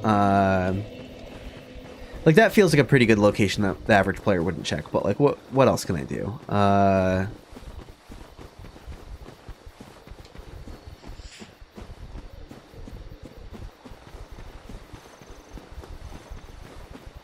Oh yeah, if it's been an hour, yeah, you're good.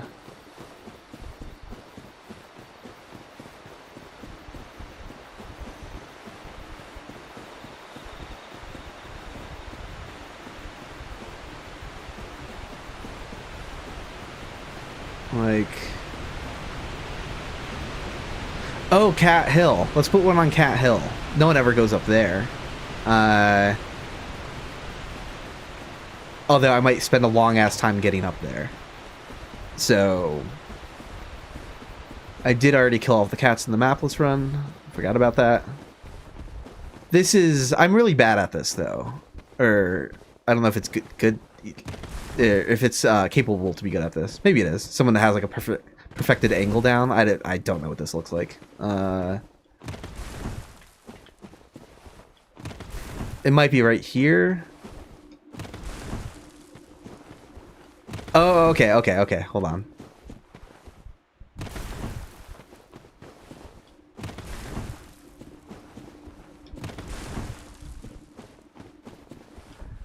Spot they definitely intended to be like out of bounds, right? Like this is not a jump they ever expected you to make. It's got 3 drift items at once. Nice. Hey, one of the mushroom childs fell down here. Okay.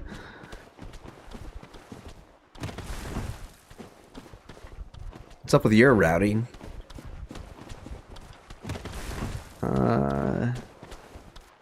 Okay, hold on. I could have sworn when I got that really high boost, it was right by like this like white horizontal line, like sort of like white twig in the texture.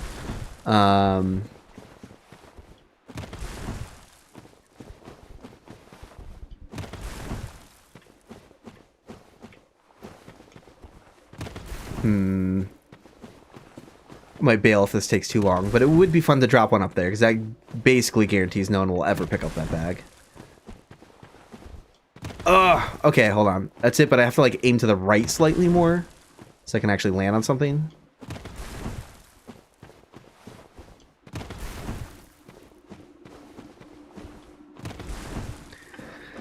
Ugh. Okay. Hey, I got here. Okay. Someone put a message back here. Tears ahead.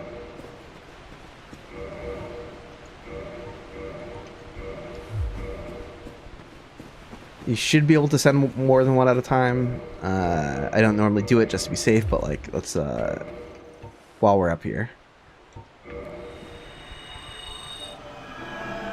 Yeah, the odds of those eventually becoming a good Vagrant for someone are incredibly high. The one thing about this good Vagrant is you can kind of see it coming from a distance. A lot of people don't know their behavior, so a lot of people lose good Vagrants to that as well. Like, they'll just see it and then they'll run off and disappear, and they'll be like, what the hell? But if you know the deal with a good Vagrant and you want to get its drop, this is an easier one to get. You're going to see it across the bridge, you're going to sprint at it and attack, so these ones might be a little bit harder to keep surviving once they turn into good Vagrants. The fact that it's like on the way to the boss too, you know, it's less out of the way, so.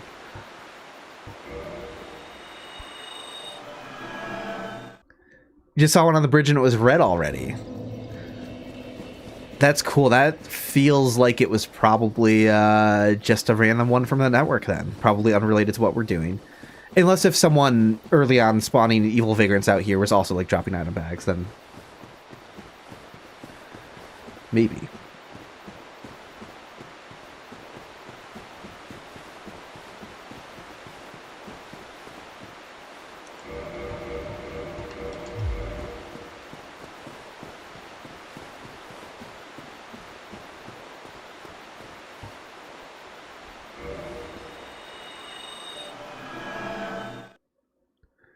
Do I know if the big cats are the same model as Alvina, but just resized in color?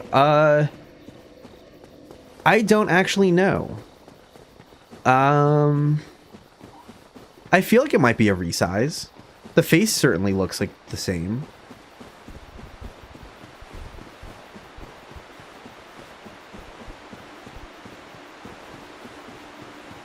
I'll put my bag in a different spot. Let's see. I think I'll do what some other people were doing, which is hiding it. And yeah, this is a great spot for it. Honestly, this is a really good spot for it too. Because people running to the boss will probably just drop off, or say hypothetically they're running down the stairs like a normal person.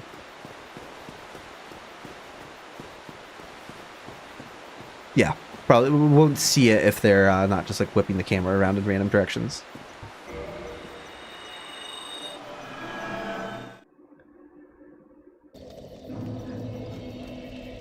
How are we doing on time? We're doing good on time. Next location will be Darkroot Basin. So, and there's only one evil and one good in the basin. So you could just go like anywhere into the basin and start dropping items and bloodstains.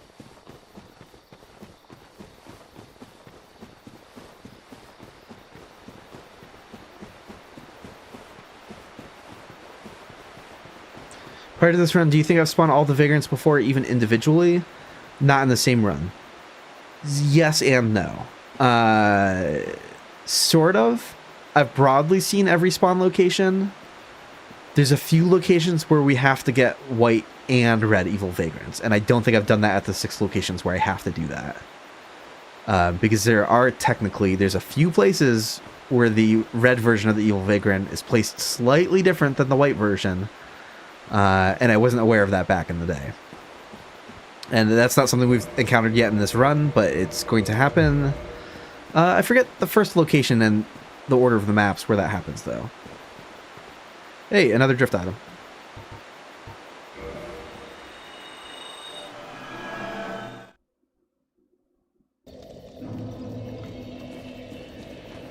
So with that in mind, the whole like duplicate some evil Vagrants, you have to see both the white and red one for it to truly count. In that case, no. Then I have not done this before.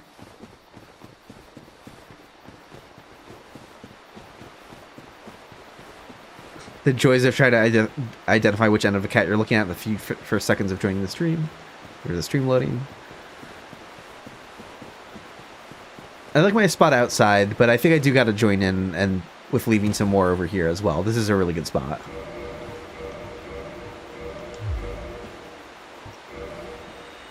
Someone exploring the game normally would check under there. Someone who already knows the game, it's very unlikely that they're turning around to look under there.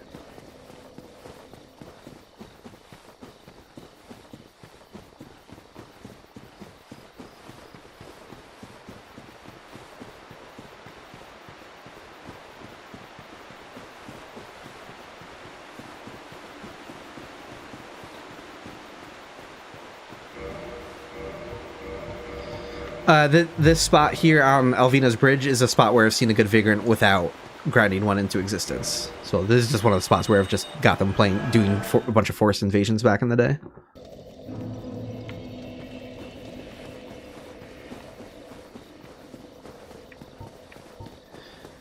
Because I was mentioning earlier, if you grind out all the possible RNG drops that you can get as a Force Hunter, you'll get 99 pendants. Once you start auto-dropping pendants, you know, you get another one, you'll auto-drop it because you're at 99, you can't carry anymore. That's another potential source of a good Vagrant. So, back in the day when the Force was really bustling with activity, I would say this is the most likely place in the game to see a good Vagrant because of that.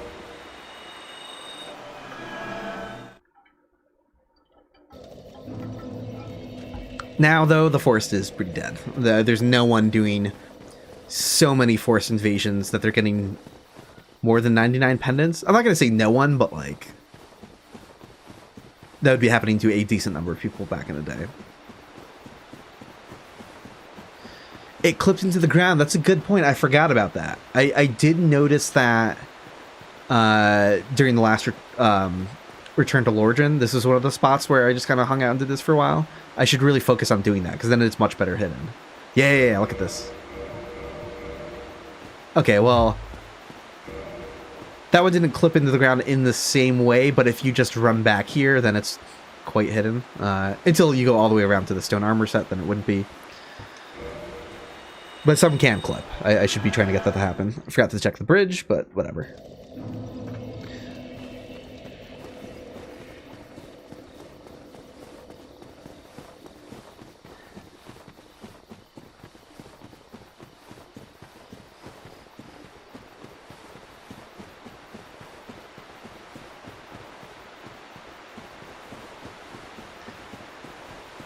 Yep, there it is. It's already here. All right, things are going fantastically. So we're going to be moving on to the Basin in a moment. Let's get auditory stealth back on. Here it is. Alvina, do you see that? What's the angle of your eyes? Is it just obscured? Yeah, just like lean forward a little bit.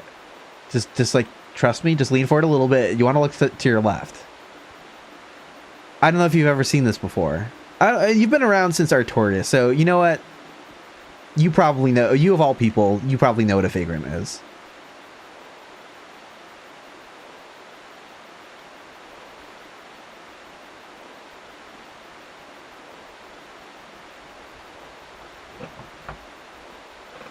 She probably would try to eat it.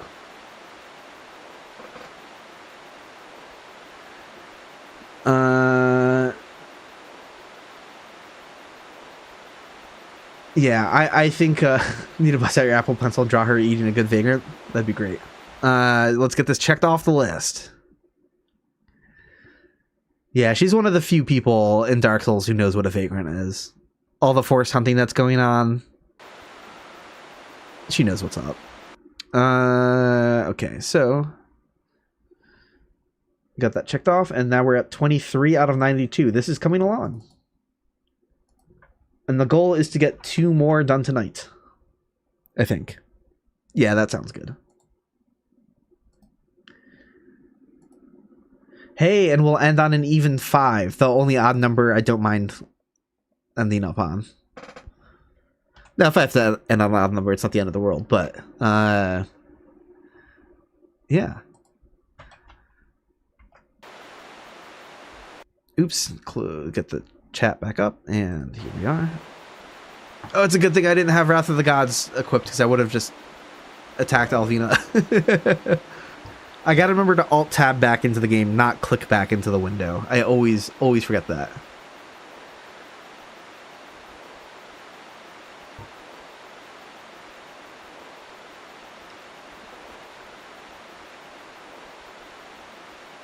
There we go. Closer look than last time, where it was like the low poly.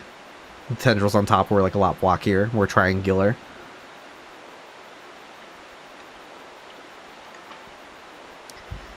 So he spawns like right on that little rock. On the, it's like an, yeah, or it's like an uneven part of the surface of the bridge.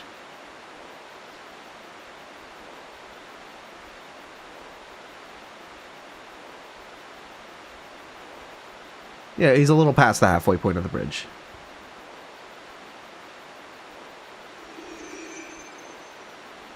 Hi. Yeah, so he spawns right on this part that sticks out. Interesting. Okay.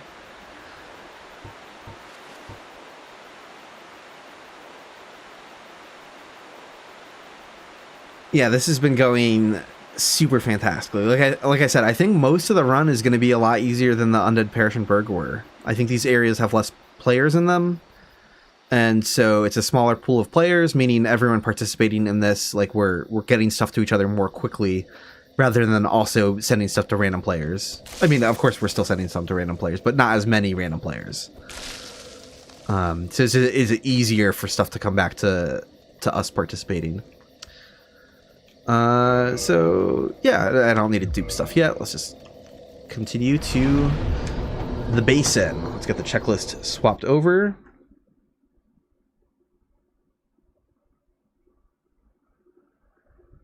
Why did Ash like wind up this high on the list? What got screwed up in the thing? Something got dragged around incorrectly, but whatever. Okay.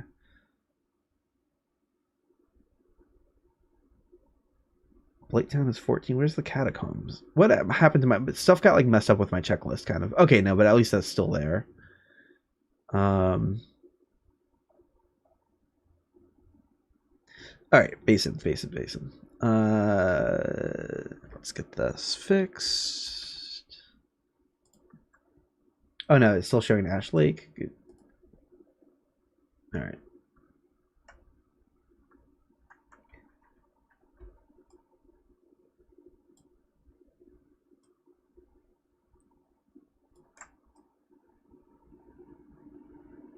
Okay.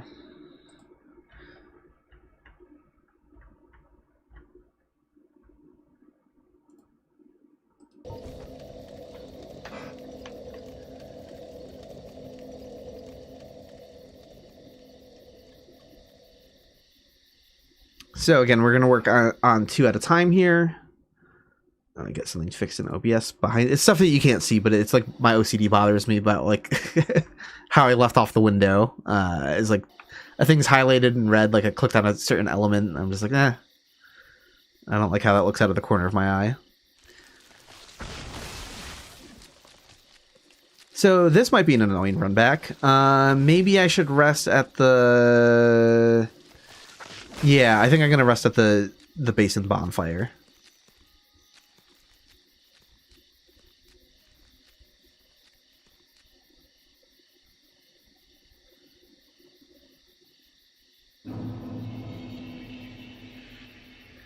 It's still a bit of running around no matter what I do.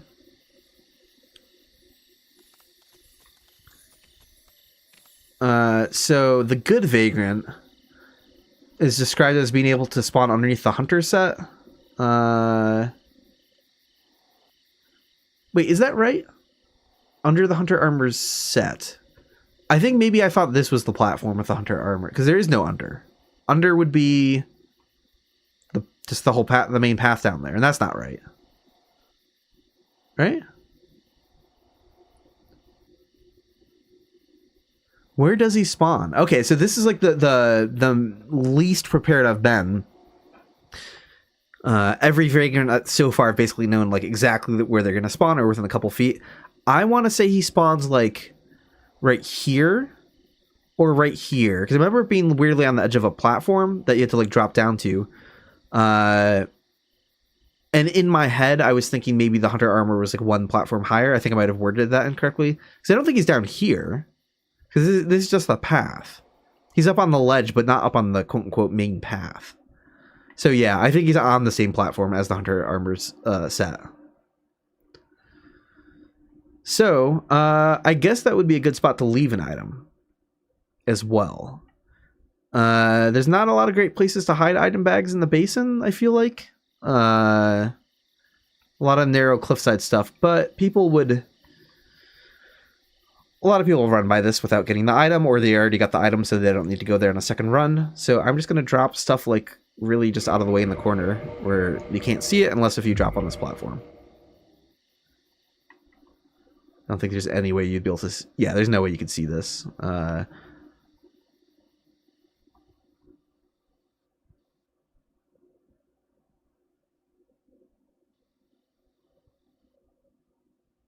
Oh, you got a place where it clips into the terrain above the grass crest shield. Okay, I might have to experiment with that. That sounds really good.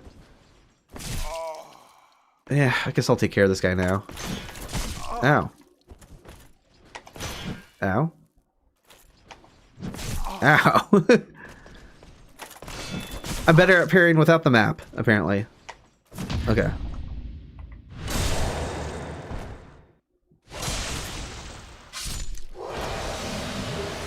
Look at all these bloodstains.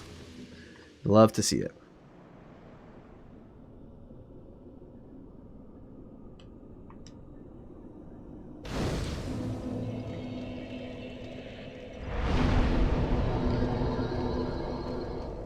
Okay, so I will warp.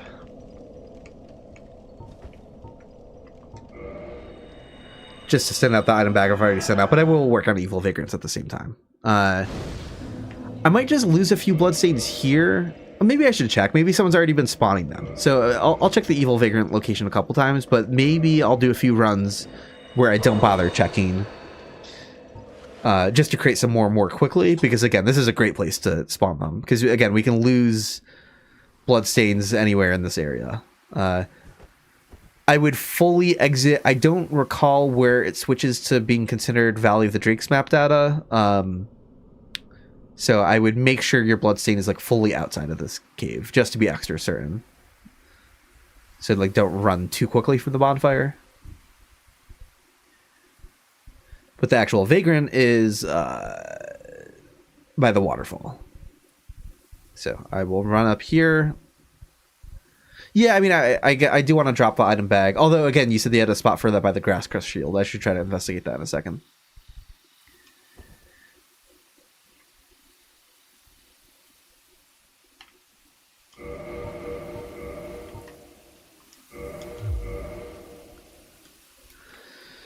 But to show everyone else where the evil vagrant spawns.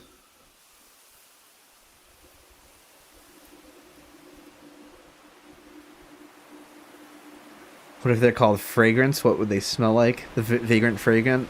I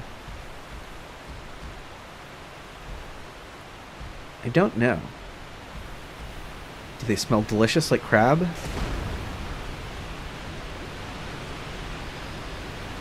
I don't know why I'm trying to show the evil vagrant location, because I don't know where it is. Waterfall describes it. It's like a little bit in front of the waterfall. I think it's where I'm standing. But, you know, maybe it's over here instead. Right? Maybe it's a little closer to the water. Maybe it's a little further from the water. But this is the general ballpark where the evil vagrant spawns. So.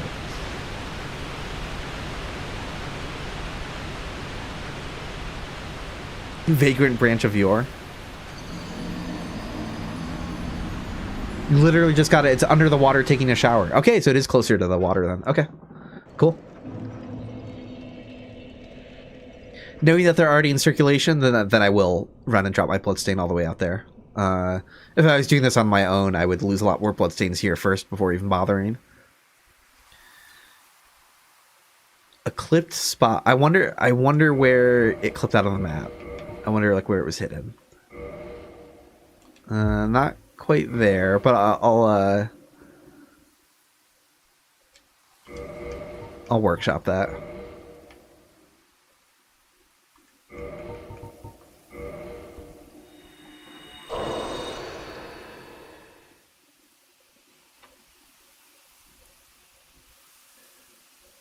I feel like evil vagrants would smell kind of gross, unfortunately. Because they are like made of humanity, and it's like a gross black mass in its core. I don't think a weird monster made out of humanity. I don't know. What is the essence of dark? It probably smells like flesh in an unpleasant way.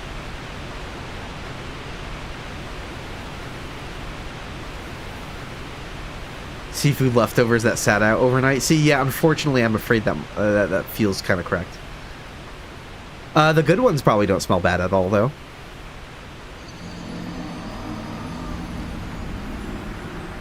Yeah, probably fishy.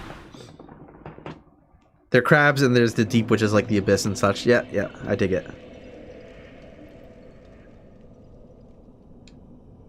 Probably smell at least as bad as a hermit crab. Where I wonder if it's possible to describe where the hiding spot for this bag is. Above the grass crest shield, where it clipped out of view. I feel like I was onto something with like the far corner. Is this? It's a yellow glow, but I mean that's pretty good. That's pretty good. Quite literally where the grass crest shield is. Just 1 meter behind that, you can jump on the geometry. Okay, so not like on the path above it, but like go above it where it is.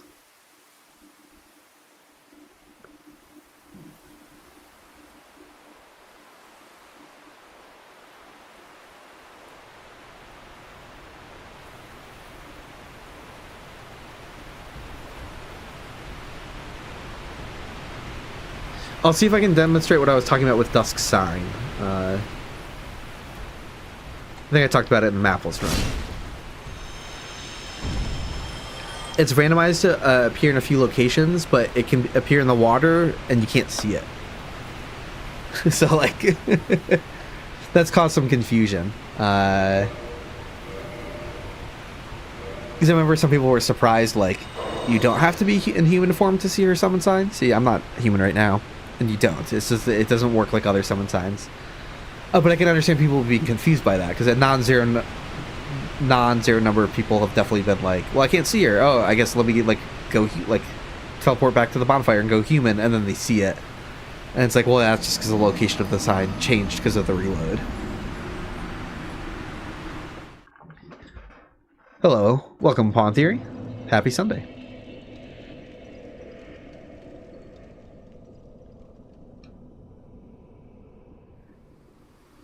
So what is the deal with this? Can I, like, jump up this?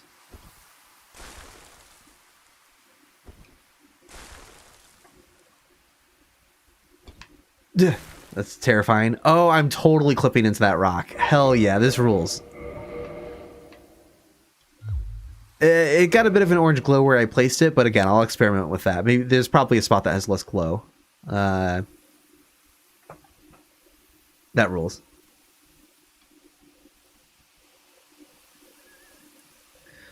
Carl, you have a dumb question about a mechanic you know nothing about, and it's a very dumb question. Hey, go ahead and ask.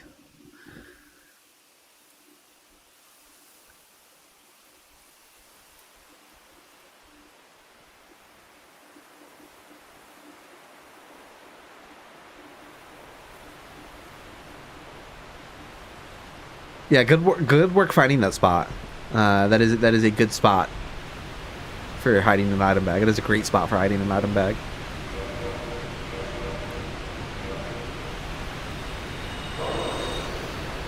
Can people levitate? On the character screen, when you zoom in on the face, there's a blink cycle that happens. It doesn't seem random. Is it just a set timing that loops? So I can't say this with any authority, but I think it's a set timing. I'll have to take a look. Can people levitate is so good. That's a Mitchell and Webb skit. For anyone in chat, it was an idea what is being talked about.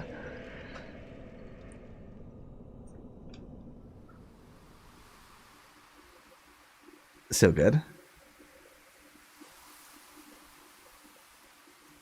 Wait, did that make it into one of my videos? I realize now, Mitchell and Webb, I did clip a brief clip of Mitchell and Webb into one of my videos. Did I do Can People Love It? I think, is that the reference I put into my video? I don't remember anymore. Yeah, David Mitchell is hilarious.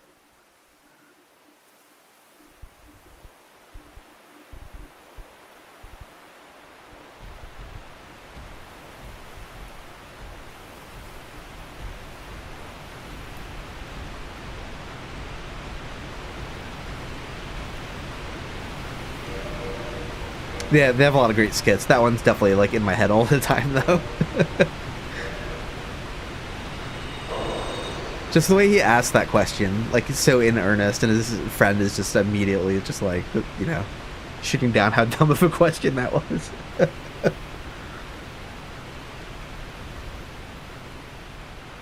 It was, the other actor who was asking the question. And David Mitchell's character shoots it down.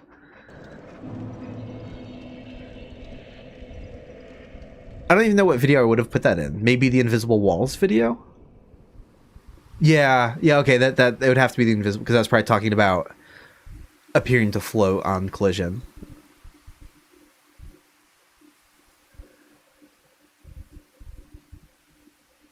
Oops, I forgot to drop an item that time. Are We the Baddies is so iconic, yes. Yeah, that's got to be the most popular, like, you know, because people probably don't even know what it's from, but that has to be like the enduring meme of the show.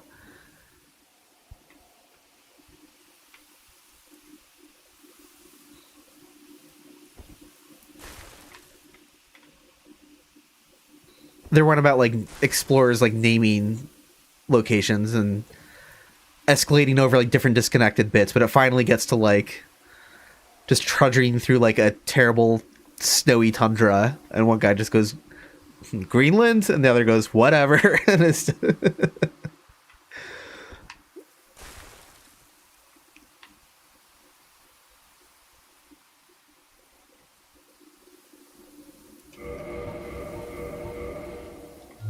yeah.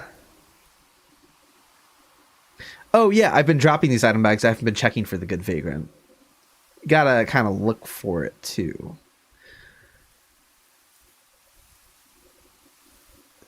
Would I see it from down here? I seem to recall it being so close to the edge that I think you would. But now I feel like I have to take a detour here to be sure. Hopefully someone else gets it first.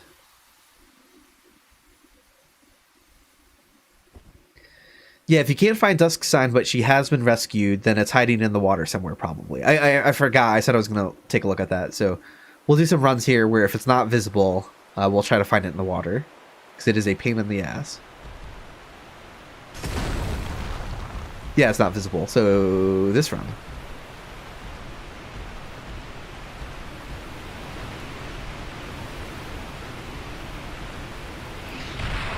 Oh. Go.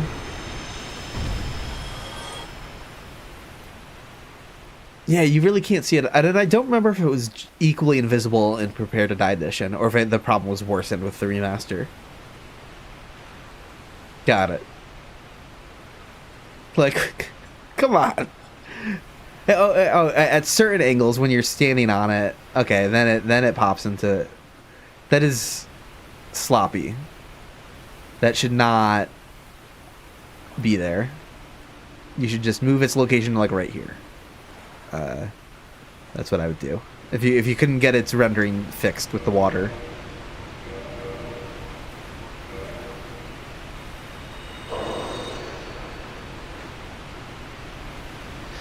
That's remastered only, Carl. You think you can see it in the water, in the original?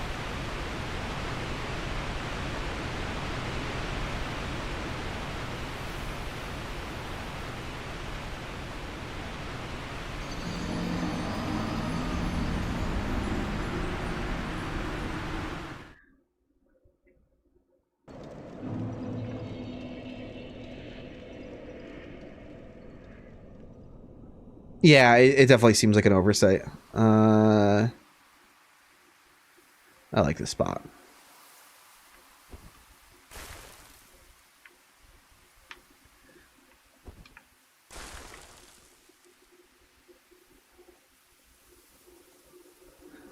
If I go too far to the left, I kind of wind up back on top, so I don't want to do that. What's the most sunken into this I can possibly be? That feels like that's it. Which is kind of what I've been doing already, but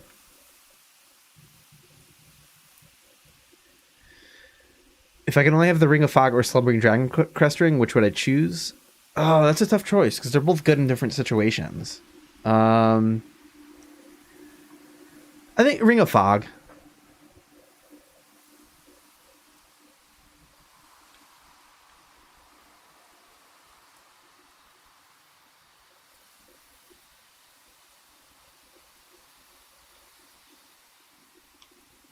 Imminent Strange Creature. Someone's doing it again. Alright, hell yeah.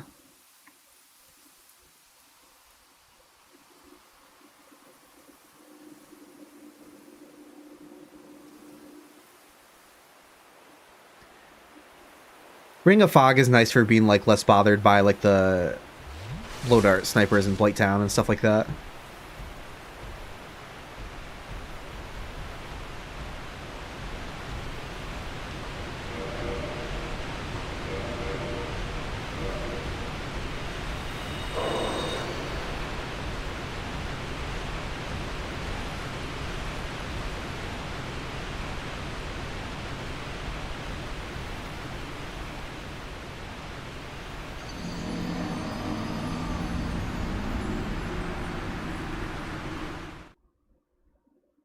Oh, look at the summon sign. You want to see like weird dusk?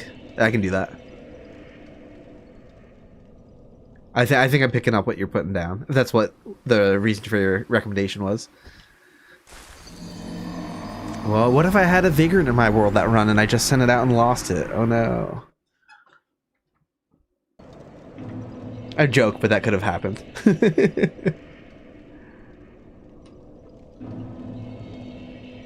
It was out of the water on that. Yeah, it was like... It's possible. It's possible. Yeah, I don't want to die too much by accident. I'm not throwing. That wasn't a joke. I like how I haven't died to it once yet, previously to all of these attempts, and then the second I said I'm not gonna die, I should not die. I should avoid dying.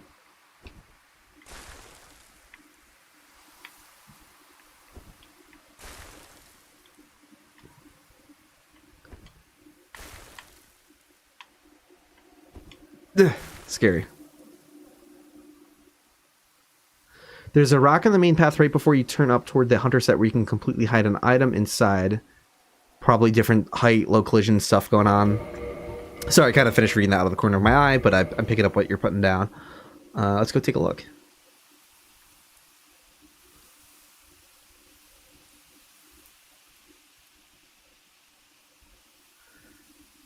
Rock on the main path right before I turn up toward the hunter sets.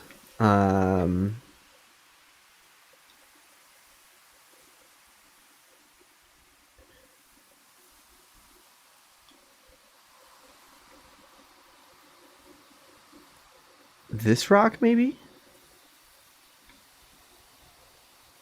Or is it like not?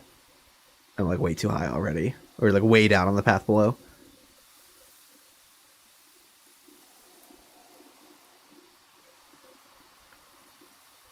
Cliffside beneath me. Okay, okay. Let me just double check. Make sure there's not a good Vagrant already here. Okay.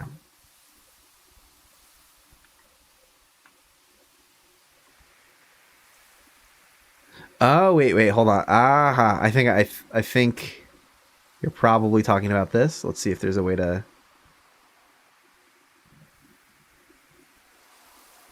It seemed like I was standing in a weird spot at first, the first time.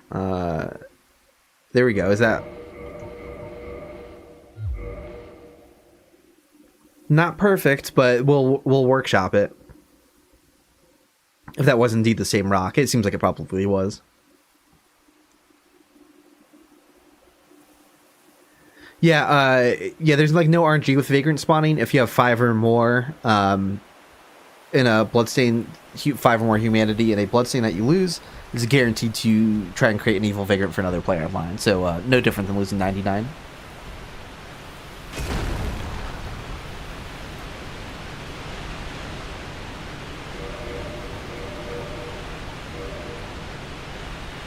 And I am duping these humanity, so like that's why it's not like a risk of running out and having to grind them again or anything.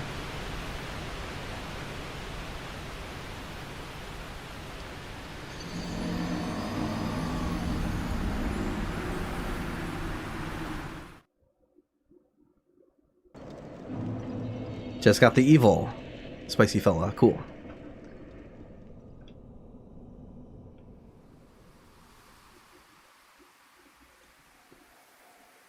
Not quite. You'll keep putting your items there. All right. Let's see. I'll try again. I'll see if I can find a better spot. Wasn't. How many Vagrants am I losing from all of these accidental deaths?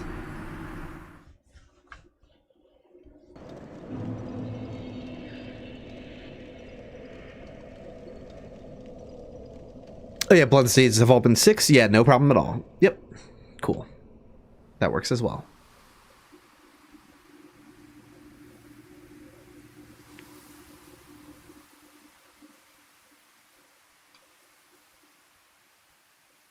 Is there like a weird spot? Like, is it on this big rock that it was?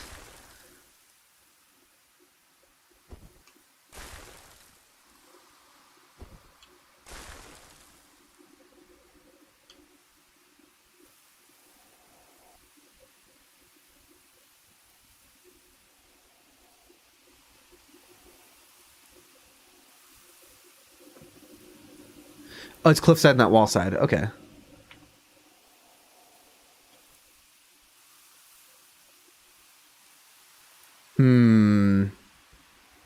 Yeah, I'm singing down pretty good there. I think this will probably be visible from the side. But all right, I'll try again next time. That's it. Okay, cool. Yeah, I'll experiment with that rock. Try different positions.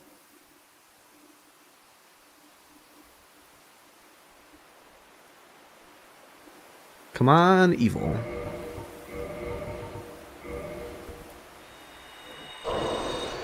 Hey, thanks for hanging out again, Returns of, and helping out.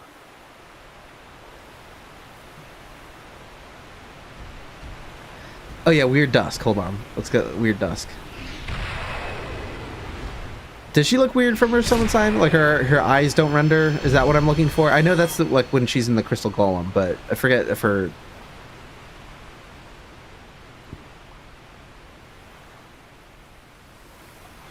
Oh wait, does she doesn't have a preview summon at all because she doesn't work like other summon signs. Never mind. But we can still do this though.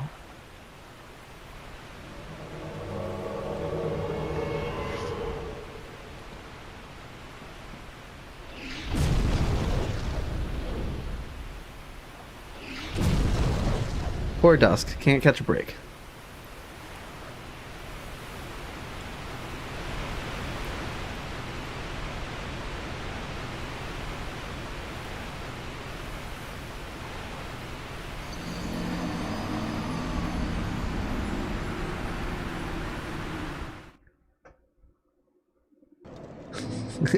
Hey, welcome that guy.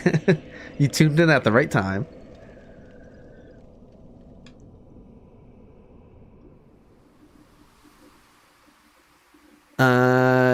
Alright, so I gotta be very mindful of checking for the good Vagrant here. Again, I don't know if you can see it from down here. I really hope you can, because it'd be nice to not have to run all the way up.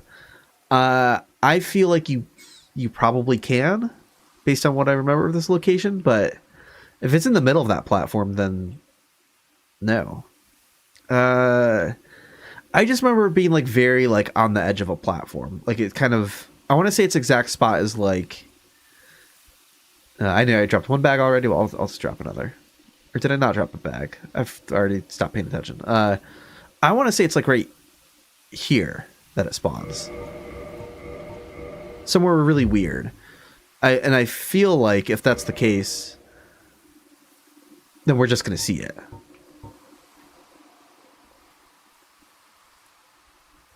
Hopefully, what I'm really hoping for is that someone in chat gets it before I do and can confirm whether or not it can be seen from down there, just looking up.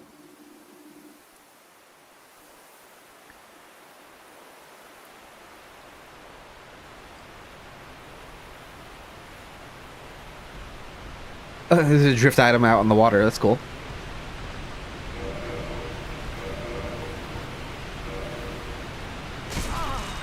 Oh, come on.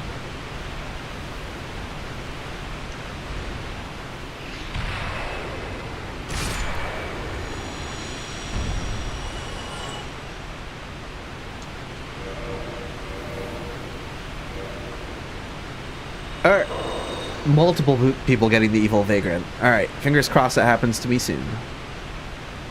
Yeah, I wish the water hid the item bag better. Like, come on, it like teleports back up to the surface of the water.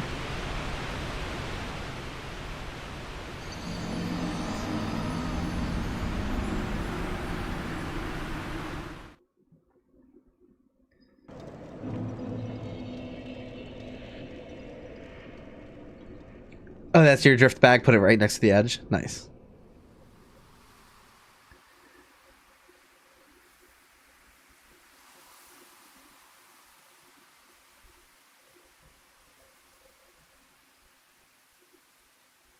Oh, I see someone's ghost up there.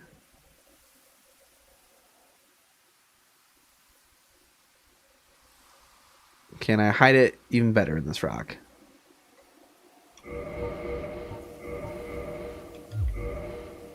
Still sticking out, but I'm not gonna adjust one single bag, you know.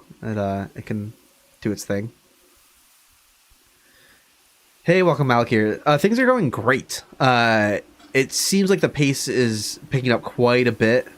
I think it's because of having more players in the Bergen Parish makes it harder to target each other, right? Like, we're sending this stuff to more random players.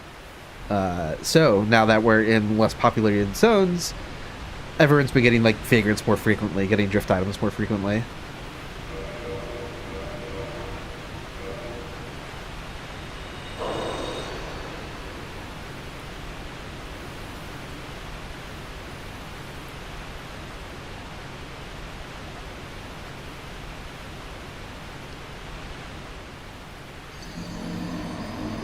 Jizu, you were working as a game tester a while back, and there was a bug where the inverse kinematics would make your feet snap to the surface of the water while the body was submerged. Yeah, that must have looked awesome. Alright, Greco's got the evil vagrant. Alright. It'll happen here soon enough. Soon enough. The good one I'm a little more concerned about. I'm like, should I be running up there every time? You know, once we have the evil vagrant done, running up there will feel less tedious, because at least I can warp out as soon as I check the upper side. So that's not won't be as annoying in that context. Didn't hide that one very well, but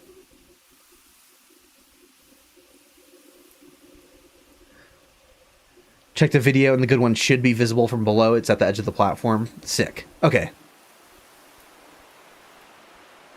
That is what I remembered, so awesome.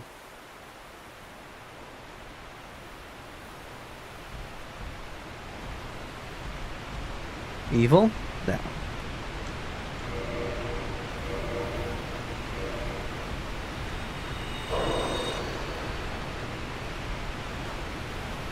Quit and rejoined, and there was another one. Oof. No, but that's a good sign. That's a good sign. Second evil vagrant spotting in a row for someone else too. Good. Yeah.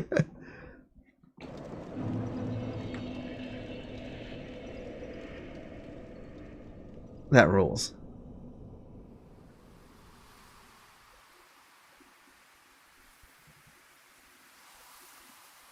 A third time for Greco.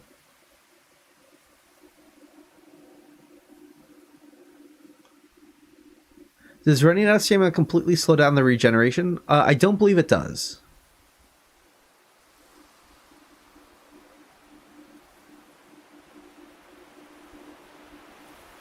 That is a thing in Dark Souls 2, though, right? Going into negative stamina slows down the regeneration.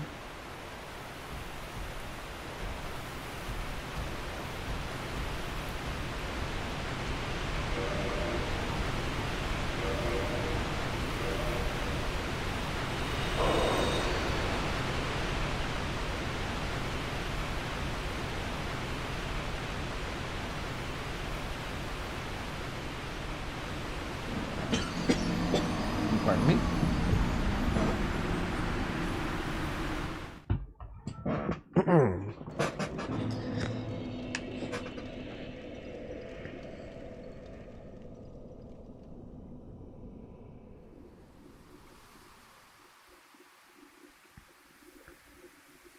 All right, Evil Vagrant should be soon then. A lot of people are getting it. A lot of people have gotten it.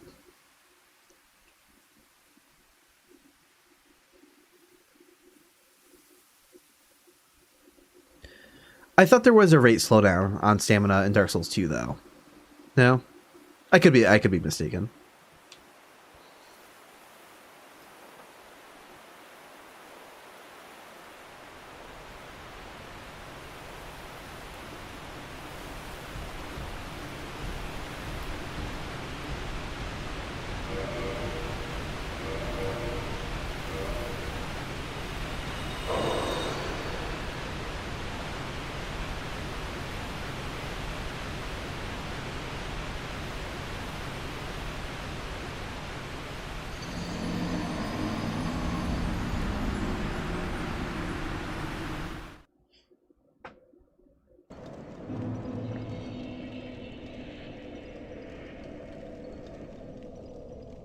Yeah, it might just be. I mean, it might be other penalties that I'm confusing for that, and maybe the rate of the actual refill though is unrelated.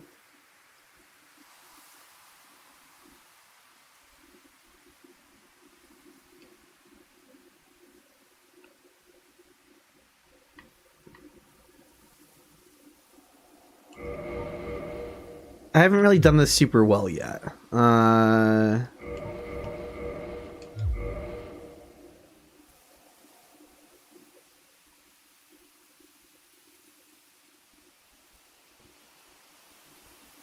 Yeah, I think that's right, Cramped Casket. I'd have to double check, but I'm pretty sure you can go into the negative in all of them as well. I thought that was a thing.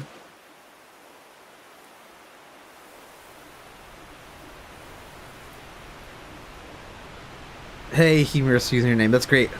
Happy to have helped clarify with that. What's going on the water here.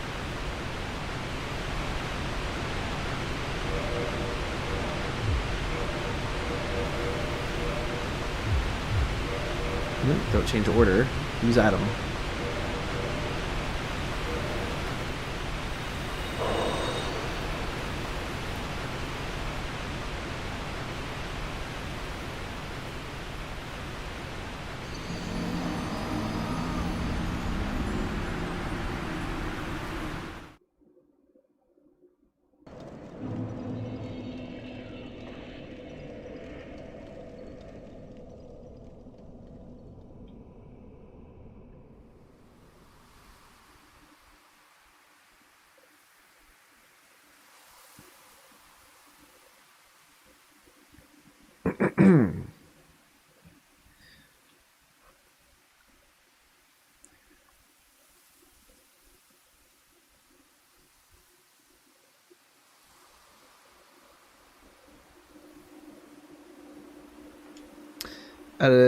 Forgot to check up there.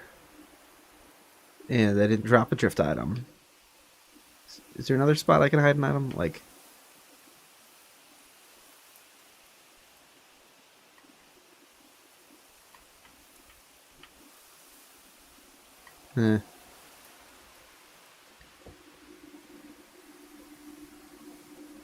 Third Vagrant in a row. Yeah, everyone's getting evil Vagrants by the waterfall.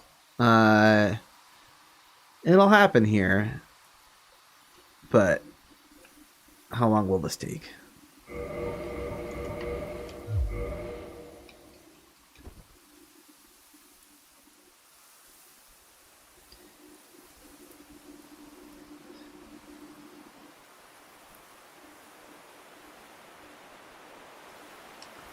I think the one most agreeable issue with Dark Souls 2, even for people who like it, is that if you really start to pay attention to the dead zones, it is distinctly... It's not people just getting like a bad impression of like not adapting to it. It's like, oh no, it like objectively does not work like the other games and is much worse. It's what makes people think it has like 8 directional movement or whatever. It's like, those are dead zones. Really, really harsh ones that are very noticeable.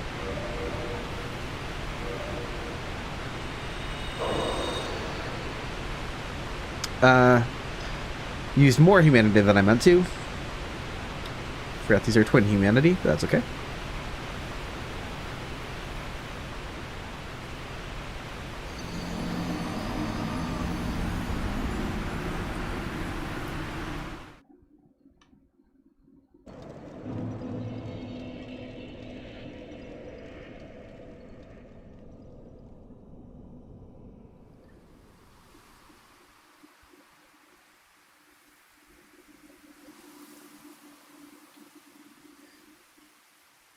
Yeah, there should already be mods for fixing the dead zones and stuff. People figure out how to do it. There used to be like some sort of like mouse and keyboard mod that would fix it for you. It would kind of redo the controls somehow. But more recently, modders figured out how to patch it out at the EXE level. Like they instead of like doing a different controller input or whatever, they actually just like changed the game itself.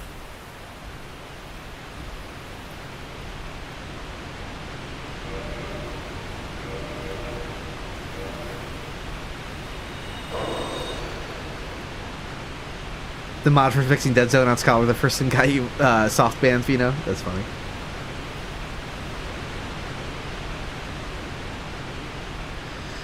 Dead zones are dead zones on your analog stick on your controller for moving.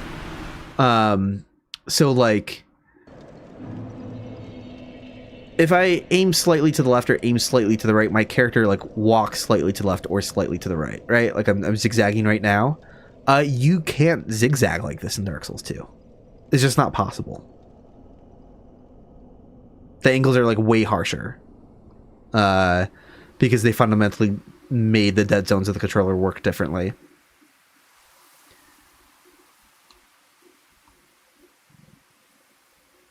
But yeah, you can't do subtle zigzagging like this with the thing, and that's just one of those things where people might not be like fully aware of what's happening with how your character moves, but it can add to the subconscious just being like something's not quite right here. They're like, why does the character handle oddly? And that's a fairly big chunk of it.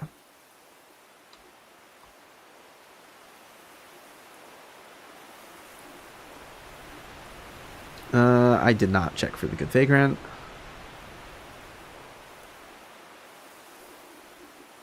I'm thinking about dead zones.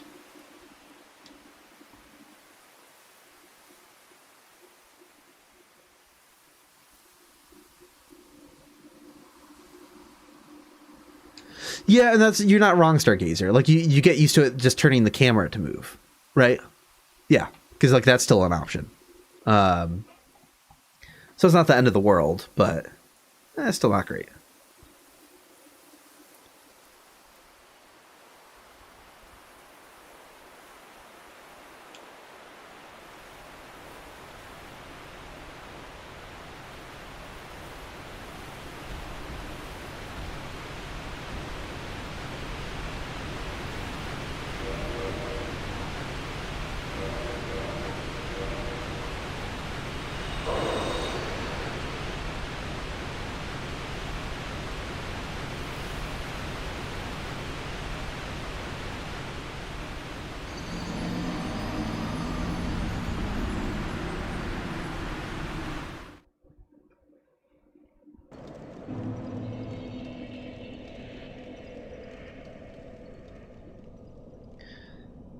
Yeah, that's right. Like, dead zones are important. Like, you want to have some dead zones on an analog stick. Like, you think having full accuracy of the entire position of the stick would be a good thing, but it's, like, sort of not.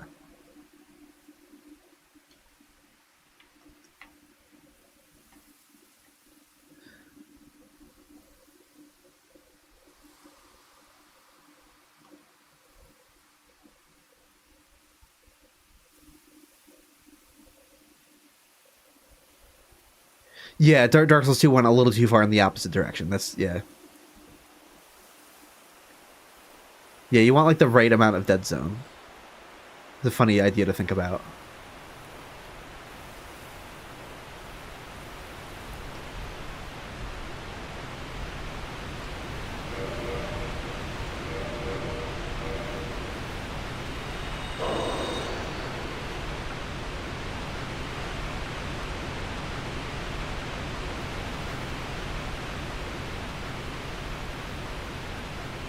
Oh, welcome, by the way, Sabo Tower. Stream has been going very well. Very well.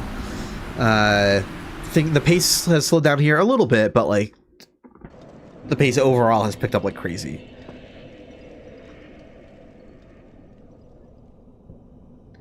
Weren't we at 14 out of 92 at the start of the stream? I think we were, right?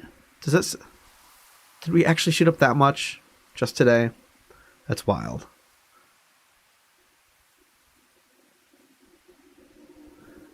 I gotta remember to look up around here. Look up.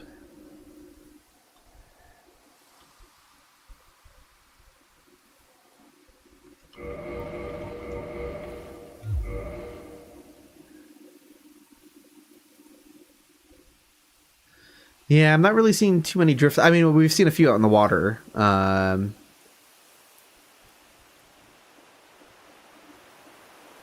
people might be hiding them really well as well.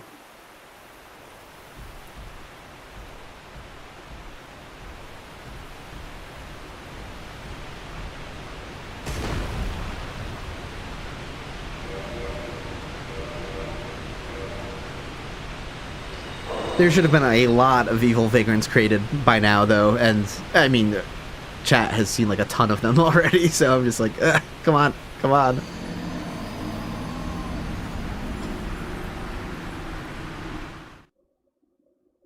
Yeah, so far we've gotten 4 in the Painted World, 4 in Darkroot, and 1 drift item in Firelink.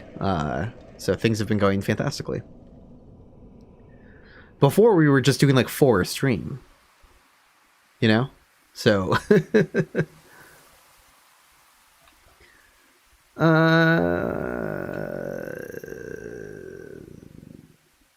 should I be using this spot again? This seemed like a pretty good spot.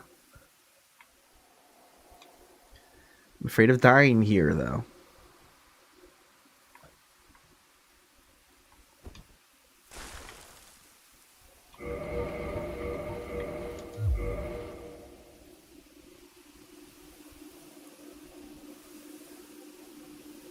Yeah, Painted World was absurd tonight. We saw so many good vagrants. We kept getting one back so often that I was like, all right, I'm just going to keep going until I get a red version of it. Because it was just like... it just kept happening. I don't even know what the most in a row was. I definitely got at least 3 good vagrants in a row. Possibly 4 at some point. Like 3 is a very conservative estimate. That easily happened. But the fact there was the one time, what is it? It was like 6 or 7 drift items and a good vagrant at the same time. Like...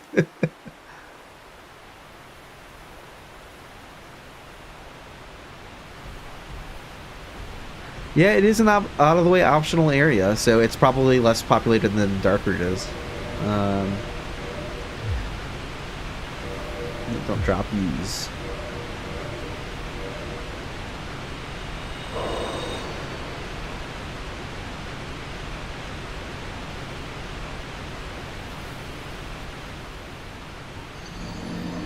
Yeah, there's one evil vagrant that I wasn't even grinding yet. Like I just dropped my first bloodstain, but I haven't even lost that first bloodstain yet.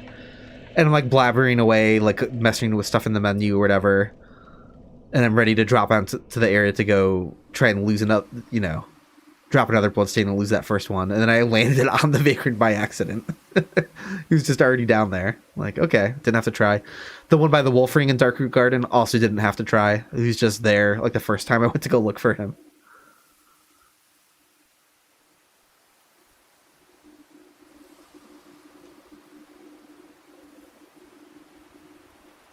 Me, poor guy. Despite having 200 hours in this game, I've never seen a vagrant. Have all of those been online in the remaster? Or are you playing the original version of the game? There's the evil vagrant. We got him. Alright, we finally got him here. Let's get rid of this guy so we can appreciate the one that's... the vagrant that's taking a bath.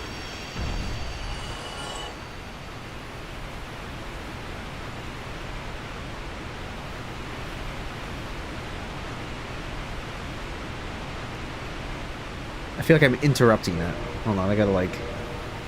turn off the HUD. Let's get rid of these visual elements for a moment. Checklist, text.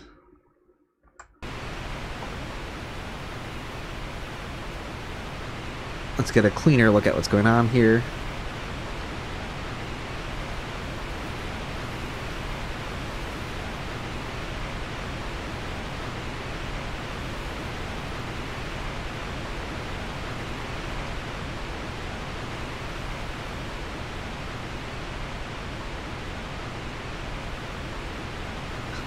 It's so silly. It's a very funny spot to put a vagrant. That could definitely be a huge problem if you're fighting the Hydra and you don't realize he's here.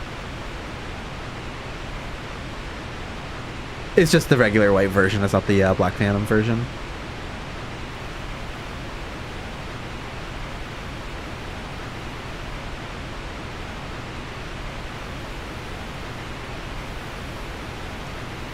Very silly. How close can I get before we interrupt his bath?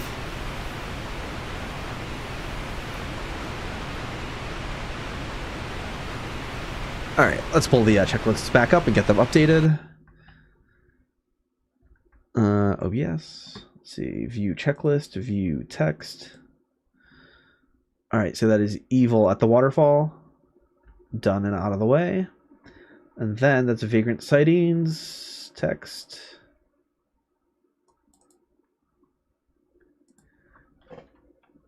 "24 out of 92. This is coming along. Huge progress today.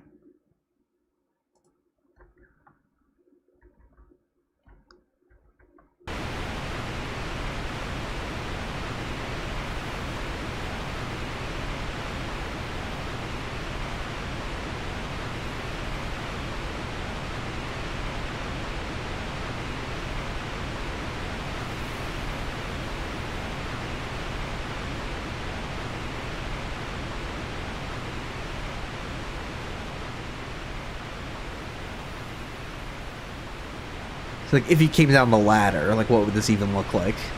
Just be chilling right here.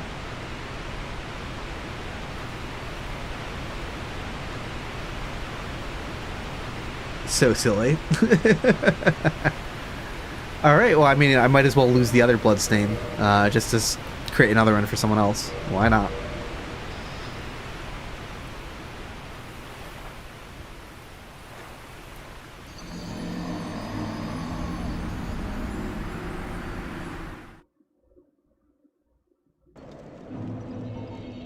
He is unbothered and in his lane.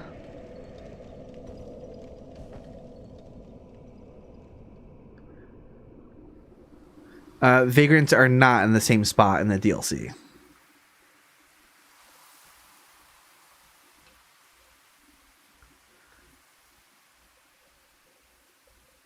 If that were the case, then we would get one inside the Calamite boss fight, which would be very funny. But unfortunately, that is not the case. Oh, there's someone's ghost dropping an item on that rock.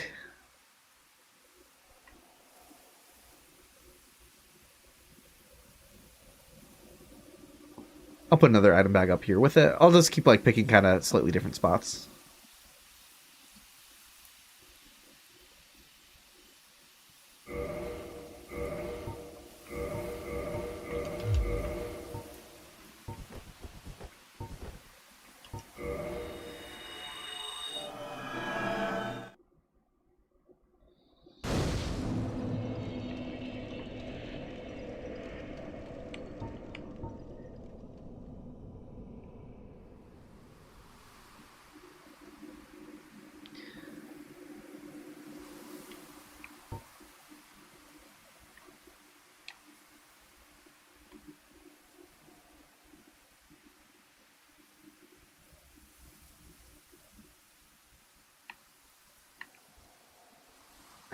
Where else can I hide an item bag? I feel like there's not a lot of great spots, really.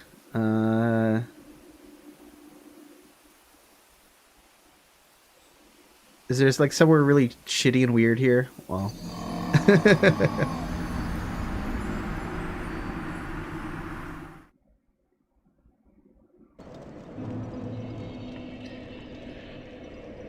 What is that white stuff growing on the Vagrants? I have no idea.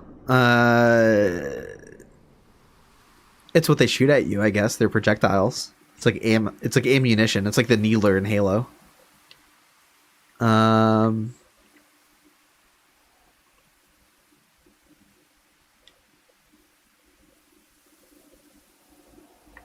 Okay. Yeah, it's pest threads before Elden Ring.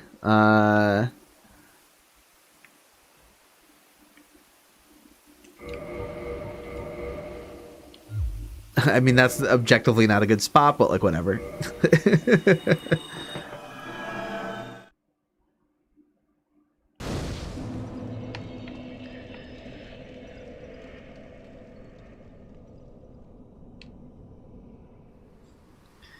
Is there somewhere really... Oh, damn it. Who knows? I could have lost an evil Vagrant with that death again. I mean, a good Vagrant. Well, and an evil Vagrant, but we're not checking the evil Vagrant anymore.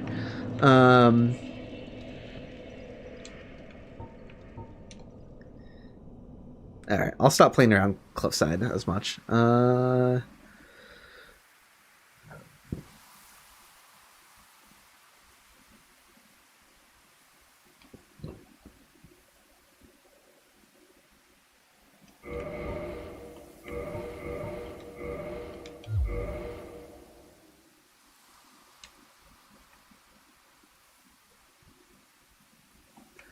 Don't see nothing.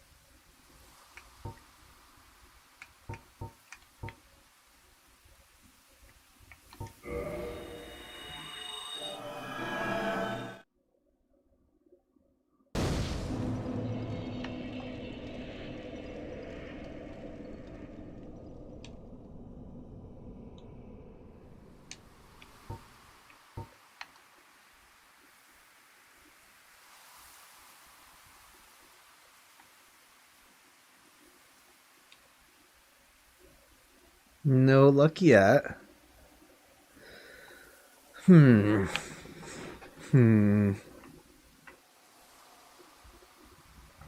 think on the platform itself is not a terrible spot. Because, like, yes, it's out in the open if you're going to go pick up the loot, but if we drop a good number there, there's going to be a lot of people who have already gotten the loot, so they're not checking it again. They don't know about that spot, and they just don't check here at all. It's not bad. It's not a bad spot.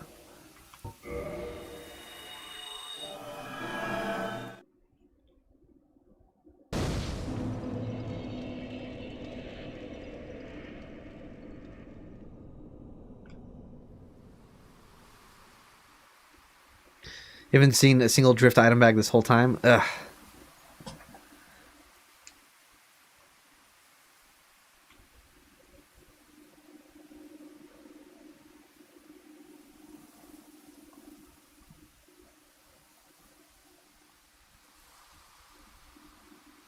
Yeah, miss the how good it was in the painted world, absolutely.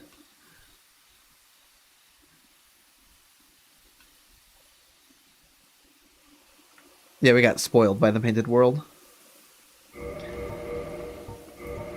wonder if this is another on-brand message here.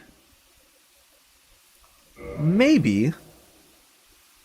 They could be, because if the Vagrant spawns on the edge, maybe they're talking about it. But someone could be talking about the loot. Although it would be better to like mark the spot before the drop if you're going to say imminent secret. So yeah, probably.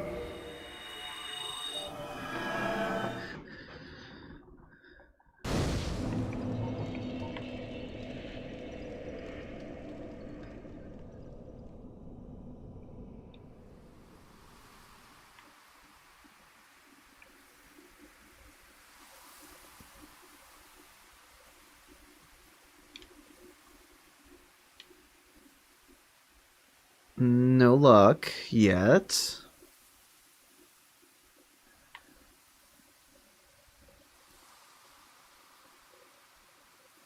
I'm afraid of. I like that lower spot the most as a hiding location for the item bag, but I do worry about dying too much there.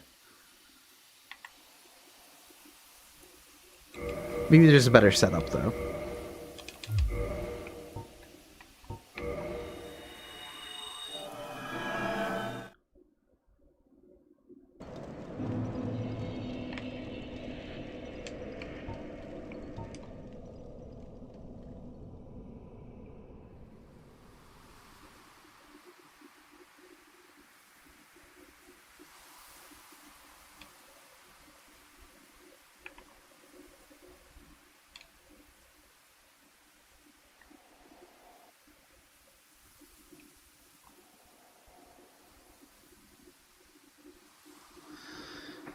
Dropping items by Havel does not count.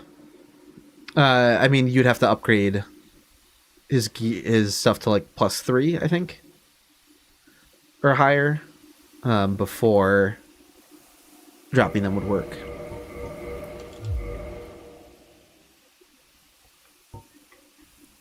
Dropping his ring would work, but I don't think you want to drop that. You just saw someone's ghost waving on the platform? Oh, nice.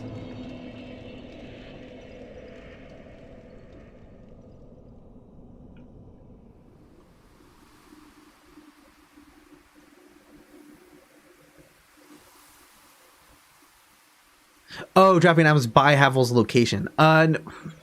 When you're inside the tower, I think you've crossed the boundary to the Undead Burg. So I think the resulting vagrants would spawn back up by the crossbow hollow in the Undead Burg. Most likely. Forgot to look up first.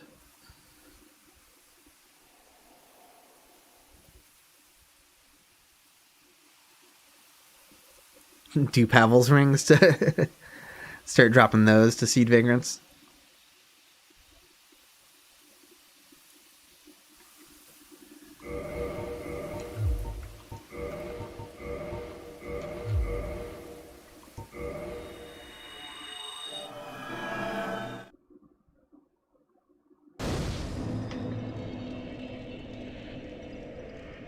Yeah, Painted World, again, it was an optional area, so I feel like that really helped it out a lot.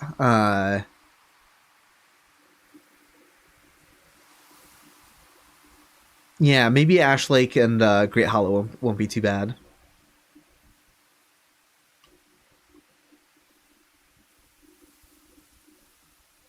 I have the feeling those areas are going to be pretty good, because they're both optional.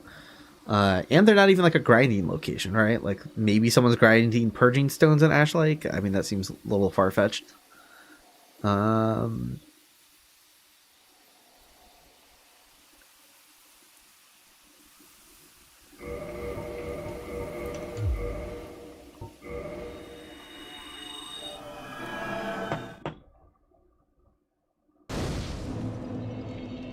Oh, dropping rocks, items on the rocks outside that door? Yeah, that's probably fine. I feel like that probably wouldn't be zoned as Undead Burg, I don't think.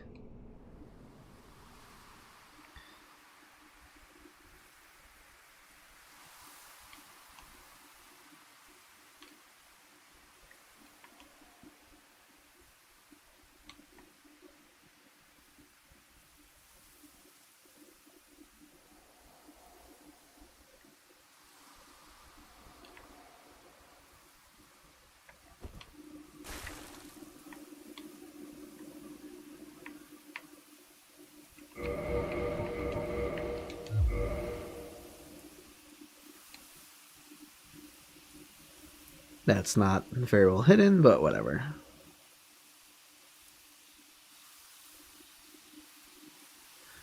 I don't know, I'm going all the way up here, but kind of just curious if any drift items were up here.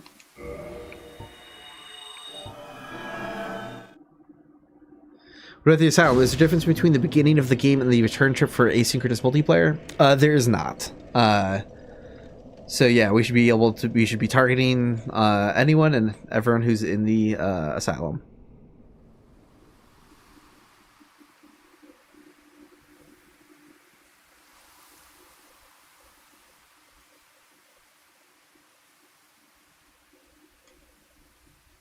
Ugh, come on. This last Vagrant is being kind of nasty.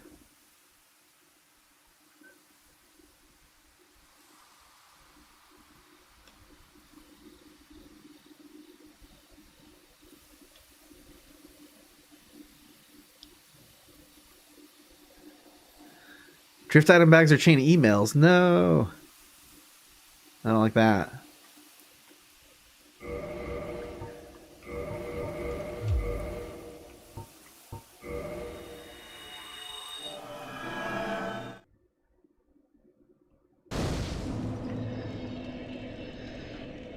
And I haven't accidentally killed any vagrants, alright? I don't have, the cooldown hasn't been started at all.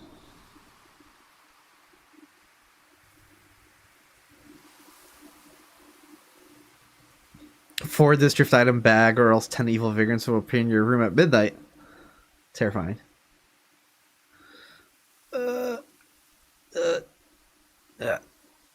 Okay.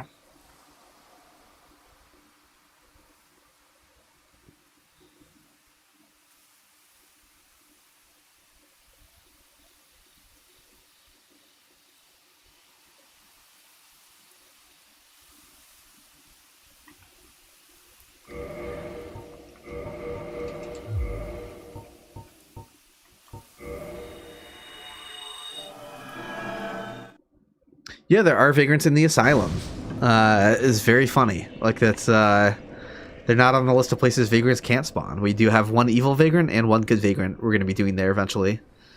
That's going to close out the run, I think. Unless if I go to New Game Plus for Anne Orlando because of, reasons we talked about earlier. You theoretically could. I don't know if there's something to slow down the acquisition of like multiplayer stuff their first time there, but it's not a hard boundary. Like if you haven't escaped the asylum yet and just wait a little while, you can get like other messages to show up. Like I always assumed there was some sort of like feature for like delaying multiplayer activity because I'm like, you don't want player messages mixed in with the dev messages, but it totally can't happen if you just wait a little bit.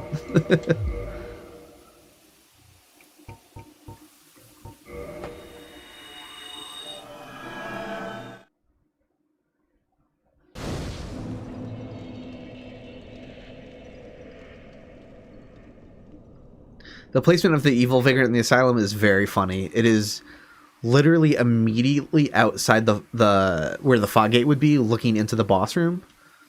So obviously you're more likely to see it on a return trip, but like maybe you're like refighting the stray demon, trying to run through and fall through the floor, but then like you start getting sniped by the evil vagrant on your way into the boss room. You're just like, what the hell?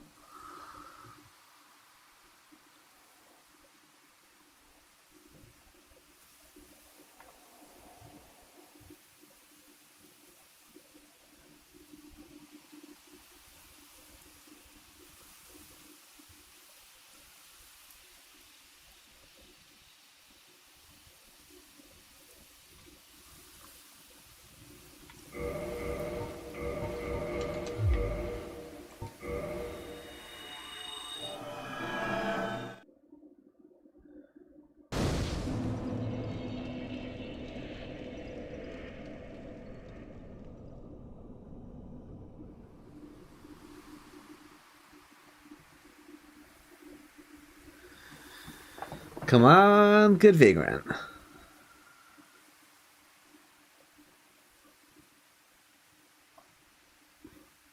I feel like this one's gonna really put up a fight.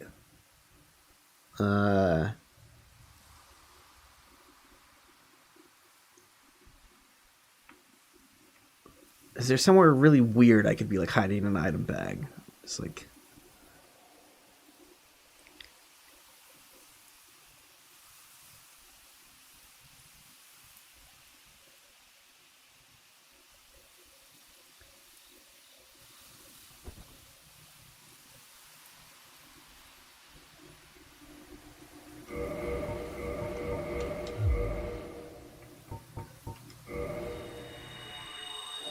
At least if I don't get it tonight, still on an even number, right?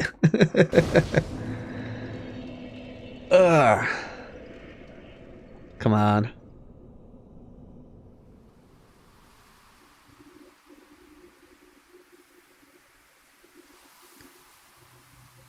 Oh, yes, I've been streaming on Sundays as well. Ugh, almost fell off the cliff.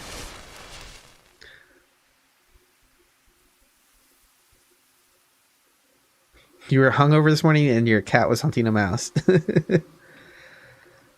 You're saying you woke up drunk to IRL Tom and Jerry.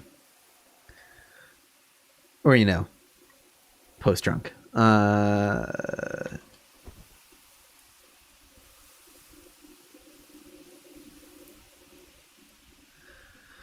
Put items in the nook by the elevator to Valley of Drakes. Honestly, maybe not bad to put a few there. I don't know if that'd make it a regular spot, but definitely put a couple.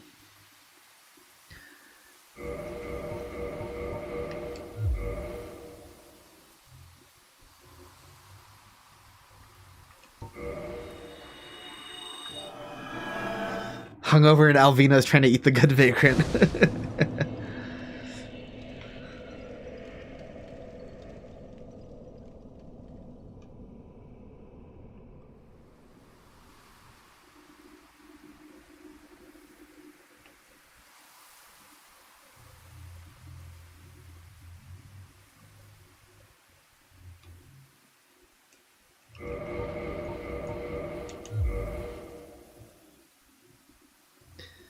And so those spots that aren't that well hidden could just be like, someone's running to the Hydra, someone's elsewhere in Darkroot Garden entirely. So some of them still have potential.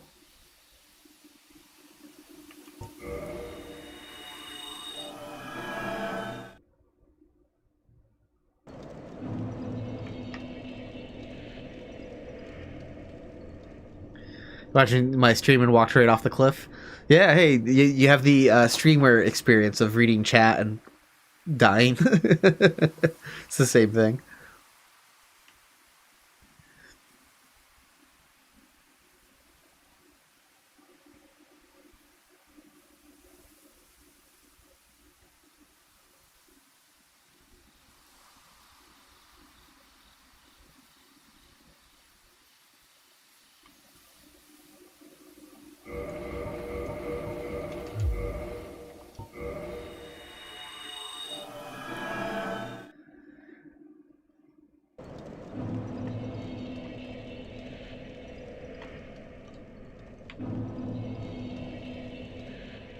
Getting tired of running past that bloodstain.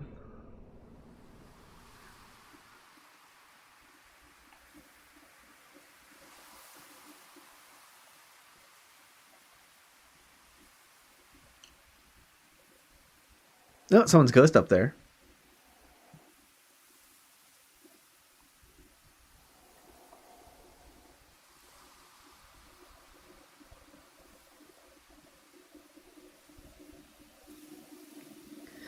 Happy to hear that, spicy fella. Yeah, anything to spread the love and appreciation of Vagrants. It's so weird. Why is this in the game? What were you thinking? When you look at, like, what spawns good Vagrants and, like, the list of, like, metamorphosis that they go through, it's just kind of like... What? Someone made this?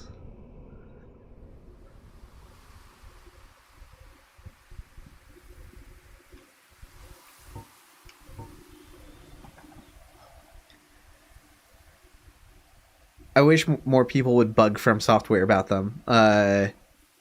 It's just such an obscure, like, niche thing that, like, I literally don't think they've ever been asked about them in an interview.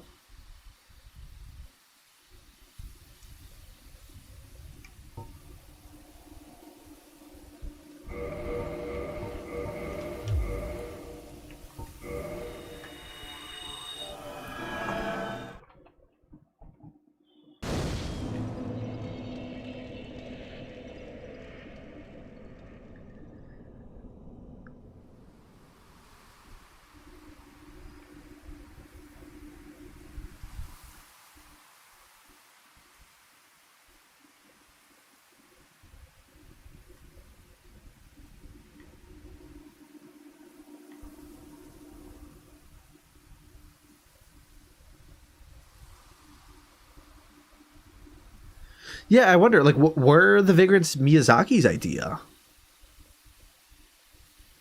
I want to know. I want to know what the hell is up with them. Oops. Didn't need to use a transient curse, but that's okay.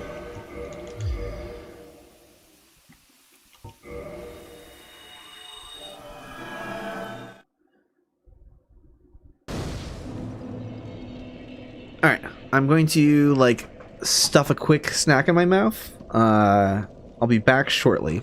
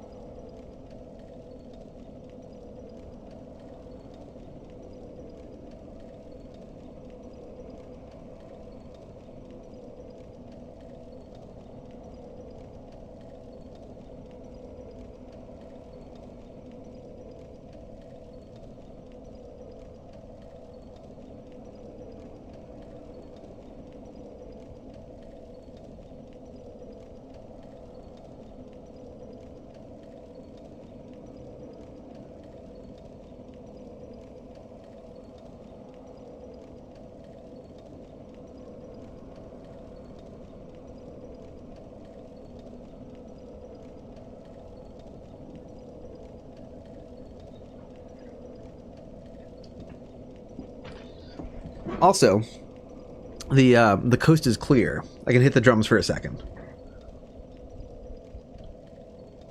So I'm going to play that drum beat from the NES game Treasure Master. where Tim Fallon was lifting that beat from Yes. Oh, other example of a ghost running from the bonfire, by the way. Where you can see the high detailed version of it when it's near the bonfire, and then the less detailed version when it runs away.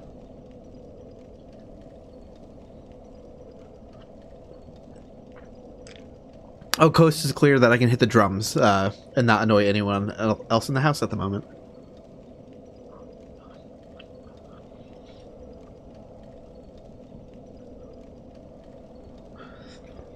Again, this is going to sound like shit through that microphone, but whatever.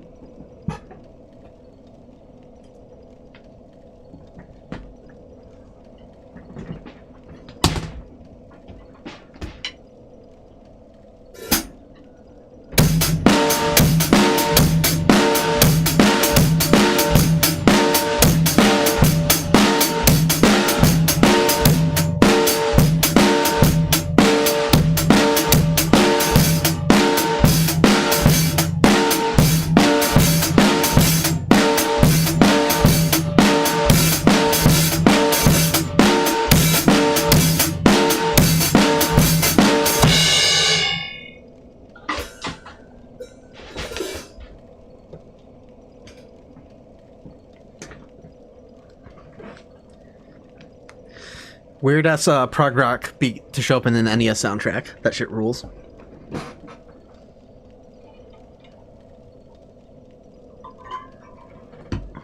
I still don't know what the time signature to that is.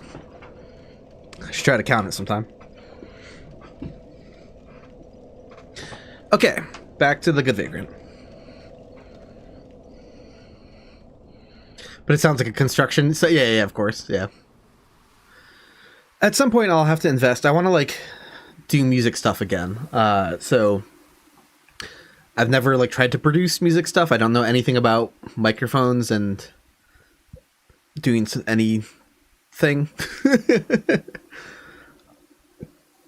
But I'll start researching it. I would like to mic up my kit so I can actually like collaborate with people on stuff.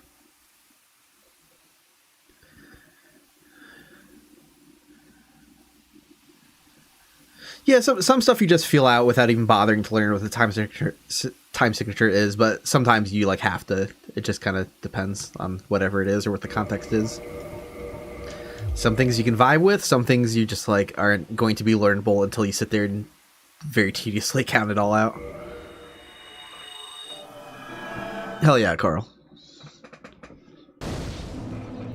Was I eating? I was eating a prepackaged like Nutella peanut butter sandwich. It wasn't Uncrustable branded, but it was just like whatever they sell at Sheets. Anyone in chat is in Sheets territory? Wait a second, hold on. Did I find a Vagrant hiding a drift item hiding spot? I clipped into the ground there really weirdly. Where is that?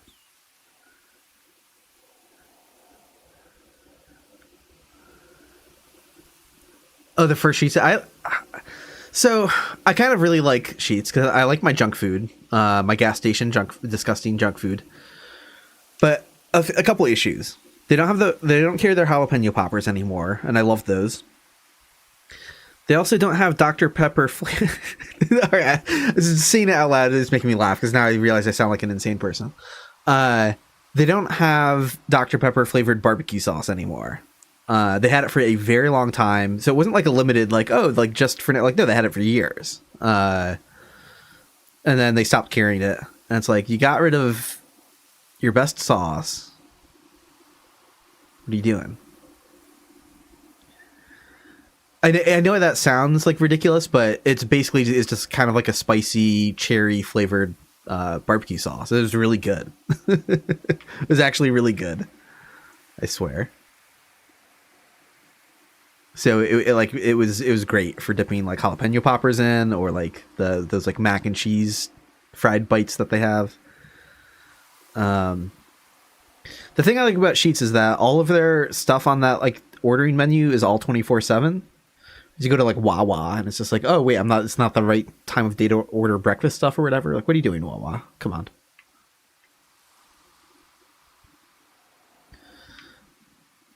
There is a really glitchy spot here, but I don't know if it's like possible to like stay there and drop a bag in it.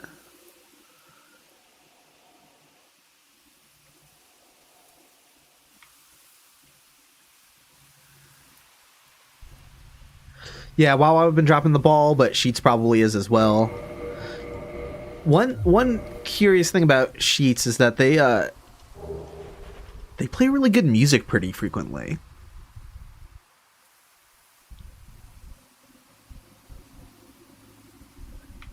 It's weird, like I don't know. There's like a lot of like really good indie rock and lesser known stuff. Like there's this band I like, Kunzite.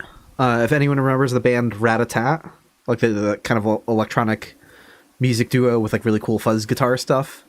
One of the guys from that band went on to make another band called Kunzite. They're a band that's not even like large enough to have their own Wikipedia page, and I heard them in Cheats the other day, and I was like, "What the fuck? Like, what? This music rules." I don't know. They're like, I don't know who curates their playlist or like what streaming service it is, but yeah, they definitely have like a sort of like indie rock and heavily slanted playlist.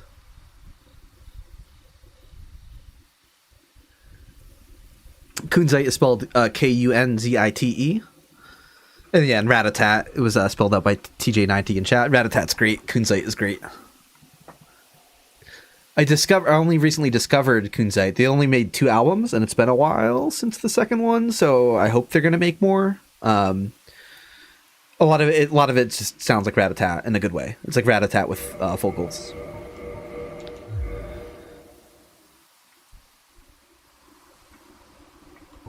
But yeah, I discovered them because I was like, man, it's been a long time since I've heard anything from Rat-a-Tat, and then I looked them up and I realized that they hadn't released an album in over a decade. I was like, oh shit, I guess they're done maybe.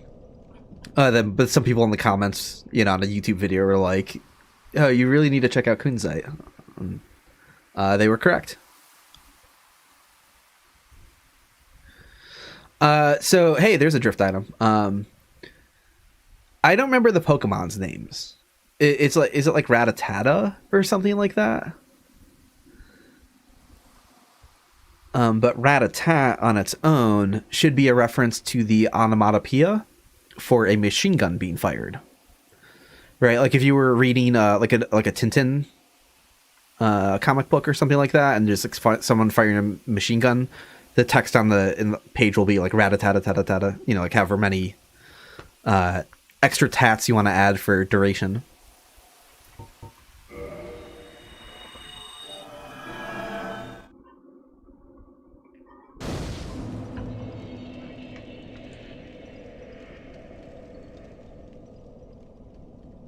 Exactly. Yeah, I'm just assuming that's where the band got their name from. I don't know. Like that's the only other place I've seen Rat-a-Tat before. Oh yeah, I grew up on Tintin. I had like all the Tintin books.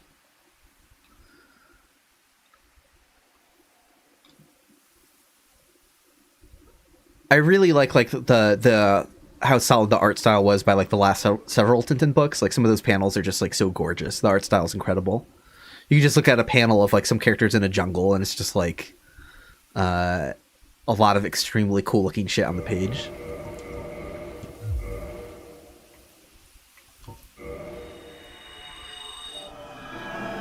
But yeah, a lot of people are. Well, you'd be surprised. Like a lot of Americans before the Tintin's obviously like way bigger in Europe. We did have like that Adventures of Tintin animated TV show. So some people would have knew about it from that, but that wasn't like huge here, like some people saw it, but most people didn't. Like I remember in elementary school being like, oh, like I like Tintin a lot, and people would be like Rin Tintin, like Rin Tintin Canine Cop. It's like a lot of people who would have no idea who Tintin was. Which is funny because now Rin Tintin people in chat are like, "What the fuck are you talking about?" Probably like did I just reference some TV show that no one knows about? Like I don't know how much of a cultural legacy that's had, but there's a time in the US where like everyone would have heard of that but not have heard of Tintin.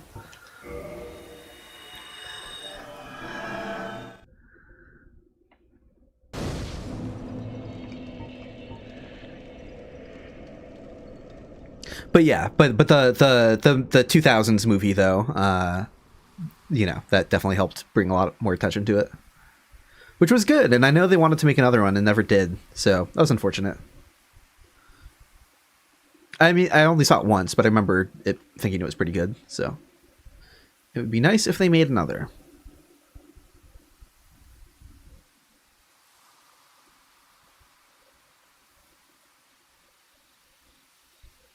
Oh, but you're also American. Yeah, I don't know. Yeah, just some of us were lucky.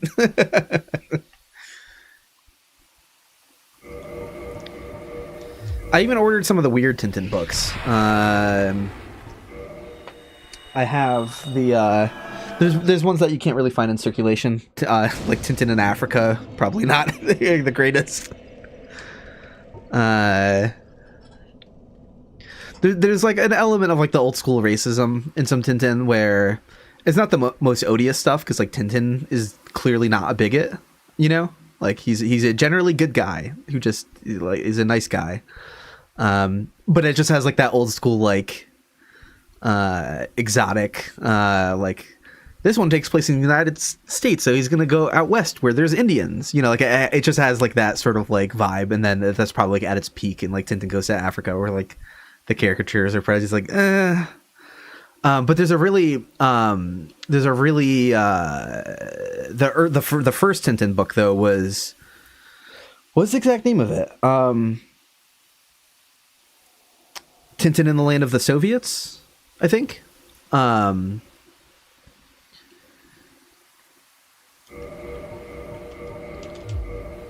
it's the type of thing where like racism in Tintin was very. If someone was like racist, they were a bad guy, but at the same time, like depictions are kind of in that like sort of sometimes like pushing it a little bit, where it's like it could be partaking a little bit, but it doesn't seem, it's not like it comes from a place of like stuff that's like a little questionable. But there's a reason Tintin never got canceled, right? Because it's just like whatever. It's just like a little bit of like old school like caricatures that are just a bit much at times, maybe, but it's not full of it, and it's kind of just like, oh well, whatever.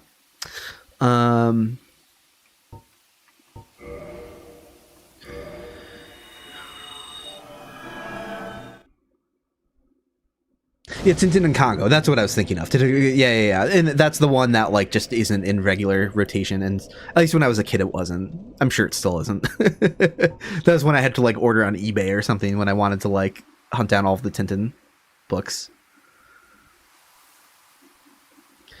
But yeah, Tintin in the Land of the Soviets is interesting because it's the first one. So it's very early on, and the art style is like the roughest. And I think it might be the only time you see Tintin like in a reporter's office. Like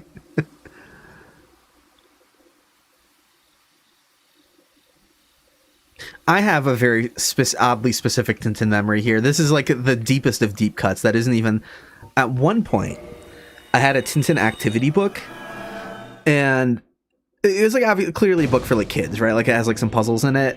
I was probably like a pretty young teenager at that point, probably like a little old for an activity book, but like got it just because it's like, you know, it's very early internet, so it's not like this stuff is immediately accessible. So I'm just like, yeah, I've got some extra allowance money saved up, like sure, I'll buy this Tintin activity book. It's more Tintin media, why not?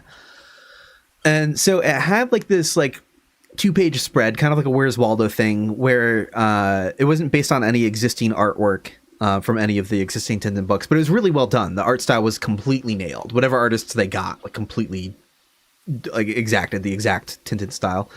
And they had a panel where it was like a larger scene, and you were supposed to like, it was like a spot the errors kind of situation. And this stands out in my head as just like a really stupid memory, but that was clearly born of like going through translations, right? Because like obviously the book wasn't in English originally, right? It would have been in French first, I'm sure. So there's a cart that says Ramburgers, and Ramburgers was one of the errors, and the information like on like the error list was Ramburgers should be hamburgers. And that phrase is like seared into my brain. It's ungoogleable. You cannot Google what I'm talking about and find it. Someone will have to find like this activity book and scan it. But Ramburgers should be hamburgers has lived in my head for a long ass time. It's just being incredibly funny. I remember like showing it to my brother, being like, "You have to look at this," and it just like immediately he also found it very funny. I've always like had like a Principal Skinner from The Simpsons like voice in my head, like Ramburgers should be hamburgers, kind of like puzzling out like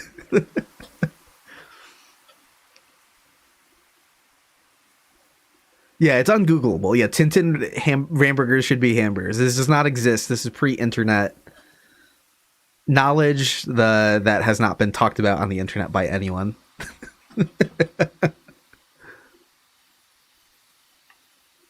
And I don't have that activity book anymore, I don't think, unfortunately. So I can't just go scan it myself. I tried Googling like Tintin activity books and like trying to find like ones like from the 90s or whatever, and I think I might have found a candidate for what it was.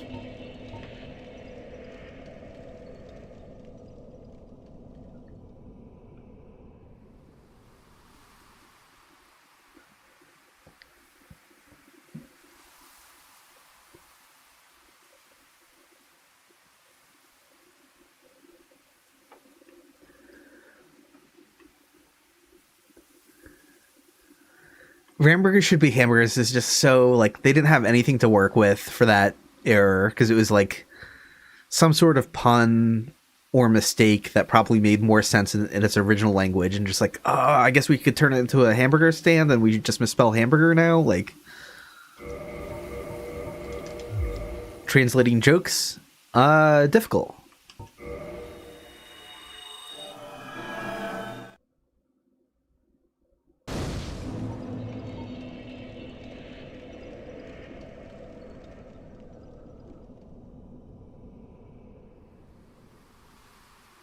But yeah, my dad would travel for work a lot when I was younger. He's retired now, but yeah, he would travel like internationally a lot. I mean, for work, and so just like being in Asia, it wasn't hard for him to go to like a market somewhere and find like a Tintin T-shirt. So I'd always be like, "Hey, be on the lookout for like Tintin shirts." Yeah, and he would pick them up. So he'd like buy me like a Tintin shirt from like China.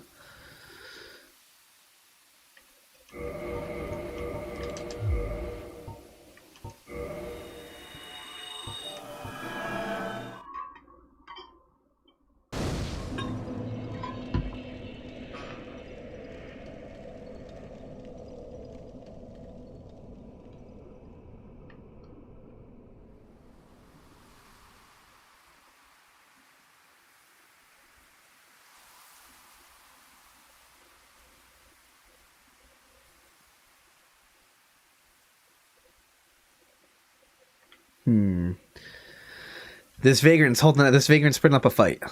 But we shall get him. We shall get him eventually.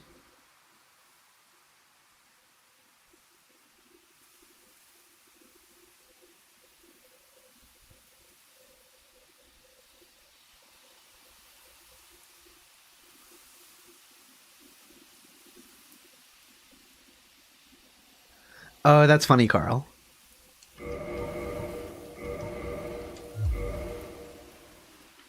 I love how in Magician for the NES, which call back to my mapless run where I played the entire Magician soundtrack because it fucking slaps.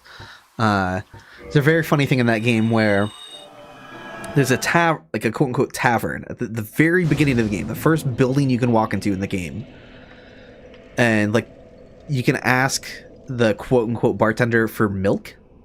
This was born of them having to censor the game because originally it was going to be alcohol, but obviously Nintendo wasn't going to allow that, being an NES game, and but they still left in, if you drink milk like 3 or 4 times in a row, you just keep saying yes to like just keep reordering it. It's maybe one of the funniest deaths in a video game ever. I don't know, overhype it too much, but it's up there. Probably funniest death in an NES game, because it just cuts like sort of cutscene style, like back to outside the building, and your character just like appears outside the building, so you're like out of control of your character now, and they immediately slump and fall to the ground, and then it has some sort of text thing being like basically like while you were passed out, like the evil wizard took over, game over. It's just which is so good, just so good that you can open up an NES game by like getting drunk on milk and passing out, and then immediately getting game over.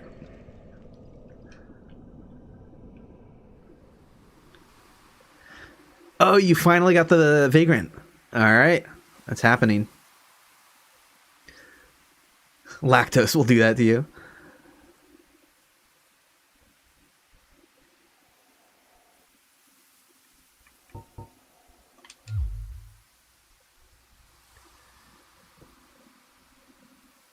Yeah, I might have to fire up the NES emulator just to show that in a moment, because it is so good.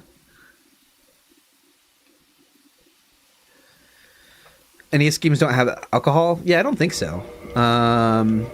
Nintendo would have been very like cautious about what was allowed in the game. So they censored a lot back in the day. Nintendo of America, especially.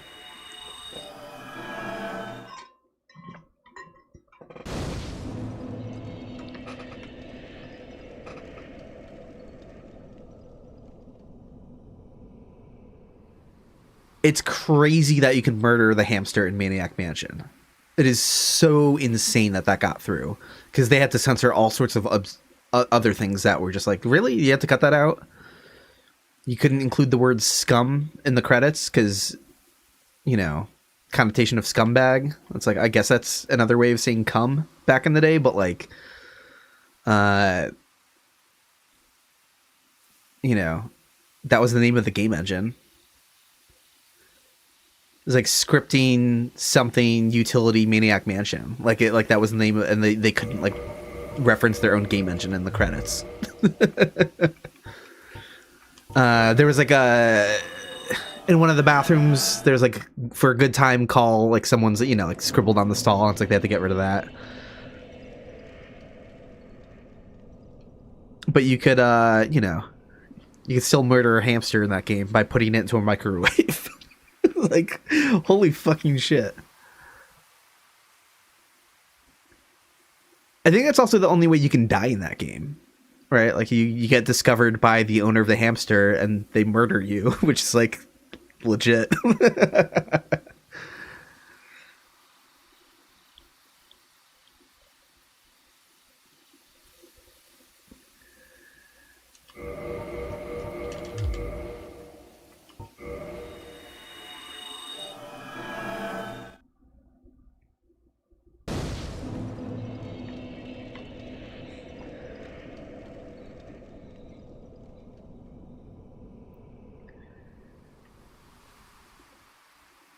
Maniac Mansion is a very funny game. That game is great.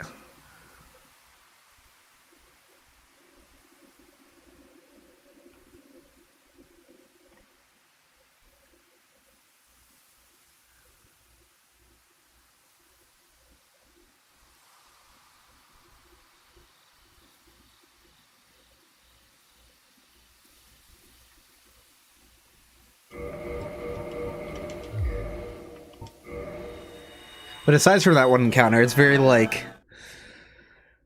you know, oh no, we're entering like the evil mad scientist, like maniac household or whatever. And you get caught, and then it just jump cuts to you being taken to the basement, being like, stay here, wait here while I call your parents. Like, it's just like it always like undermines its own stakes in the funniest way, like just like not taking the premise too seriously.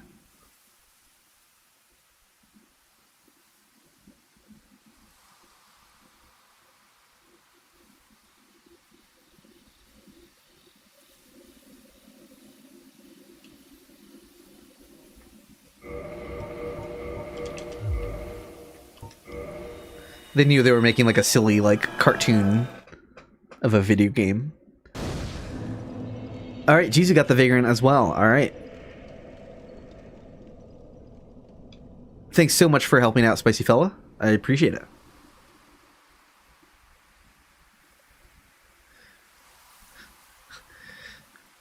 If you could prove Bigfoot exists, but in the process you have to kill a Sasquatch, would you?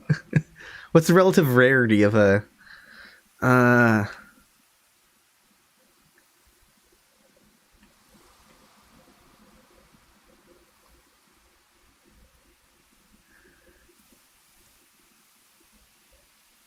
So it has to be killed in order to prove it exists. I just gotta let it be. They're so rare. They're so rare. I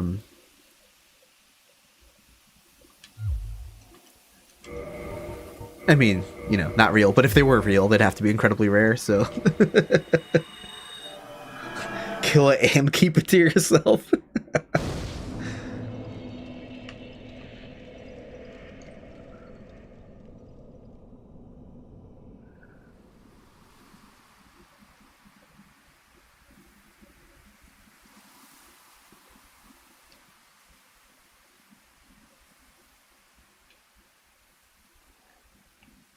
Come on, Vagrant.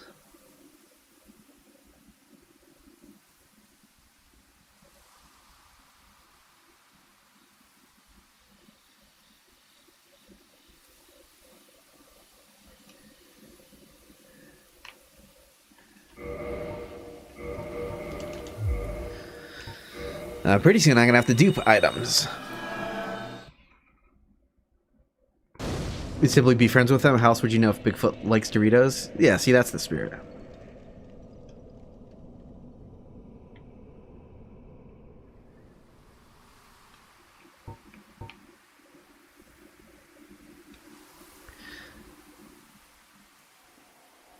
Have I heard about the new documentary exposing the Patterson Gimlin film as a fraud? I have not. So, just for context, I feel like I should know this. I'm assuming Patterson Gimlin is like the famous Bigfoot footage, or is that like a recent thing?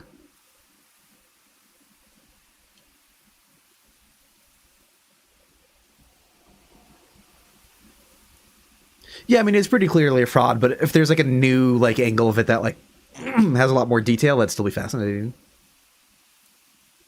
Okay, yeah, it's the Zapruder of Bigfoot. Got it.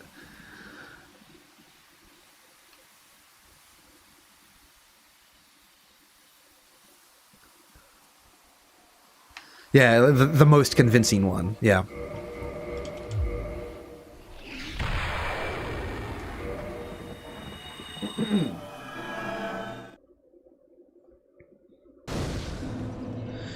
Yeah, I thought I heard something about like someone coming out, but then I don't know if that was like disputed or like what the...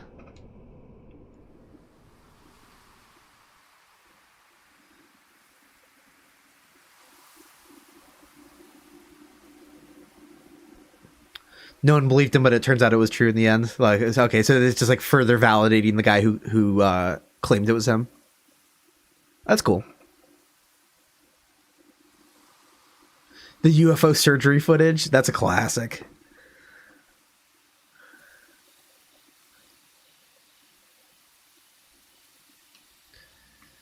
I don't, of course, skeptic that I am, losing my voice. Skeptic that I am, I don't believe any of this stuff, but it's extremely cool still. You know, if you don't buy into it, like just like the vibes of a cryptid are cool.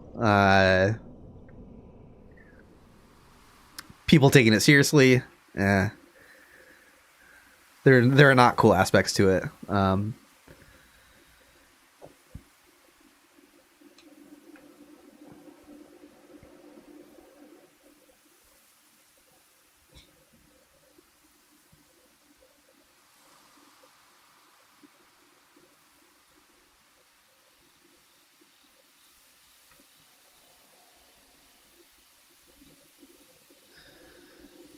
Yeah, I think we're different. I have the feeling Algie was referencing like the old alien autopsy footage, but yeah, there's like the recent one, which is like a very transparent fraud as well.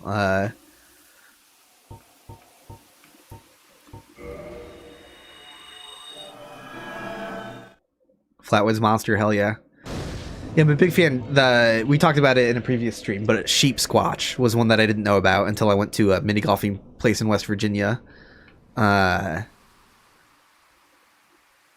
Sheep Squatch is a goat monster or a sheep monster. I don't know. I can't tell the difference. Who steals sheep?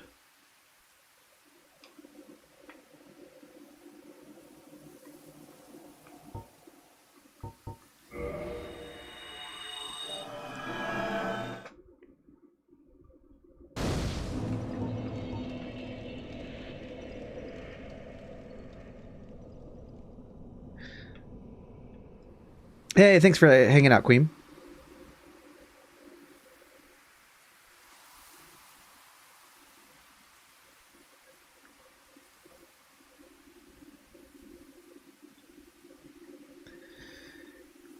Come on, Vagrant.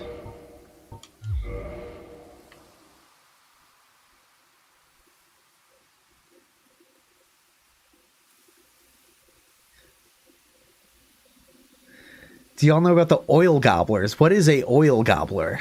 Algae. Please tell me this is some weird European cryptid. Or is this something... What is an oil gobbler?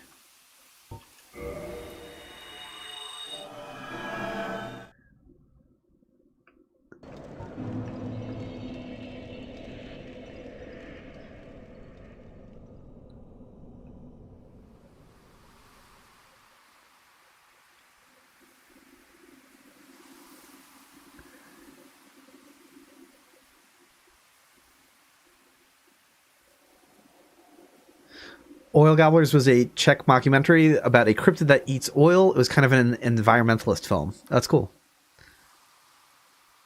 Yeah, I've never heard of that.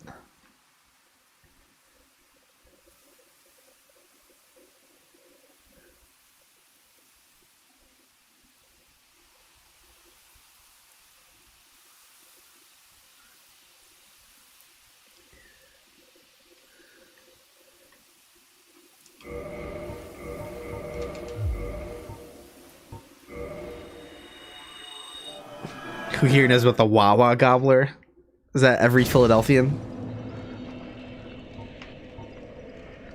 That's just half of Philly.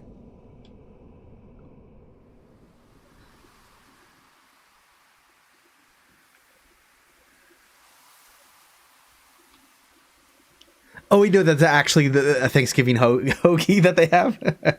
It's funny.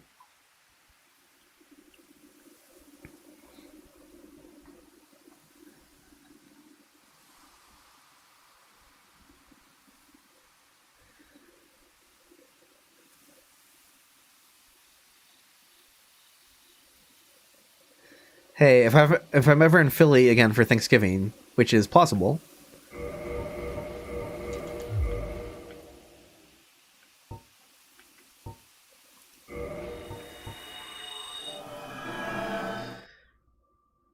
My family's kind of all spread about, but some of us live in Philly, and that's kind of like a halfway point between me and other family that I have. So sometimes we meet in Philly for that.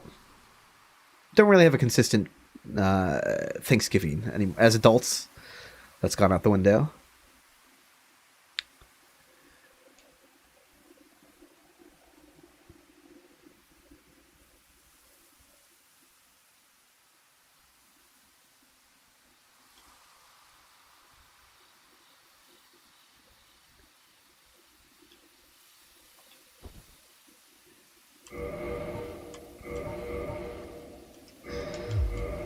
Philly is like a home away from home for me. I didn't grow up there, but I did live there for a few years. I like Philly.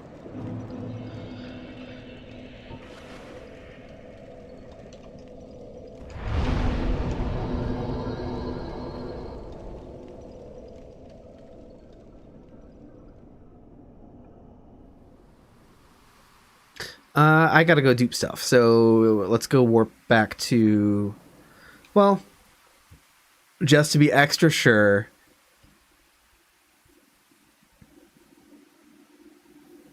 I'll take a look. Take a look. Just in case. Because imagine if I had it this time and I just warped away and lost it.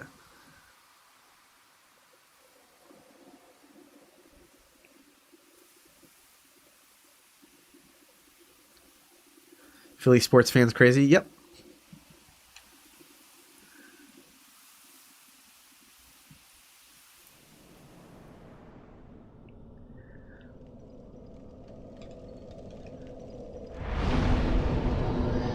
Yeah, I remember when they had to start greasing up the poles in Philly. Greasing up the street lamps. Because too many people were climbing them. And people still do. Even when they're greased somehow, sometimes, or I don't know how that works, but yeah, that doesn't stop us, right? Yeah.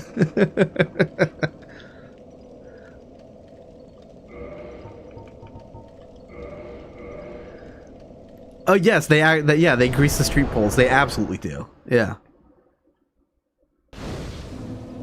Not like year round, but like surrounding major sporting events. Yep.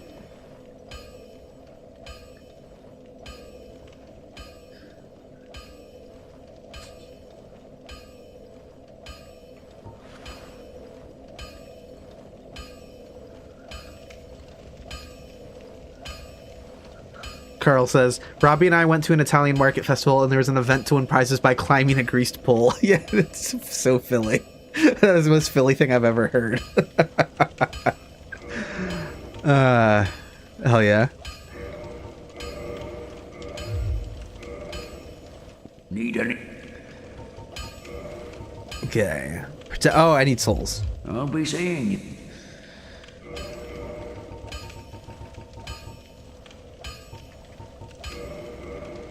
At some point I can just dupe, I should be duping soul items as well, so I have these on hand. Maybe I'll do a stack of these now. Need anything forged? Oh, I already got 99 souls over here because of that. Okay, so no, I'm good. Who cares? So Transient Curse is up top. Well, Gonna pretend to buy the glitched longsword. Leave. Oi, where are you off to? Oi. Then I'm gonna do brightness dupe.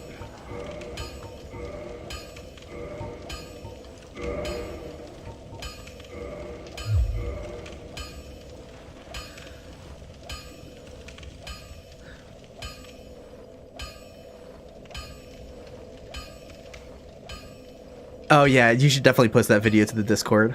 That's great. Oops. Oh, I left right away. I'm gonna put these in the bottomless box.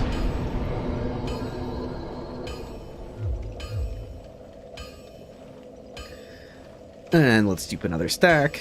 And I'll do humanity while I'm here too, might as well.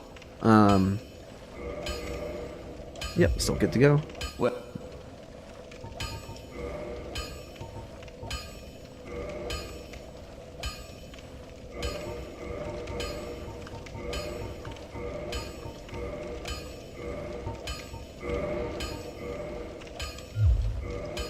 Cool. That gets us 99 transient curses, or like 2 stacks of 99. Let's do this to humanity.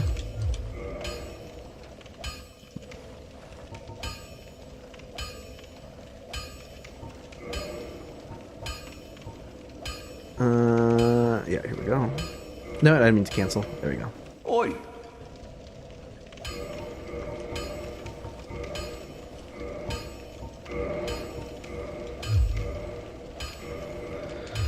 99 humanity. Let's go put most of those back in the bottomless box. Okay. There we go. Yeah, they actually put grease on poles. Yeah, like this, like City actually did that to dissuade people from trying to climb them. I don't know like what the map would look like for which poles they greased, but it would definitely be a bunch of them on Broad Street.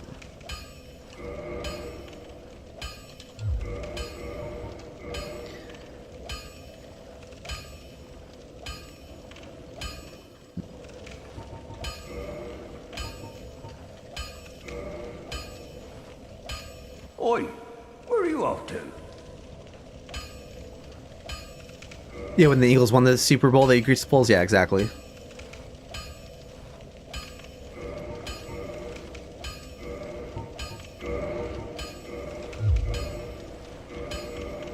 Okay, so that's sorted, and then let's do this to Twin Humanity as well.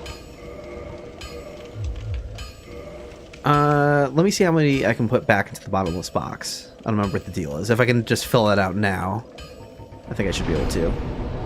Yeah. So I only have to do this once for this. So, like, Always Sunny, that's just what Philly's actually like. Yeah, kinda.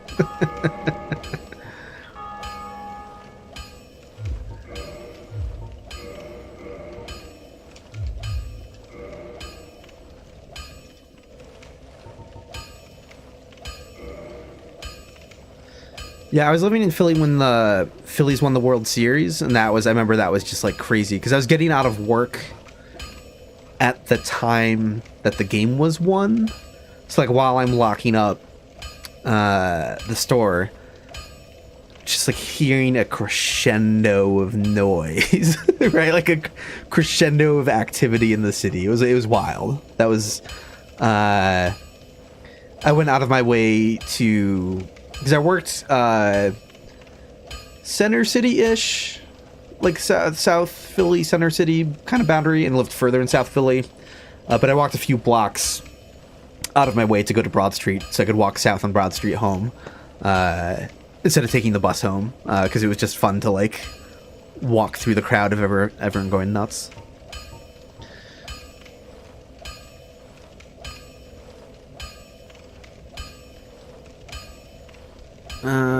What am I trying to do here? Brain off. Thinking about Philly shenanigans. Okay, let's pretend to buy the sword. Okay. Oi.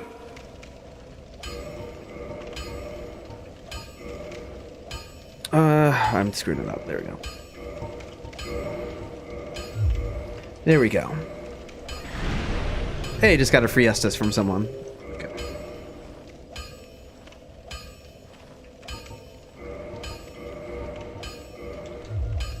Alright, and I'm gonna run back there physically, because what if I respawned one? What if I spawned one in the moment I warped over here? So let's physically run back. Oh, well, I have to, because I rested at that bonfire, and I can't warp to this bonfire, so. Hey, owned by Milo. If you go into the Darkroot Basin and drop one transient curse, and then like warp back to the bonfire and just keep doing that repeatedly, that'll help spawn good vagrants.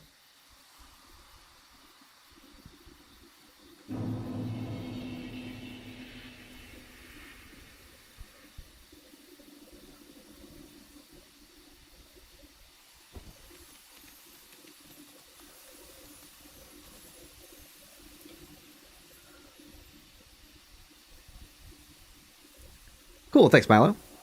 It's the last one we're working on for the evening. We've knocked a lot out today, but this last good vagrant is putting up a fight. The one caveat to all of this is, so when you drop an item bag like this, that item bag gets sent to another person's world as a drift item bag in the exact spot that you dropped it. But once it's been passed around 10 times or more, it becomes a good vagrant, and that good vagrant has a fixed spawn location, which is up on that platform on the way down by the Hunter Armor set. So I've been kind of putting my bags there in the same spot just to like check if it spawned in. But it's like you sort of want to do your best to hide an item bag, but it's kind of like good luck finding a place to do that in the basin. Because it's kind of just like a small area. And it's like, because the whole thing is, you know, it has to pass around 10 times or more to become a good vagrant, but that means anyone could find it and pick it up in bag form before it gets to become a good vagrant for any of its recipients. So people were dropping item bags in weird places, trying to kind of clip them into the environment. Like we were sort of doing it here before. Don't die. Come on. Okay, let's try it again. Well,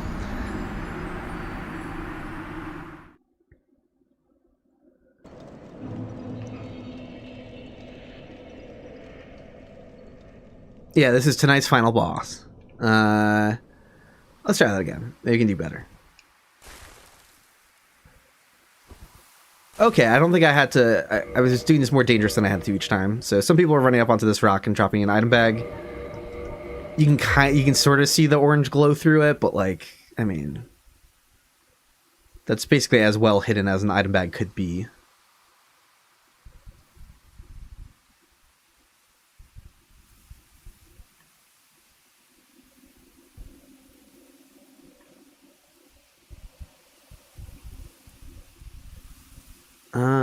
Doesn't look like I have him.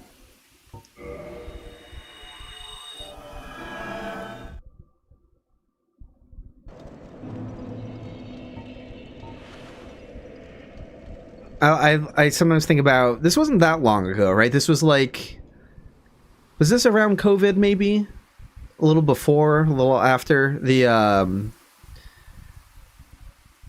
guy in Philly who just like put up flyers being like, you know, come meet me by the pier, like I'm gonna like eat an entire rotisserie chicken. What was the deal with that? Was he eating an entire rotisserie chicken out on the pier every single day until he was like culminating into like a final day, like the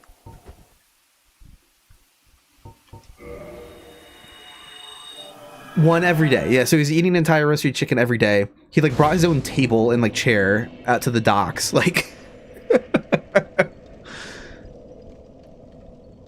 The big one was by the pier. Okay, gotcha. So he's just like advertising, like meet me here. Like I'm eating. Just watch me eat a chicken.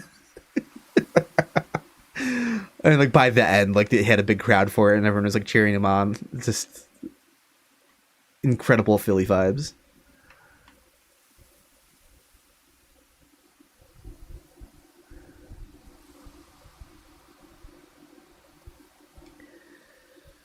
I had a lot of fun when I lived in Philly. That's when I was like more active with music stuff. So I was going to like a lot of house shows, and I don't know, it was cool. It was a good time. A lot of like house parties that like shouldn't have been hosting music events, you know, like this is like not legal, up to code kind of stuff.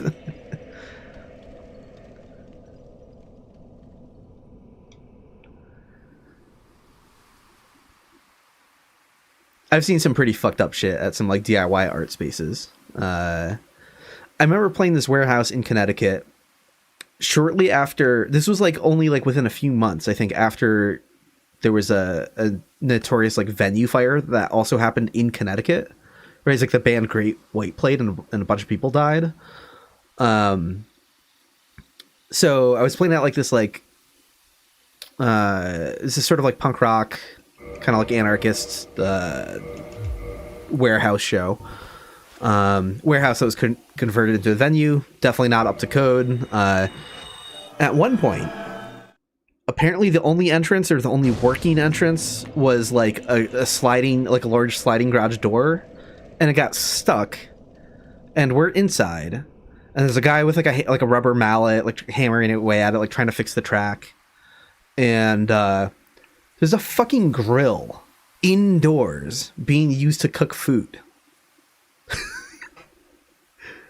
Like, and I remember there was some sort of like book reading circle at the end of this like you know, like whatever. I don't mean to be too condescending. Oh, I am condescending about these stupid motherfuckers. Let's be real. Like I I don't have my exact politics lined out. I don't know. You know, I consider myself a leftist. I don't really am not too deeply engaged into like anarchist politics. I'm sure we have a lot that we agree with and are aligned with. But like, come the fuck on. You're going to have like your hippie anarchist book reading circle after all the punk bands play in this converted warehouse. And I'm thinking, this is why we have regulations. This is why we have government. You stupid motherfuckers. Oh my God.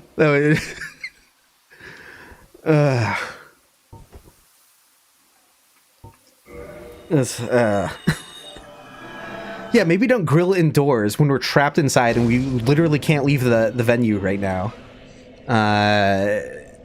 and this guy's like trying to fix the track with with a mallet. So stupid.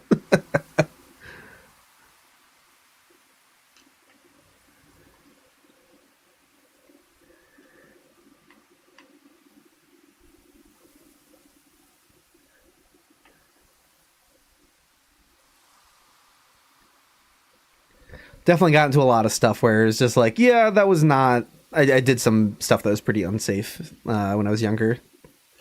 Thankfully, I got lucky. I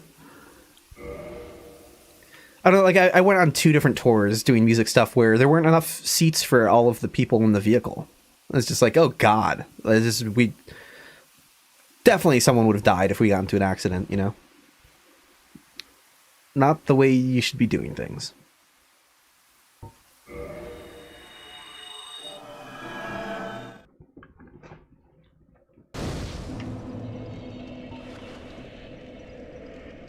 I went on this one tour where we rented a like a short bus, like a mini bus, that was converted to run on used cooking oil. Right, we were trying to do the whole thing like, oh, we're gonna hit up like the Vietnamese restaurants and get like the used cooking oil and like do the whole hippie thing as best as we can, where we're just like doing a more green energy and like not paying for fuel. The pump for the I don't know what you call it, the fuel tank, you know, the vat of oil in the back of the bus, the pump that was like supposed to suck it up stopped working at some point. So like at one point we were like borrowed someone's like gravity bong, and we like borrowed like a ladder to like climb on top of the bus, and we're like, because the pump wasn't working, we could only use like gravity to kind of like refuel the thing. The vehicle also did run on diesel as well, so like eventually for like the last leg of the trip we were just paying for diesel because the shit broke. We rented that bus out of Pittsburgh. Fuck that. That sucked so much. There weren't enough seats in the bus for everyone, so at any given moment someone was like up in a loft that had no seat belts or anything. You know, you were just lying on top of a wooden board up by the ceiling of the bus in the back, so if we crashed hard, you would have rocketed like a torpedo right to the windshield. That was guaranteed death. Fuck that. One item at a time. You could probably drop a couple at a time. I just sort of don't know that it helps that much, so...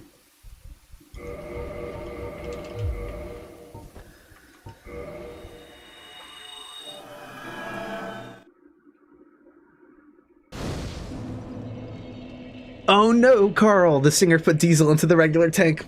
No!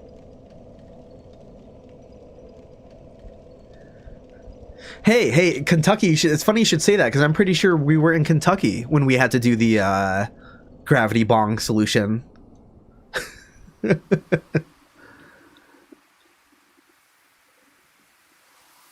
So I'm glad we had both, like, we both had fueling incidents in Kentucky. That's incredible. But it's so funny because we're like, you know, we slept in the venue that had the show. That was a converted warehouse. That was actually like a really nice converted warehouse. That was a great spot for a show, much unlike the weird Death Trap one that I was talking about earlier. That was a lot of fun. That was a good show. And but yeah, we're like in the parking lot, like trying to like get this thing going. And across the street was like this like really nice brewery. And they saw us kind of like struggling around there. So like someone who like owned the place or was like high up there, like invited us to like get a free tour of the brewery. So just like we're people who like were using like our backpacks as like pillows like the previous night, you know, like just like all like kind of disheveled and probably looked kind of grungy. And then we're being shown around to like the fanciest fucking bars we've ever seen in our life, because it's not even like, I don't think these are even like bars that would even be open to the public. Right? I feel it was like sort of like someone's like private bar within like a brewery that was like ultra fancy or something, that they would normally, you know, take like friends and like business acquaintances or whatever, you know, like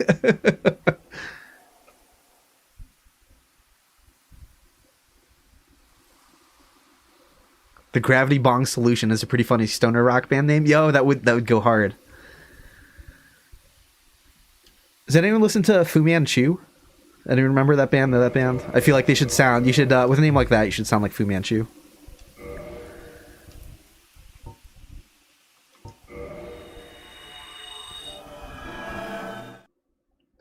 Yeah, that's terrifying. Infant of Atocha. Yeah, one of our local DIY venues had stairs made out of crates of crap, and it burned down, and people died. Yeah, that's like, I'm realizing now some of the stuff that I got into is just like, ooh, like this is, you know, I've seen some spaces like kind of like that, and just kind of relying on luck for things to not go wrong, which is not how you should be doing it.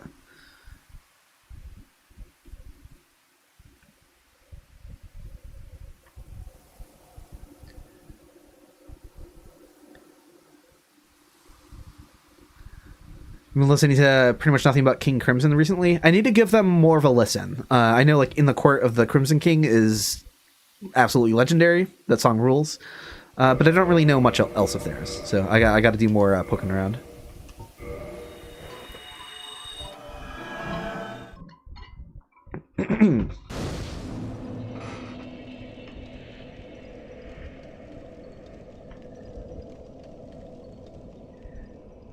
This last Vagrant putting up a fight, but we've put so much work into it already. Like, I gotta see this through.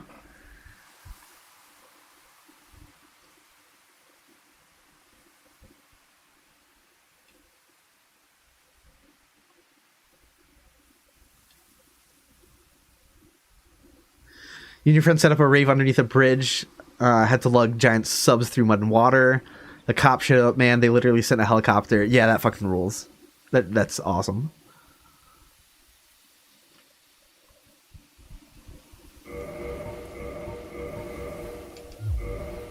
Yeah, this area's been like way stingier on like letting us see drift bags.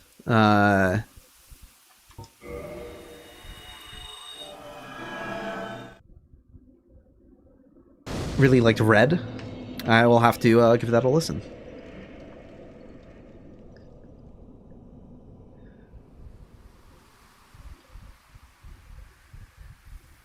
I've been re-listening to a lot of the fucking Champs recently.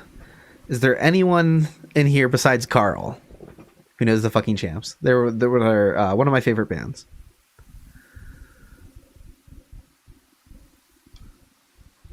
Yeah, I said besides Carl for a reason.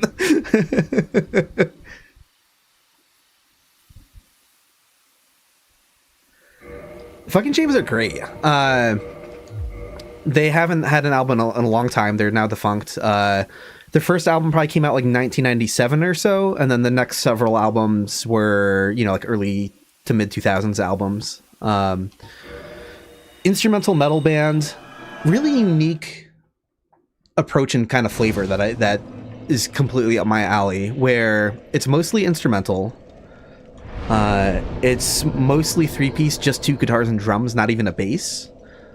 And it's very riff forward and kind of math rocky. And like it exists in a really unique space where, like, I don't really know what to call it. Sort of like an indie rock version of prog metal. Because it's not ultra polished. It's not. It does have weird time signatures, so it's definitely some form of progressive metal. But it kind of feels like, hey, what if punk rockers tried to make classical inspired prog metal? It's very riff centric, where a lot of the songs are very through composed. They don't have any repeating sections, so that's kind of where like the classical feeling kind of comes in a bit. But it's not. So it's not like there's not a lot of double bass drum pedal. What double pedal stuff shows up isn't like ultra fast. There's no blast beats.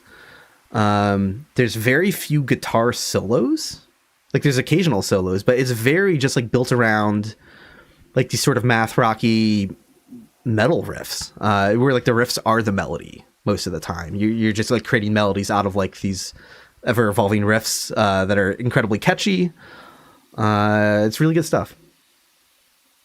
Their first album is called 3. Their second album is called 4. They basically just started counting from 3 because I think they had like 2 EPs before that or whatever. Really good stuff.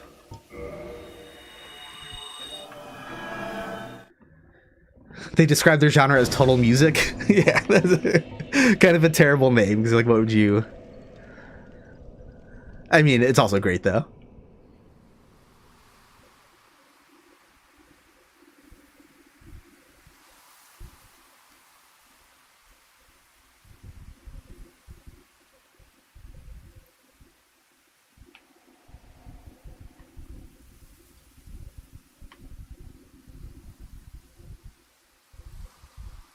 But yeah, they're always fit in a kind of interesting space because like a lot of like really big metalheads, like people who like just like really consider themselves like a proper metalhead, who like a lot of death metal and black metal and stuff like that, I just feel like are usually a little more lukewarm on the fucking champs. Not that there aren't some like death metal heads who still love the champs or something like that, but they always exist in a like a weirder kind of space where it's more like indie metal or something that. They did something like really unique that I've had a lot of friends who also would consider the fucking champs one of their favorite bands, but I don't know a lot of metalheads who are like, they're one of my favorite bands. You know, I don't know, like they're not, it's not shreddy enough, it's not blast beaty enough. Like I don't know like what it is, but damn, the riffs are good.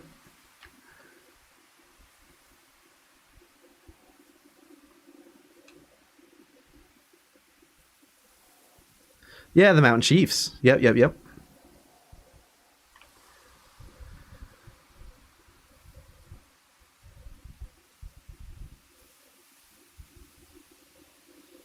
I have not listened to Title Fight.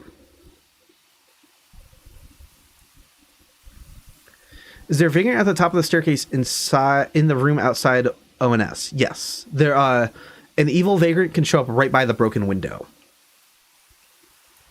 The one that leads to the like the Great Bow.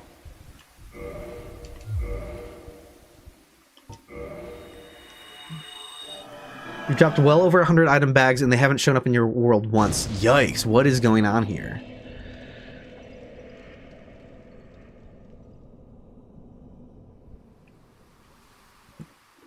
Despite the Dark Basin title card appearing there, is that cave counting as part of...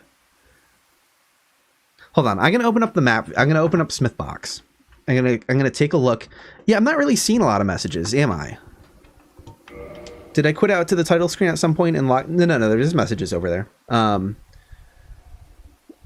Yeah, I'm gonna double check something in the map data. Give me a moment here. Is Smithbox still open? It is. No, it's not. That's GIMP. Go away.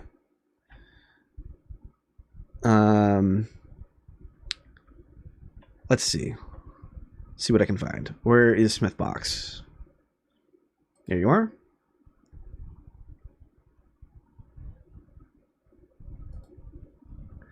Okay, so I'm gonna load up the Valley of the Drakes map in New Lander Ruins. I wonder like what part of this cave. The entire fucking thing. That's what I thought. The entire thing. Yeah. I wonder if there's some shenanigans afoot where because it's a different map, it's like less likely to target us and we're kind of running through two different zones. They are adjacent to each other. So like each area is going to be preloaded from each other. But yeah, that cave is actually, despite getting the Darkroot Basin, that map is actually map 16. Where we are in now is map 12. That is a different map that we're respawning at every time. So now I'm a little worried that transition, like obviously it worked when we got the evil Vagrant still, but maybe transition between two different zones is kind of like other people sending the Vagrant out from Darkroot Garden wants to target someone else who is in the map 12, which we are in here frequently. We're not down in that cave for long. But I feel like this could potentially be throwing things off. So I think as much of a pain in the ass as it is, I'm going to do a longer run back from the Dark Garden bonfire to make sure we never leave map 12. We're always in map 12 no matter what. God, that's the one behind the illusory wall in Dark Garden. Ugh, that's annoying. It's a longer run back, but I think it's worth considering this as an option. Yeah, it's a far run. It sucks. It sucks.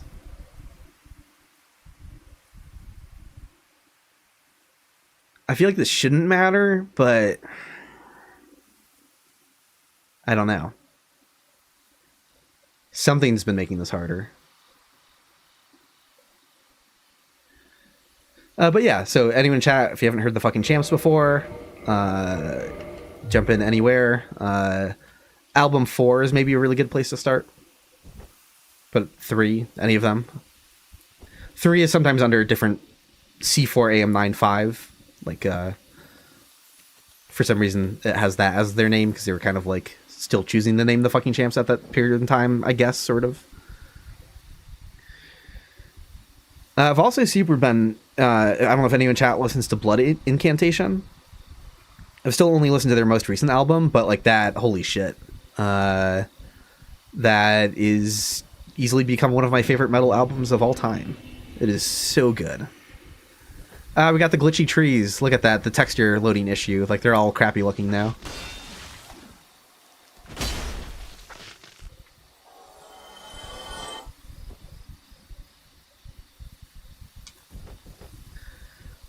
But yeah, Absolute Elsewhere by Blood Incantation. I've listened to that album so many times now.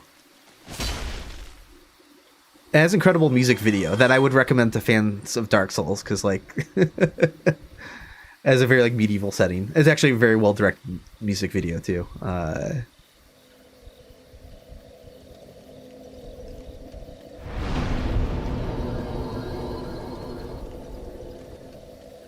Yeah, that Blood Incantation album is just so... That's a really cool, like, progressive death metal album. It hits all the sweet spots for me, right? Because I really do like metal. And I like it at its most intense. So, you know, I do like screaming, give me the craziest blast beats, give me, like, really cool double bass pedal, crazy shredding. I do like all of that. But in certain doses... Right, like sometimes it's just a whole album of that can like wear its welcome thin for me. So it exists in a funny space where like I do want metal to go like the hardest it can go, but also I can only listen to like a few minutes of that sometimes. Like I don't know, which is why that album is perfect because it frequently goes on detours into like other genres of music in a way that doesn't feel so, you know, because there have been bands before that'll be like. Maybe it's like a progressive technical death metal band where all of a sudden it's jazzy for a second and but it's like really all over the place and in your face with the changes that it has. Whereas like this album flows very well. So it goes to places that are very not metal, but like always flowing in and out of them incredibly well. Tangerine Dream guest composed a part of the album, which is just the coolest shit ever. Hey, there's a drift item bag. Maybe it's going to work better if we stay in map 12. You know, I've never really checked out Sleep Token, but from what I've heard, at the very least, I would appreciate the drumming. So, but yeah, that Absolute Elsewhere album, just like, just even seeing like the music video, the opening title card with guests, musical guests like Tangerine Dream. It's like, okay, death metal band tapped Tangerine Dream. Like this is gonna be some cool shit. I got to see Tangerine Dream live a couple years ago. It was really good. They don't have any of the original members left because, I mean, Tangerine Dream is like from the late 60s. They've been around forever. But the new stuff is so good, though. The new Tangerine Dream stuff, like, none of the magic was lost. The people who are carrying the torch have proven themselves extremely worthy of the task. And they're one of those bands that made like so many albums that it's like, why not just be an ongoing institution at this point? Yeah, they're still making great music. Oh yeah, yeah, Carl, I've definitely listened to some Lewis Cole stuff. Clowncore, Knower. He's an incredible drummer.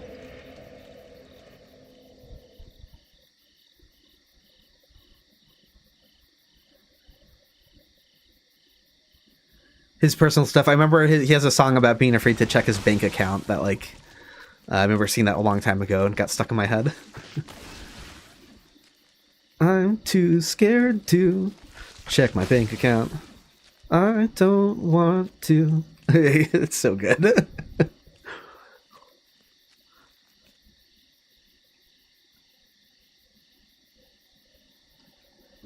Ooh, I couldn't even tell you about the specific lineups of Tangerine Dream, but any old like prog heads that like yeah like.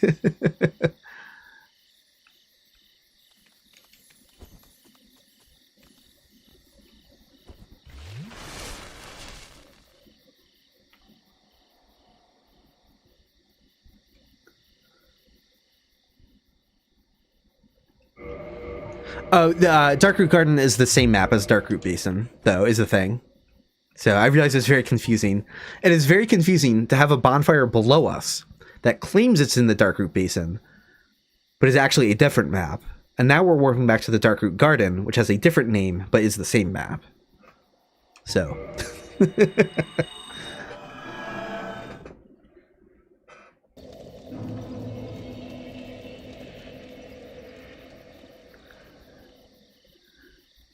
Yeah, title cards don't tell you what a map is. That is a different concept.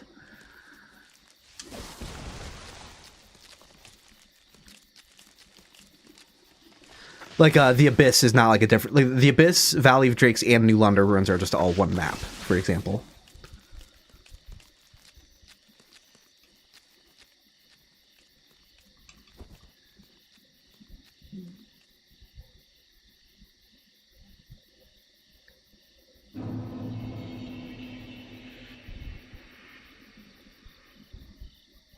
Oh, but I kind of skimmed through your question and didn't answer that as clearly as I probably could have, because I was defending warping back to the Dark Garden bonfire. So, McCad, I think it shouldn't be too big of an issue, but the bonfire below that's labeled as the Basin is part of the Valley of Drakes map, actually, and the New Launder Ruins map. So part of me was worried that, like, maybe while you're in a different zone, anyone else trying to send stuff to you, like, you'll be less prioritized on the network, right? Like, if I'm in map 16 and we're dropping the stuff in map 12, when it gets sent out to someone, maybe it wants to send it to someone in map 12 instead. And that would include a lot of us, because we're all doing runs. It's not like we're in the cave the entire time. But we have noticed that somehow the drift item bags seem to be transmitting a lot more poorly here than anywhere else tonight. So, as a safety feature, now I'm staying in the same map the whole time in these run backs.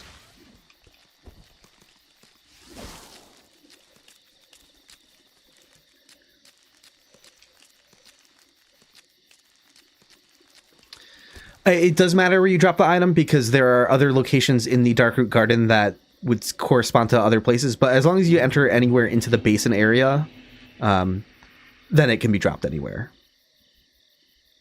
But not counting the cave called the Basin. I wouldn't trust it now because it's in a different map. So you have to leave, like, by the Black Knight and the Grasscrest Shield to anywhere the top of this hill, or over by the Crystal Golems. Like, all of this should spawn the same Vagrant we're looking for over here.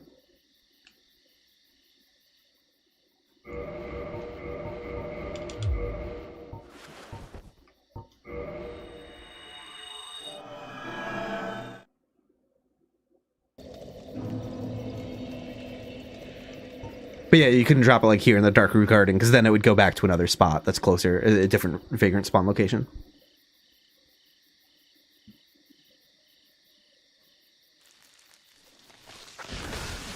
I believe so, Jizu, but I'm not 100% sure. I'm not 100% sure on that. Well, and technically, Valley of Drakes doesn't have any spawn locations for Vagrants either. So it would probably go to the nearest corresponding location in New Launder Ruins, maybe?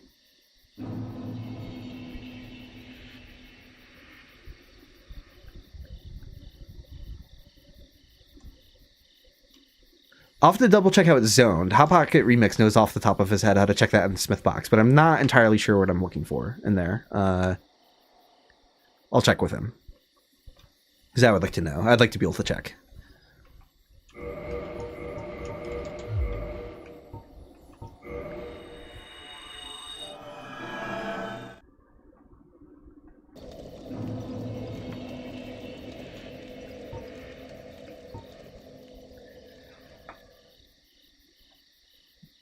So maybe this is just an unnecessary longer run back, but I don't know.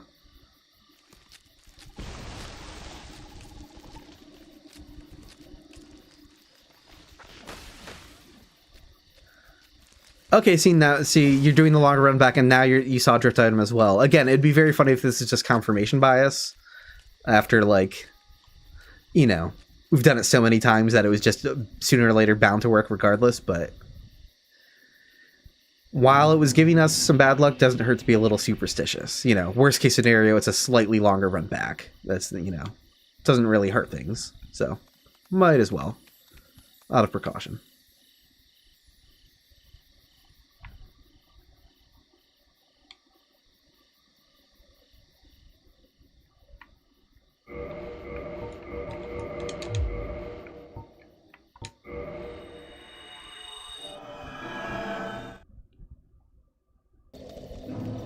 Why are people even climbing them in the first place? Because, you know, the local sports team won, and you want to show maximum hype. So you climb the street lamp and go, yeah, man, hell yeah, yeah. And that's why you would climb it. I don't know if it could be articulated any other way. I think I said that correctly.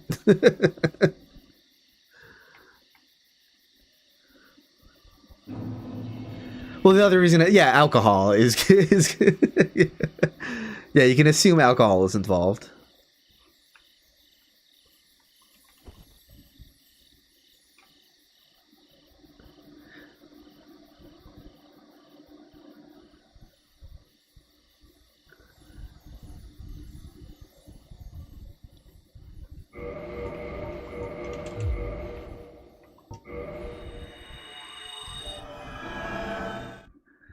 Just because it's cool to be high up and have everyone cheer you on. Yeah, exactly. Yeah, see, it makes sense to me. Don't do it. Don't climb street poles, people. You don't want to fall and break your neck.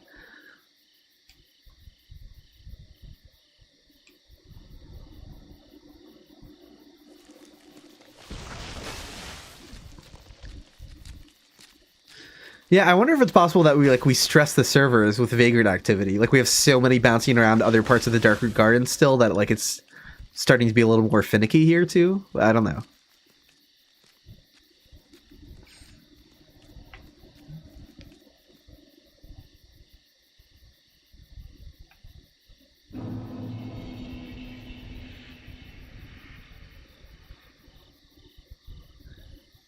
Do you think the reputation that Philly sports fans has reinforced the behavior? Yeah, I would just assume so.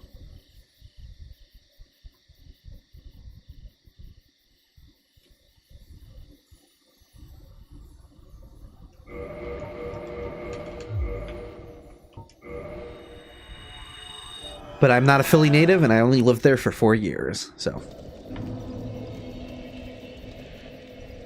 And I don't, like, follow sports ever, so I don't, you know, my context is a lot more lacking than most other people's.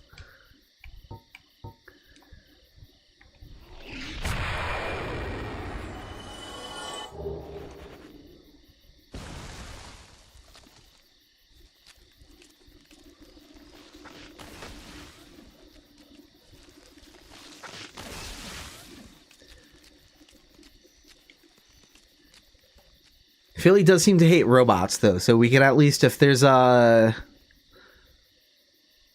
evil AI robots in the future, we can expect Philly to enlist first in the war against them.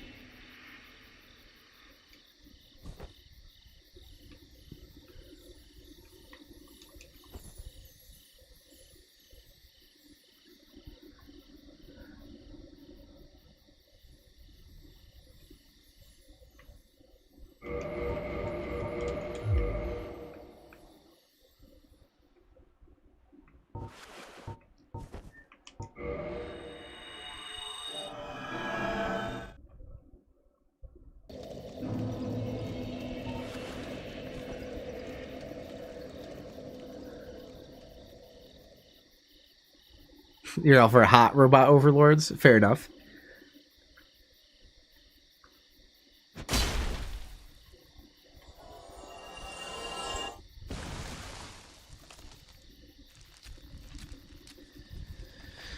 Oh, that wouldn't ruin the map loading. Is that faster? Wait, hold up. Yeah. Let's time that out. Let's time that out. I'll time that out next run. That is an interesting consideration. I wonder if it's about the same? Because it doesn't let you drop super low into the area, right? You still only drop... That might be faster. You drop out of the Darkroot Forest into the Basin right here. That might be faster. Hold on, that's a really good idea. You're cooking with it. Even if it's wrong, that is a very good idea.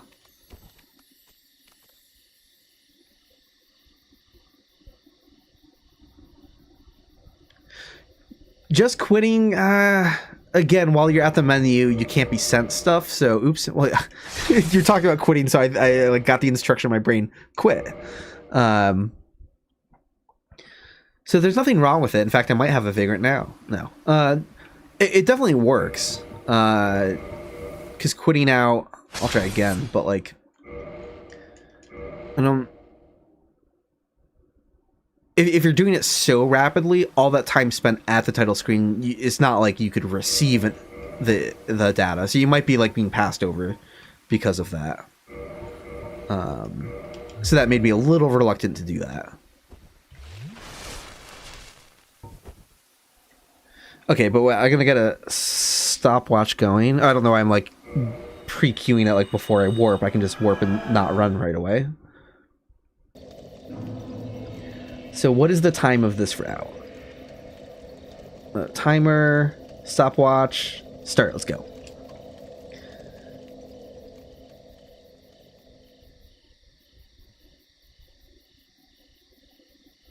Only an hour left of your shift. No way you clock out before the Vagrant appears. I hope not. This started off so well, and this guy's putting up a fight.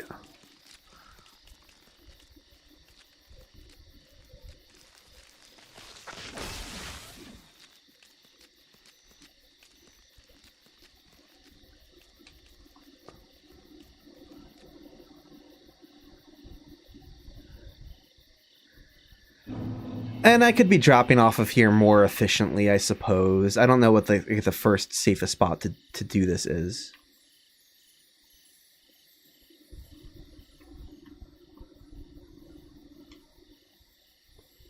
So that was like 53 seconds. Not like perfectly optimized, but like it gives us a good ballpark.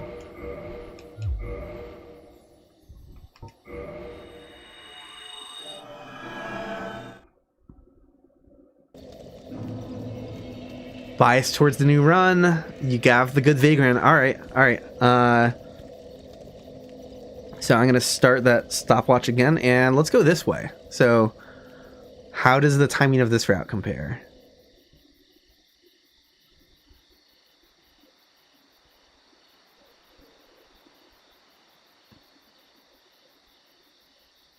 Yeah, quit outs are just like more of a strain to watch. Oh, I think this is a lot faster, maybe?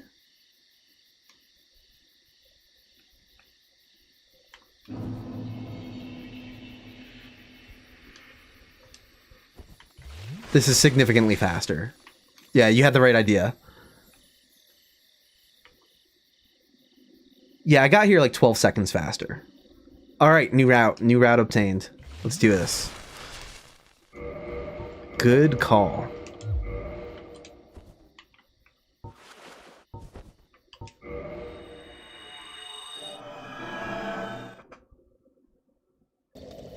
Alright, so detour through the forest, which again, it's all the same map. We don't have to worry about being in the wrong map.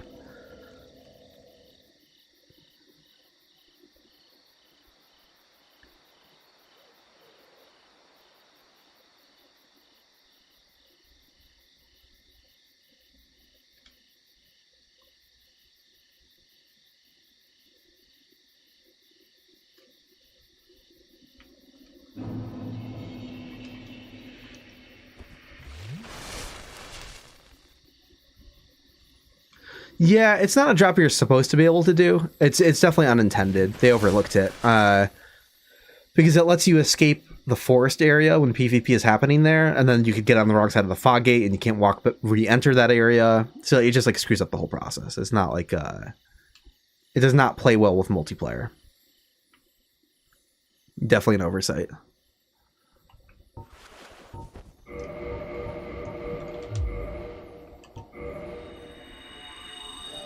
And you got a drift item. All right, things are looking better.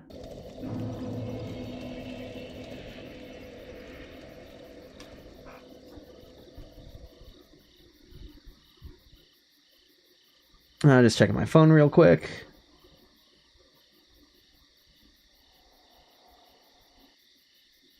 Oh, cool.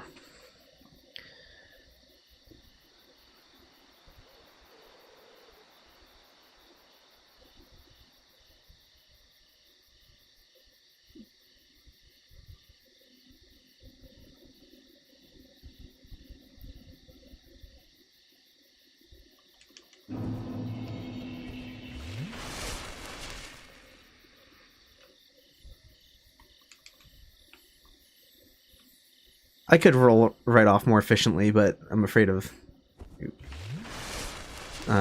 screwing it up and dying.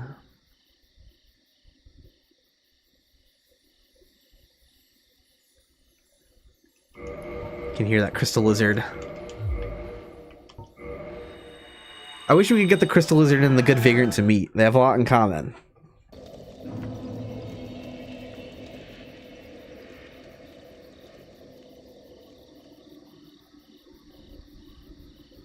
Do they disappear to the same place? Are they incapable of hiding from each other? I picture like a crystal lizard running off and disappearing, and the good Vagrant just like also vanishing. He's just gonna like keep jumping to the same place. Can't get away from me. Okay.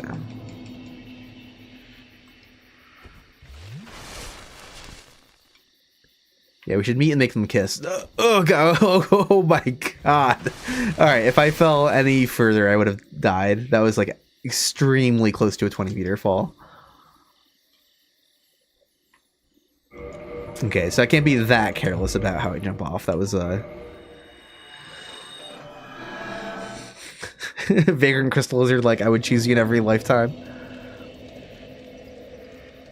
I would enjoy doing taxes with you in every life.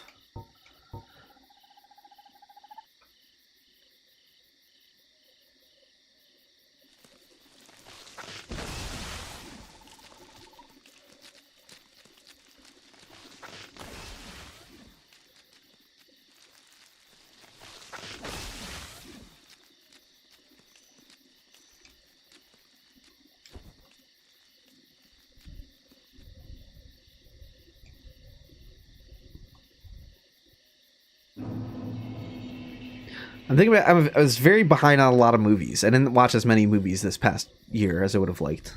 I did see Project Hail Mary earlier today. It was pretty good. But I wanted to see Marty Supreme when it came out. I missed it. I wanted to see 28 Years Later Bone Temple. I'm forgetting. Is that the name of it? Didn't get to catch. I missed that as well, unfortunately. And a whole bunch of others I'm forgetting at the moment.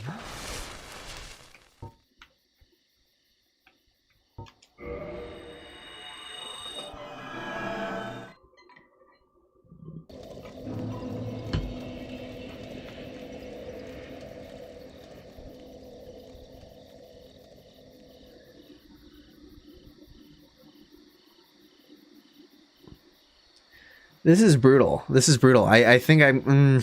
how much longer am I willing to do this for?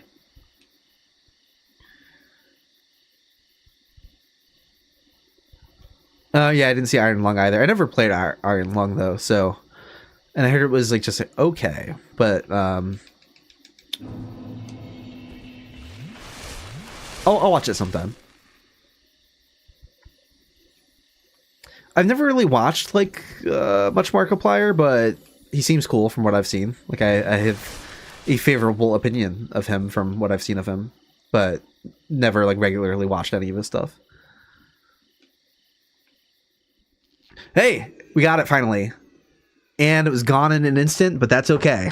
Not all of them we have to stop and watch for a long time. Oh, hell yeah. That was a blink and you'll miss it moment. Yeah, I remember, and I never did it, but didn't he do some sort of like choose your own adventure like video series at some point? I remember seeing clips of it, thinking it looked like really fun, and I just like never got around to messing with it. But it looks like something I would enjoy. I needed to talk about Markiplier earlier. Bringing him up would have blessed this Vagrant run. Hell yeah. All right, let's get it checked off. We have checklist. And then the next area would be the DLC, which is all that intact. It is. I don't know like how this checklist got like confused and like things are like out of order, but I can fix that next time. Whatever. Oh, did I scroll the screen to? I did scroll the screen to a weird point. There we go. Dark Root Basin. And let's get the text updated here. 25 out of 92.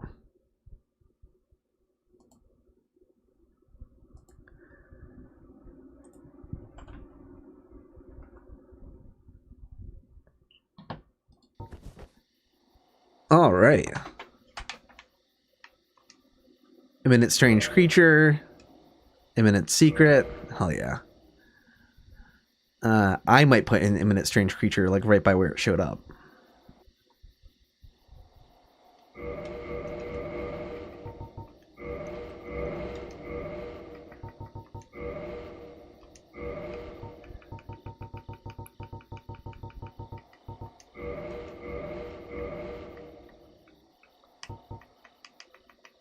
Oh, you can't hit right. Some menus let you like scroll, wrap around, but you can't with that one. Okay, gotcha. Long stream, but lots of progress, and a lot of that, a huge chunk of that was just here in the Basin. That was like, Basin took up most of that chunk. But yeah, no, that was a ton of progress. That went fantastically. Start off at 14 out of 25 up to 25. That is by far. Again, every previous stream I did 4 at most, I think. Or did we do 6 another stream? I think we did 6 last stream. I don't know. I get my brain's fried at this point. But thank you so much, everyone, for hanging out. This went fantastically. It bodes very well for the rest of the run. Again, that most areas seem like they're going to be easier than the Undead Burg. The pace has picked up quite a bit. And yeah, next run includes, because I'm just going through the map numbers in order, and DLC, because it is a modification of the Darkroot Garden, does follow, it's a modified map number as well. We're going from 1200 to 1201 is the DLC. And that is one big map file. So if there's any weird considerations with like map stuff, it doesn't matter where we respawn or reload within the DLC. It doesn't, from the Chasm of the Abyss to the Royal Wood, to the Sanctuary Guardian, that's all the same single map file. Yeah, so I think that's it. Do I have anything else going on? No, I don't think so. So I'm going to plan on the next stream being Thursday again. As always, keep an eye out on Wednesday. I'll reconfirm sometime Wednesday afternoon or evening that the stream is on for Thursday. And yeah, that's the routine for now. So thanks again, everyone, for hanging out and your help. This has been a blast. And yeah, we're kind of kicking ass in this run. Catch you next time.